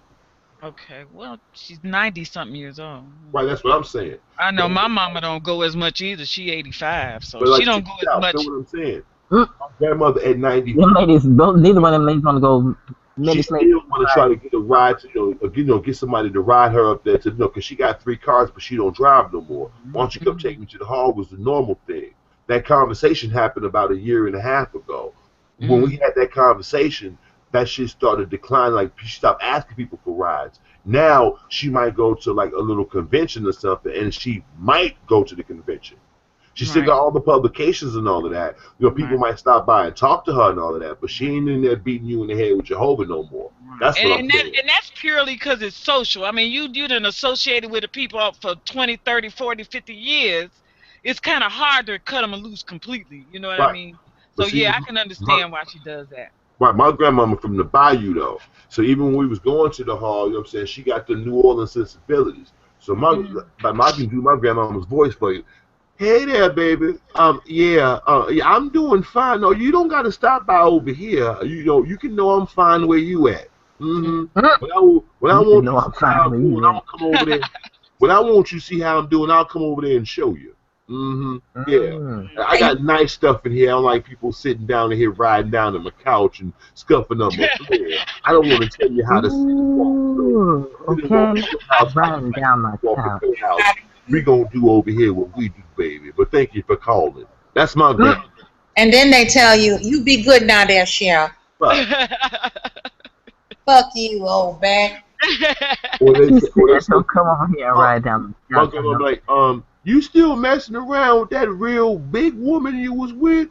And you be like, yeah. Oh, no, y'all can't be over here sitting on my shit. That's my grandma. I love honest people, man. I swear. I do. I like them to keep it real, But my mama is a Jehovah's Witness, true and true and true and true, and go be one till the day she die. And that's all to it. She didn't even made one of them other women her executor if she died, not one of us, because we ain't in it. My grandmother she was a diehard Jehovah's Witness, but then she started seeing shit, and she was like that. That was her, like, once you've been in that shit like 30, 40 years, it's hard to believe in something else or go to another religion. So she kind of withdrew. And then when I started hitting her with information, with this, like, my grandmother's computer savvy. When I started hitting her with shit with the New World Order and all of that, whatever, my mama was, man. She started like paying attention or whatever. So now she's like, I can't believe I gave them all them years. Yeah. One of those type of things. I ain't told her about, like, you know what I'm saying, you was really worshiping the devil. I can't bring myself to tell her that. But she knows that there's something wrong with it. You feel what I'm saying? Yeah. So like, I'm cool with, at least she's open enough to see, like, yeah, there's something wrong with this or whatever. Damn, but no, this is what I believe in. So she's on that acceptance thing. But again, she's 94, so she's coming to terms with her mortality. Period. Like, I might about to die. I might not be going to no heaven. It might not be no Jehovah. You know what I'm saying? Damn, that's what my grandma was at with it. You know what I'm saying? I always thought that. I said, well, if that's what satisfies her or whatever. But I'm gonna tell you something. Even when I was younger, it was always something about that shit I never could grasp. No. It just didn't feel right. And so after I ran away from home and got grown and all that shit, I tried to join the church, like a regular church. Right. Something about that, man. I couldn't swallow the doctrine. I tried to be a Muslim. I said, I can't swallow Right. the doctrine. Like I said, You I know what I'm dropped saying? religion. I dropped religion completely at 20. When I left Jehovah's Witness, I'm gonna tell you how I left the Jehovah's Witnesses. I was about to get baptized, so they, Oh no, go you through. didn't. Listen, I was going through the theocratic ministry school and all that. When you got to go through the little questions with the elders or whatever to see if you know your scriptural knowledge and all of that. I'm about to get baptized or whatever. So I done passed everything. So we come up out of the thing with the elders. I'm like, yeah, I done got the thumbs up. One of the elders say, hold on, I want to talk to your grandmama. So he goes and talks to my grandmother, and he asks my grandmother, well, do you think he's ready? This is before I knew what was going on. And she's like, you know what I'm saying? No, because a lot of these girls flirt with him, and he has, those little battles. I'm a 17-year-old boy. Every 17-year-old boy gonna have battles with sexuality, like, the temptation of masturbating and all that other bullshit or whatever. And I used to be honest and tell my grandmother, like, yeah, I be wanting to tear these girls up or whatever. Really? So Oh my God.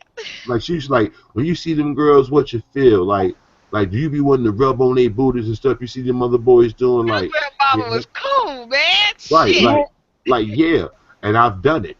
You know what I'm saying? Like, yeah. So when you rubbing on them girls' booties, what you feel like? I want her to take her clothes off and see how her booty feel out these jeans. Yeah, you ain't ready to be no Jehovah Witness. Hold on. If I say I'm ready to be one, I'm gonna commit to it, and I'm gonna commit to it. And if it's ultimately, if I'm choosing my own salvation, who are you to say I'm not ready? If it's like that, I don't want to be a part of this no more. Plus, and then I already know what's going on with the pioneers. I think it's shady. Guess what? Fuck all y'all. So that's how you did it, huh? Right, and I tried to do the Rastafarian thing, the Muslim thing, the whole thing. Yeah. It was like, you know what? All you motherfuckers crazy. All you motherfuckers is crazy. Right.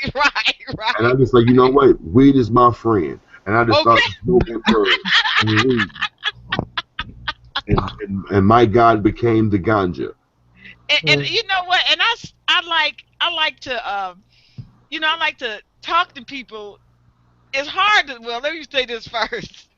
It's hard to talk to people that's in religion because they're so mesmerized. You know what I'm saying? I mean, it's like they be under a spell or something. And they just be regurgitating this shit. They just be like, it just be rote. You know what I mean? Like, did you just hear what you said? No, it you gotta make understand. sense. You gotta understand. You gotta understand, especially coming from J-Dub. You gotta understand.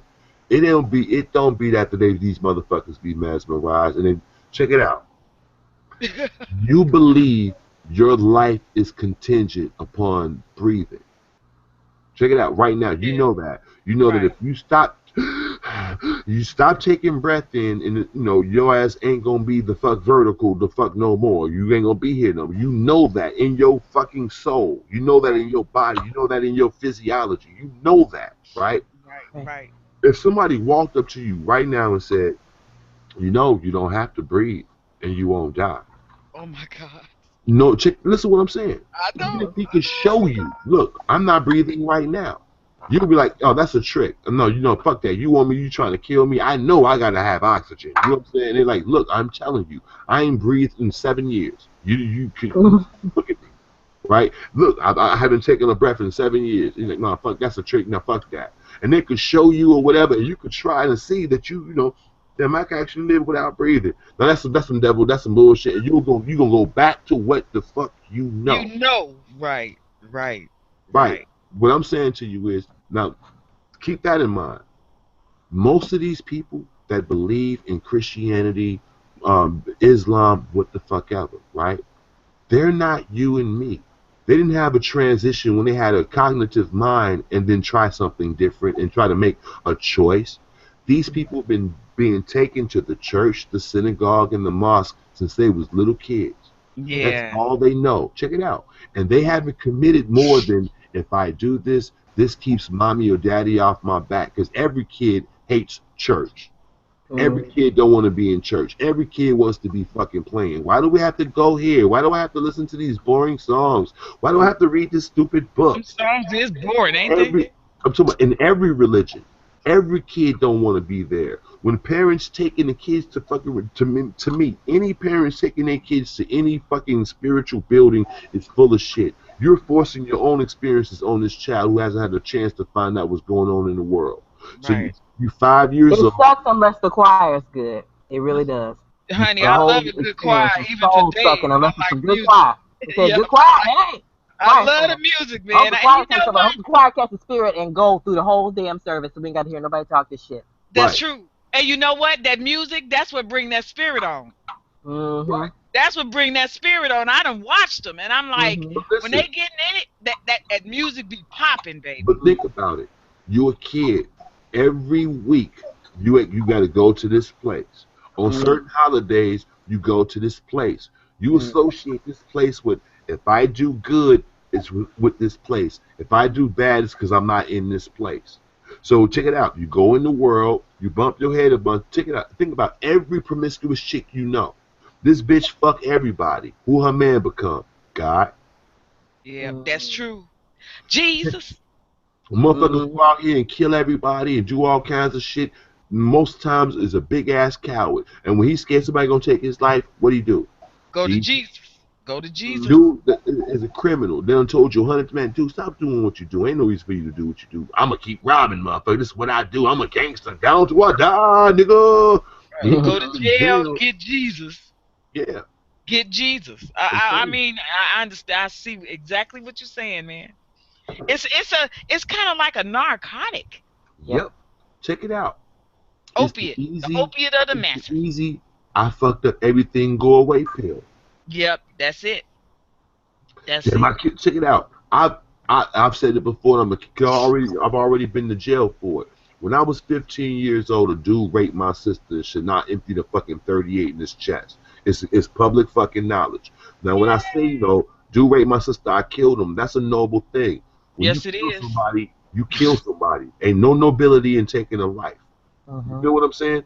Right. I'm 44. I still have nightmares. I'm gonna turn the camera on right quick. I want to show you something. I don't have any molars on that side of my mouth in the back because I grind my teeth in my sleep because I still have nightmares about that day. About that day. Wow. That's You deep. feel what I'm saying? Yeah. My high blood pressure and all that comes from my stress about having nightmares about the demons from that fucking day. You know what? And I can really believe what you're saying, because even when I think about killing somebody, you know what I'm saying? I mean, I think like, you feel the difference in your body. exactly. I'll be like, could I mean, if I'm mad or angry, yeah, but just a bloodedly kill somebody, I just be like, I don't know if I could just, if somebody said we'll give you $1 million to go, and if I was money hungry, they'll say, I give you $1 million if you go shoot that person over there in the head. I don't know if I could do that. Imagine For that amount of money. if you had to save the life of a rapist. Check this. Imagine if they were on a journey after the police had filled his ass with bullets and they bring him in for you to resuscitate him. Hey, I got one for you.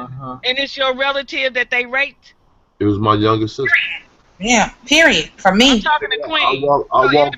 I walked in to my grandmother and mother talking to my sister who's ripped the fuck up, bloody, crying. I walked in as they said the name, and I walked right back out the door. It was like that. I was 15 years old, right? Check it out. I want to say something. I'm not going to go all into that because it'll get me crying and all that, right? But I'm going to say something to you. Y'all been to concerts and shows and traveled and all of that and been on highways, road trips and all of that. Just think about your life. You said you're 62. I'm 44. I don't know how Jeannie is. I know Angie's close to my age. But check it out, though. You in the world.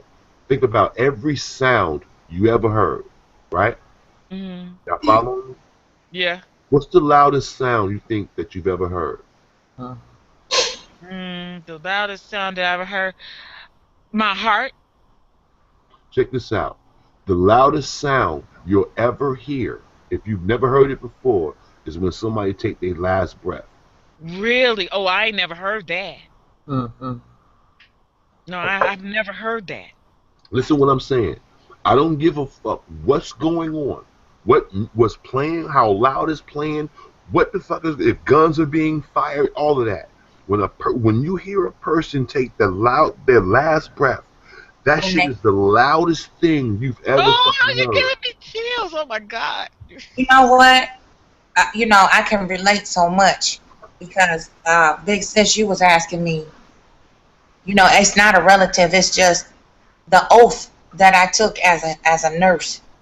Okay. You preserve life, and I have had to stitch up motherfuckers like that. I've had to resuscitate, revive, and intubate these bastards that have raped children, elders who have, just pillaged people and bullied and stalked people, and they bring them to us because I'm a first responder. So I'm the first one to meet the bus when it comes up to the ER. Okay.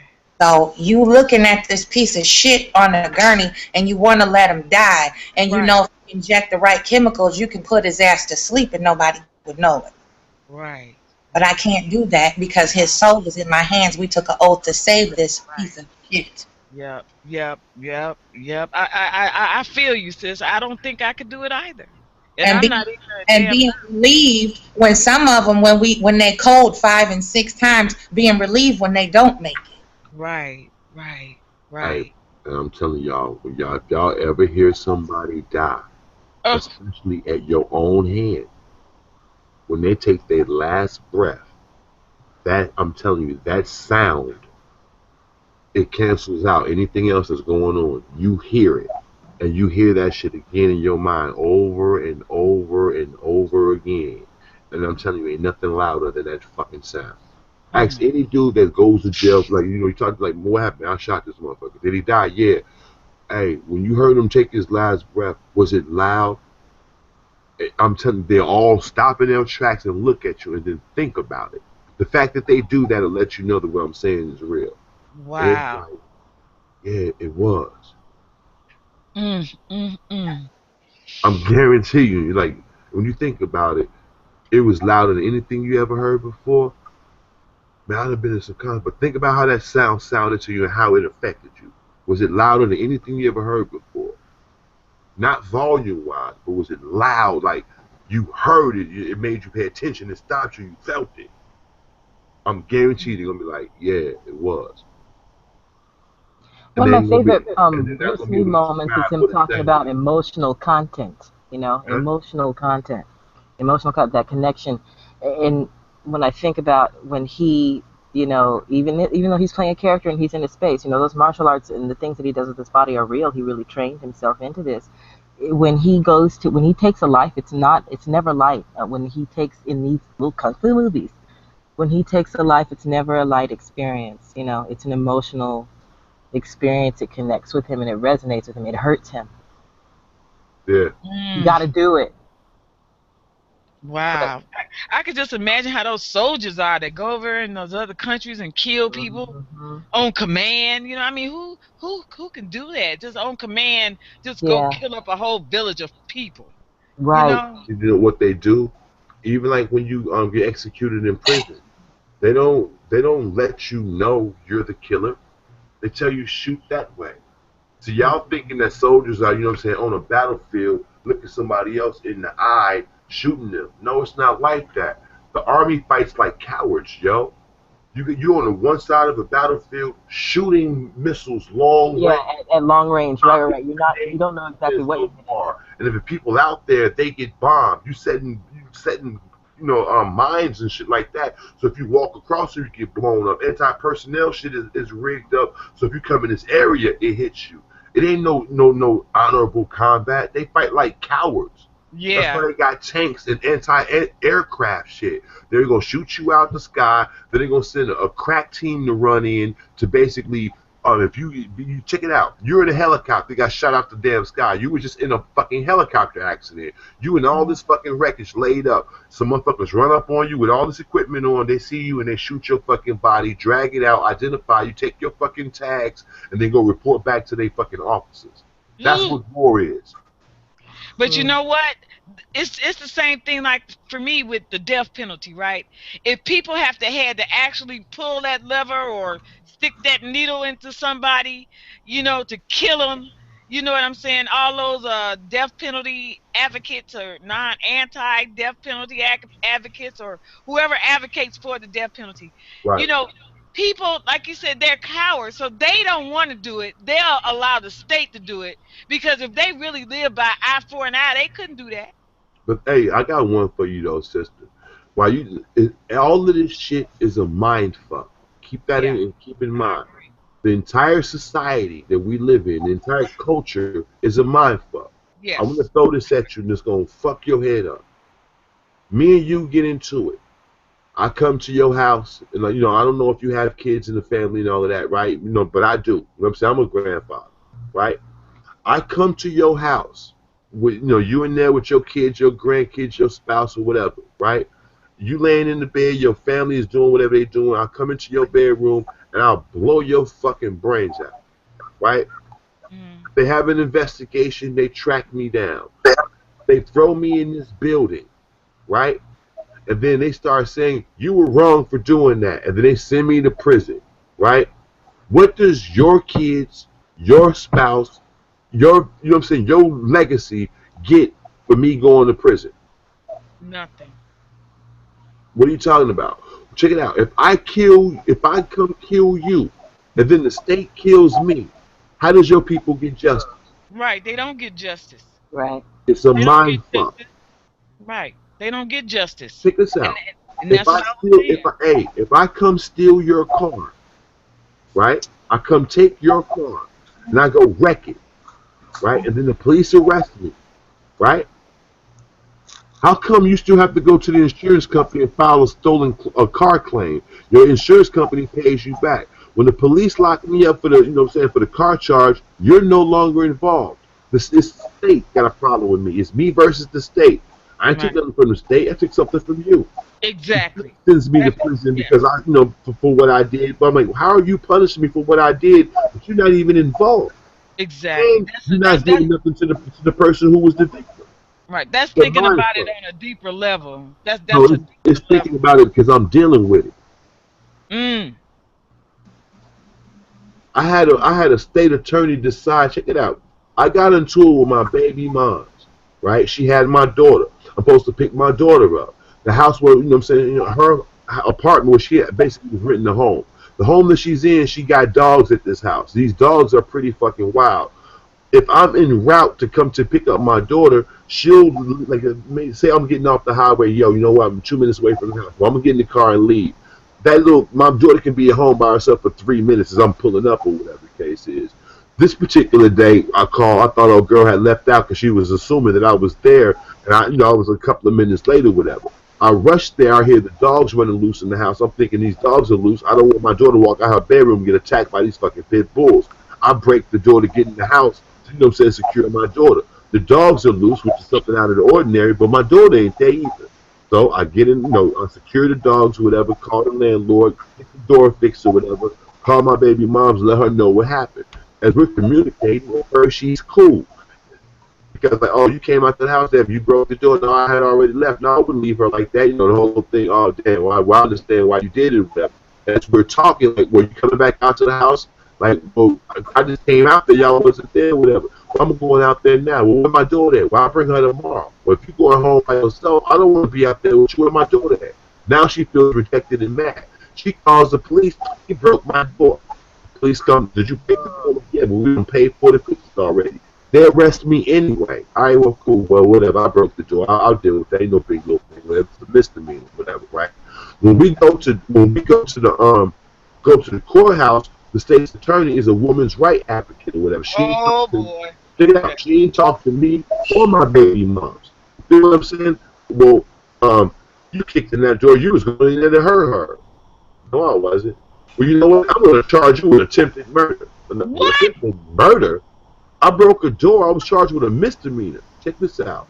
The bitch dropped my misdemeanor, went to the grand jury, and got, you know what I'm saying, them to say, you know what? Yeah, he probably was going to kill her. Listen, my baby moms wrote 3 affidavits. No, it was an argument, a misunderstanding. I didn't answer the phone. He thought, I left my daughter in the house. He broke the door trying to rescue my daughter. It's not like that. You know what I'm saying? He has keys to the house. He just forgot his key or whatever. You know what I'm saying? Wrote 3 affidavits, gave to my lawyer, and they submitted them in court. Oh, girl, like, just because she don't like that a guy felt aggressively or did something impulsively towards a woman, that I need to be disciplined. I need to get at least 2 years. She's going to get a conviction on. Listen to me. She's been pushing the case now for 2 years. I walked out of the courtroom like, you know what, I'm sick of dealing with it. This don't make no sense. And like, my lawyer not working with me, the judge not understanding, because like the state's attorney is, this is women's rights thing. You feel what I'm saying? And they don't want to say nothing to offend a woman. I just walked out the courtroom. They put a warrant on me. That was a year and a half ago. Oh boy, men got to go through so much shit. It's unbelievable. Listen, a misunderstanding. Both people involved. My daughter's mom then came to the court, talked to my lawyer, talked to the judge, then submitted affidavits because this woman is some champion for some bullshit campaign. She's going to make an example out of me. I'm dead serious. The case is still standing right now because of this broad. And listen, check this out. The broad was so fucked up. She called every female in my background to like, listen, to ask trying to find something to stick harder than what and told them I'm going to get something on him. Like, well, no, the Brandon, no, Styles ain't like that. No, you know what I'm saying? Like, no, that's not what he's about or whatever. Well, I'm going to get something on him, so you might as well tell him that, I'm not going to give up till he's going to have to, if he go ahead and plead to this, he'll get a year. You just have to do probation. Like, why? Because I can't let him get away with it. Like, he didn't do anything. Well, I can't let he shouldn't even got into it with her. Women have it too hard. Like, wait, you had your own personal agenda. Yes, it's personal, right? He said when we were in court, he tried to stare me down, and I'm like, when we were in court, it was her and a male state's attorney. The male state's attorney was on some dumb shit, and I was staring at him. She was standing next to him, and I didn't pay no attention to him. When he said, "Well, I'm gonna drop the case," and then she said, "Well, I'm gonna pick it up," I'm like, "Who are you?" I was completely oblivious to her. So she wanted to intimidate me. Intimidate you? And I'm like, I don't know what you're talking about. And then she told them he tried to stare me down. So what if you did? You could stare people down if you want to. But she's doing this to me because some dude done beat her up before. You feel me? Or did some intimidating behavior towards her before. She misinterpreted me staring down this dude as what dude did to her, and now she's on my fucking back and ain't stopped. It's Will County, Illinois, Joliet, the motherfucking bitch, state's attorney. Real talk. Her last name is Cologne Sayer. I'm not bullshitting. COLON-Sayer. I'm SAYRE. I'm not joking. I done filed motions and all kinds of shit against this bitch. Like, what? She's a part of the Women's Bar Association, Women's Feminist Movement, and some other shit. I have on the record from 3 different people just like, yeah, she told me personally she has a problem with him and she's going to try to get him locked up just for her own personal shit. Wow, this is her own personal crusade. Yep. And this is why I'm doing this. Right. Our men need us just like we need them. Yes, they do. And it don't make no sense for one person to have to go through all of that shit just to be a father. Right. And listen, I'm like, you gonna do what? Listen, I had already been going to court for a year. So every month I gotta be in court again, going back to court. I live in DeKalb, which Northern Illinois University. Right. I gotta drive from DeKalb to fucking Joliet for court every month. So on the tollway alone and shit, that's like basically like $20 in tolls, right? And I drive a truck, so it's $40 in gas. every fucking time I gotta go out here. Every time I go out this motherfucker, y'all trying to pull something for some extra fucking money. Y'all want a couple of $100, y'all want some bullshit or whatever. Instead of just dropping the case, you want to extend a misdemeanor case for a year. Got me just coming back. I come back. Well, we're gonna continue it tonight. But what? Let's get it over with now. Well, we're gonna continue.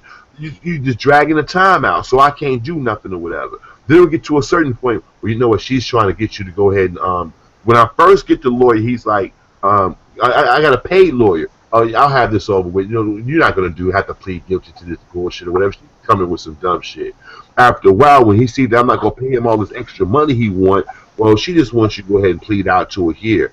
Like, plead out to a year to what? Because she's angry? I didn't do shit. Fuck that. No. Right? Well, if you're not going to pay me the extra money to represent you in this extra indictment, then I don't know what to tell you. I know what to tell you, and I walked out the courtroom. Fuck y'all. Let me ask you this, because this is irritating to me. Why don't they have groups to help men in situations like this? Because where are the men advocate groups for men? Yeah, that's what I was touching on earlier. You know, it's a little bit easier for a woman to find an advocacy group. But women are more apt to take care of each other that way, and men are not. In my situation, they are going to fucking dog me because of my background. Even though I'm innocent, I have committed crimes. You feel what I'm saying? So because you committed crimes before, you commit crimes all the time. They're not going to believe I'm innocent this time. Check this out. I got a better one. But you paid for your crimes. You paid for your crimes. That shit, hold on. Listen to me. That shit that's a lie. I'm gonna tell you how it's a lie. I'm gonna tell you how. Check it out. Check it out. If going to prison truly was equivalent to paying your debt to society, right? If that was really the truth, then why do you call people ex-convicts? Yeah. Why is there a distinction? Why when you put somebody down, you're talking about your ex-felon ass? He was an ex-felon. But if you paid your debt to society, what difference do it make? Right. You ain't an ex nothing. You done it and it's over. Listen. I do that with Turtleface because the motherfucker still act like that. Okay, he ain't done acting like that, and that's why I bring up his. I don't care about that. What I'm saying. I don't do that with you know what I mean. Like, yeah, it is not particularly fair, you know, that you want to brand somebody for, you know, doing something that they did 10 years ago. If it's done, it's. Hey, here's something for you. You go to the hospital. And you've been going to the hospital over and over, say, for like 3 months. You go once a week for 3 months. So in that, you don't always see the same doctor in the emergency room, and you don't have insurance. You don't always see the same doctor in the emergency room, but you see, like, basically you see the same rotation of doctors all the time. So the same doctor don't see you all the time, but you end up seeing this one particular doctor 2 or 3 times, right? When you see this doctor a couple of times, y'all have like bad blood because you don't like his energy, you don't like the way he's talking to you, and y'all basically have an exchange. It never gets really heated, but y'all have an exchange, and you end up telling him to leave the room, let another person come in the room. Well, one particular day, he's the only person on staff, and you go and you're in particularly bad shape. Your blood pressure is really high. You're like at the point where you're blacking out, passing out the whole nine. You know, when you go into a hospital, they screen you first before they even put you in the emergency room to see if you need treatment. So they put you in the emergency room, so you definitely need treatment. You're admitted. They put the band on your arm and the whole nine. The doctor walks in and sees you, but still has a problem with you because of your last exchange.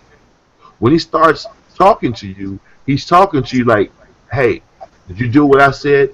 Did you go to the clinic? He didn't ask you, how are you doing? What are you there for? His first words were, did you ever go to the clinic? Did you go to the other place? Did you go to so-and-so, so-and-so? You're sick right now. He's not asking you anything about your condition right now. He's talking to you like you're a child. Then he says, what do you want me to do for you? You're sitting there with a fever. You've been throwing up for an hour and a half. You can't even stand up straight. You say, I don't know.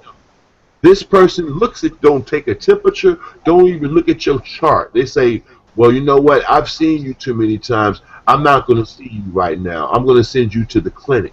And you say, you're not even going to, like, check me out? They say, you're refusing me treatment? And this person says, yeah, because you've come here too many times. They turn to walk. Listen, the doctor turns. Check it out. Turns to walk out of the room, and you like, dude, why are you being antagonistic to me? The doctor turns back around and says, "You don't call me dude. You call me doctor. I call you dude." Right? Walks out of the room. When he walks out of the room, you stand up. You almost fall. You put your hand down on the metal table. You knock the table over. The table falls down and kind of slides a little bit. The doctor turns around and says, "Now you're going to jail." Say, jail for what? You threw that table at me. Listen. Man. Listen. Leave the hospital. You go to another hospital. You don't fuck around. You leave directly from there and go to another hospital, and they admit you directly and put you in ICU. You're in the hospital for a week. The whole time you're in the hospital, you were pissed at how you was treated by this doctor, right? When you finally get out and you feel able up to it, it's maybe 10 days later. You call the hospital and you call the nursing people to file this complaint and for medical maltreatment and all of those bullshit with the staff. When you're talking to this person, like, well, I heard about that incident, and they said that you did this and you did that. There was 3 people in the room, me, the doctor, and the nurse. Well, who told you that? The people in the emergency room. No, I want the 3 people that was in that room to come into a meeting with you, and we can all tell you what happened or whatever, right? This person, like, well, my staff said, hold on, I'm the patient. I'm telling you what happened. Dude didn't even, whatever, you know what I'm saying? Well, you know what? I'm going to file a claim. Check it out. It's 2 weeks after. It's 10 days after the event, right? This person calls the police and files a complaint first for destruction of property and attack on the doctor. You never said nothing verbally threatening. You never did nothing to the doctor, right? And the police filed the charge.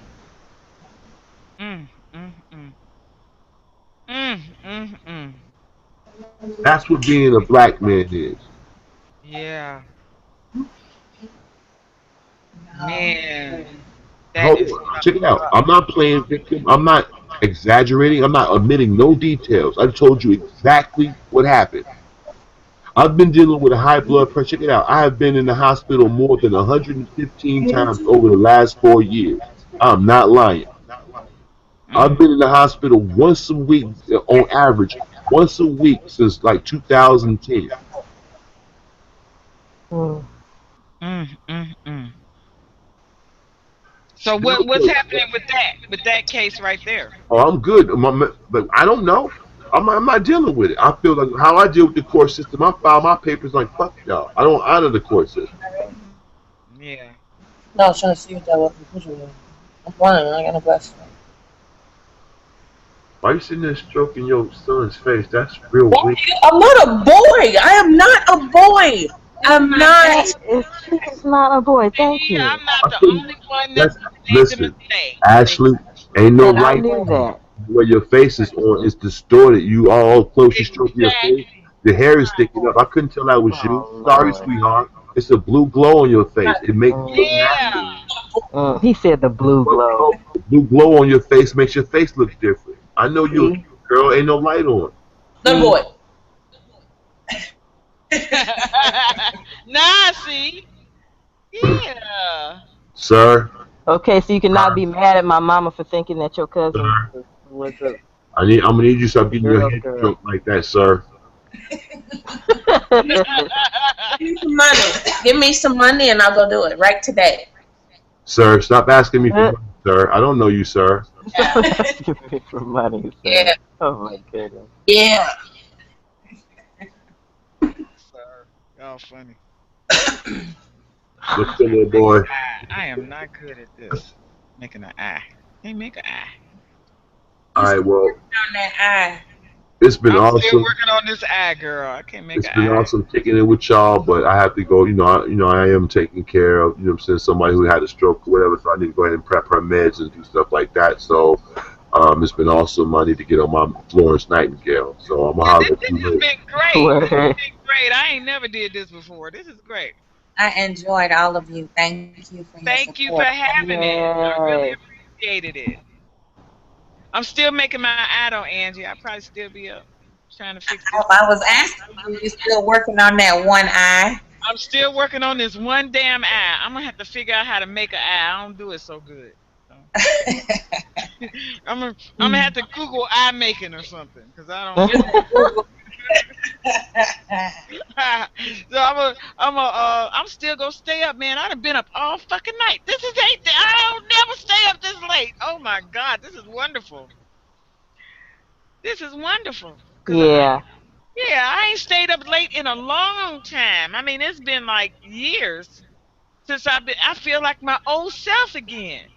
Ooh. Welcome back. Welcome back to the empathic world of the night. Yeah. Witching out. Mm-hmm. Yeah, witching out, man. I haven't done this in so long. You know what? I am so glad. Hurry up and do it again. Oh, every So Wednesday. I can have a reason to stay up. Every Wednesday and Friday, I'm gonna do it. I'm working on some things, so it'll be earlier. You know, kind of more. You know, human, because I'm not human. I don't consider myself one of those either, sis. Yeah. But this was great, and it was nice meeting.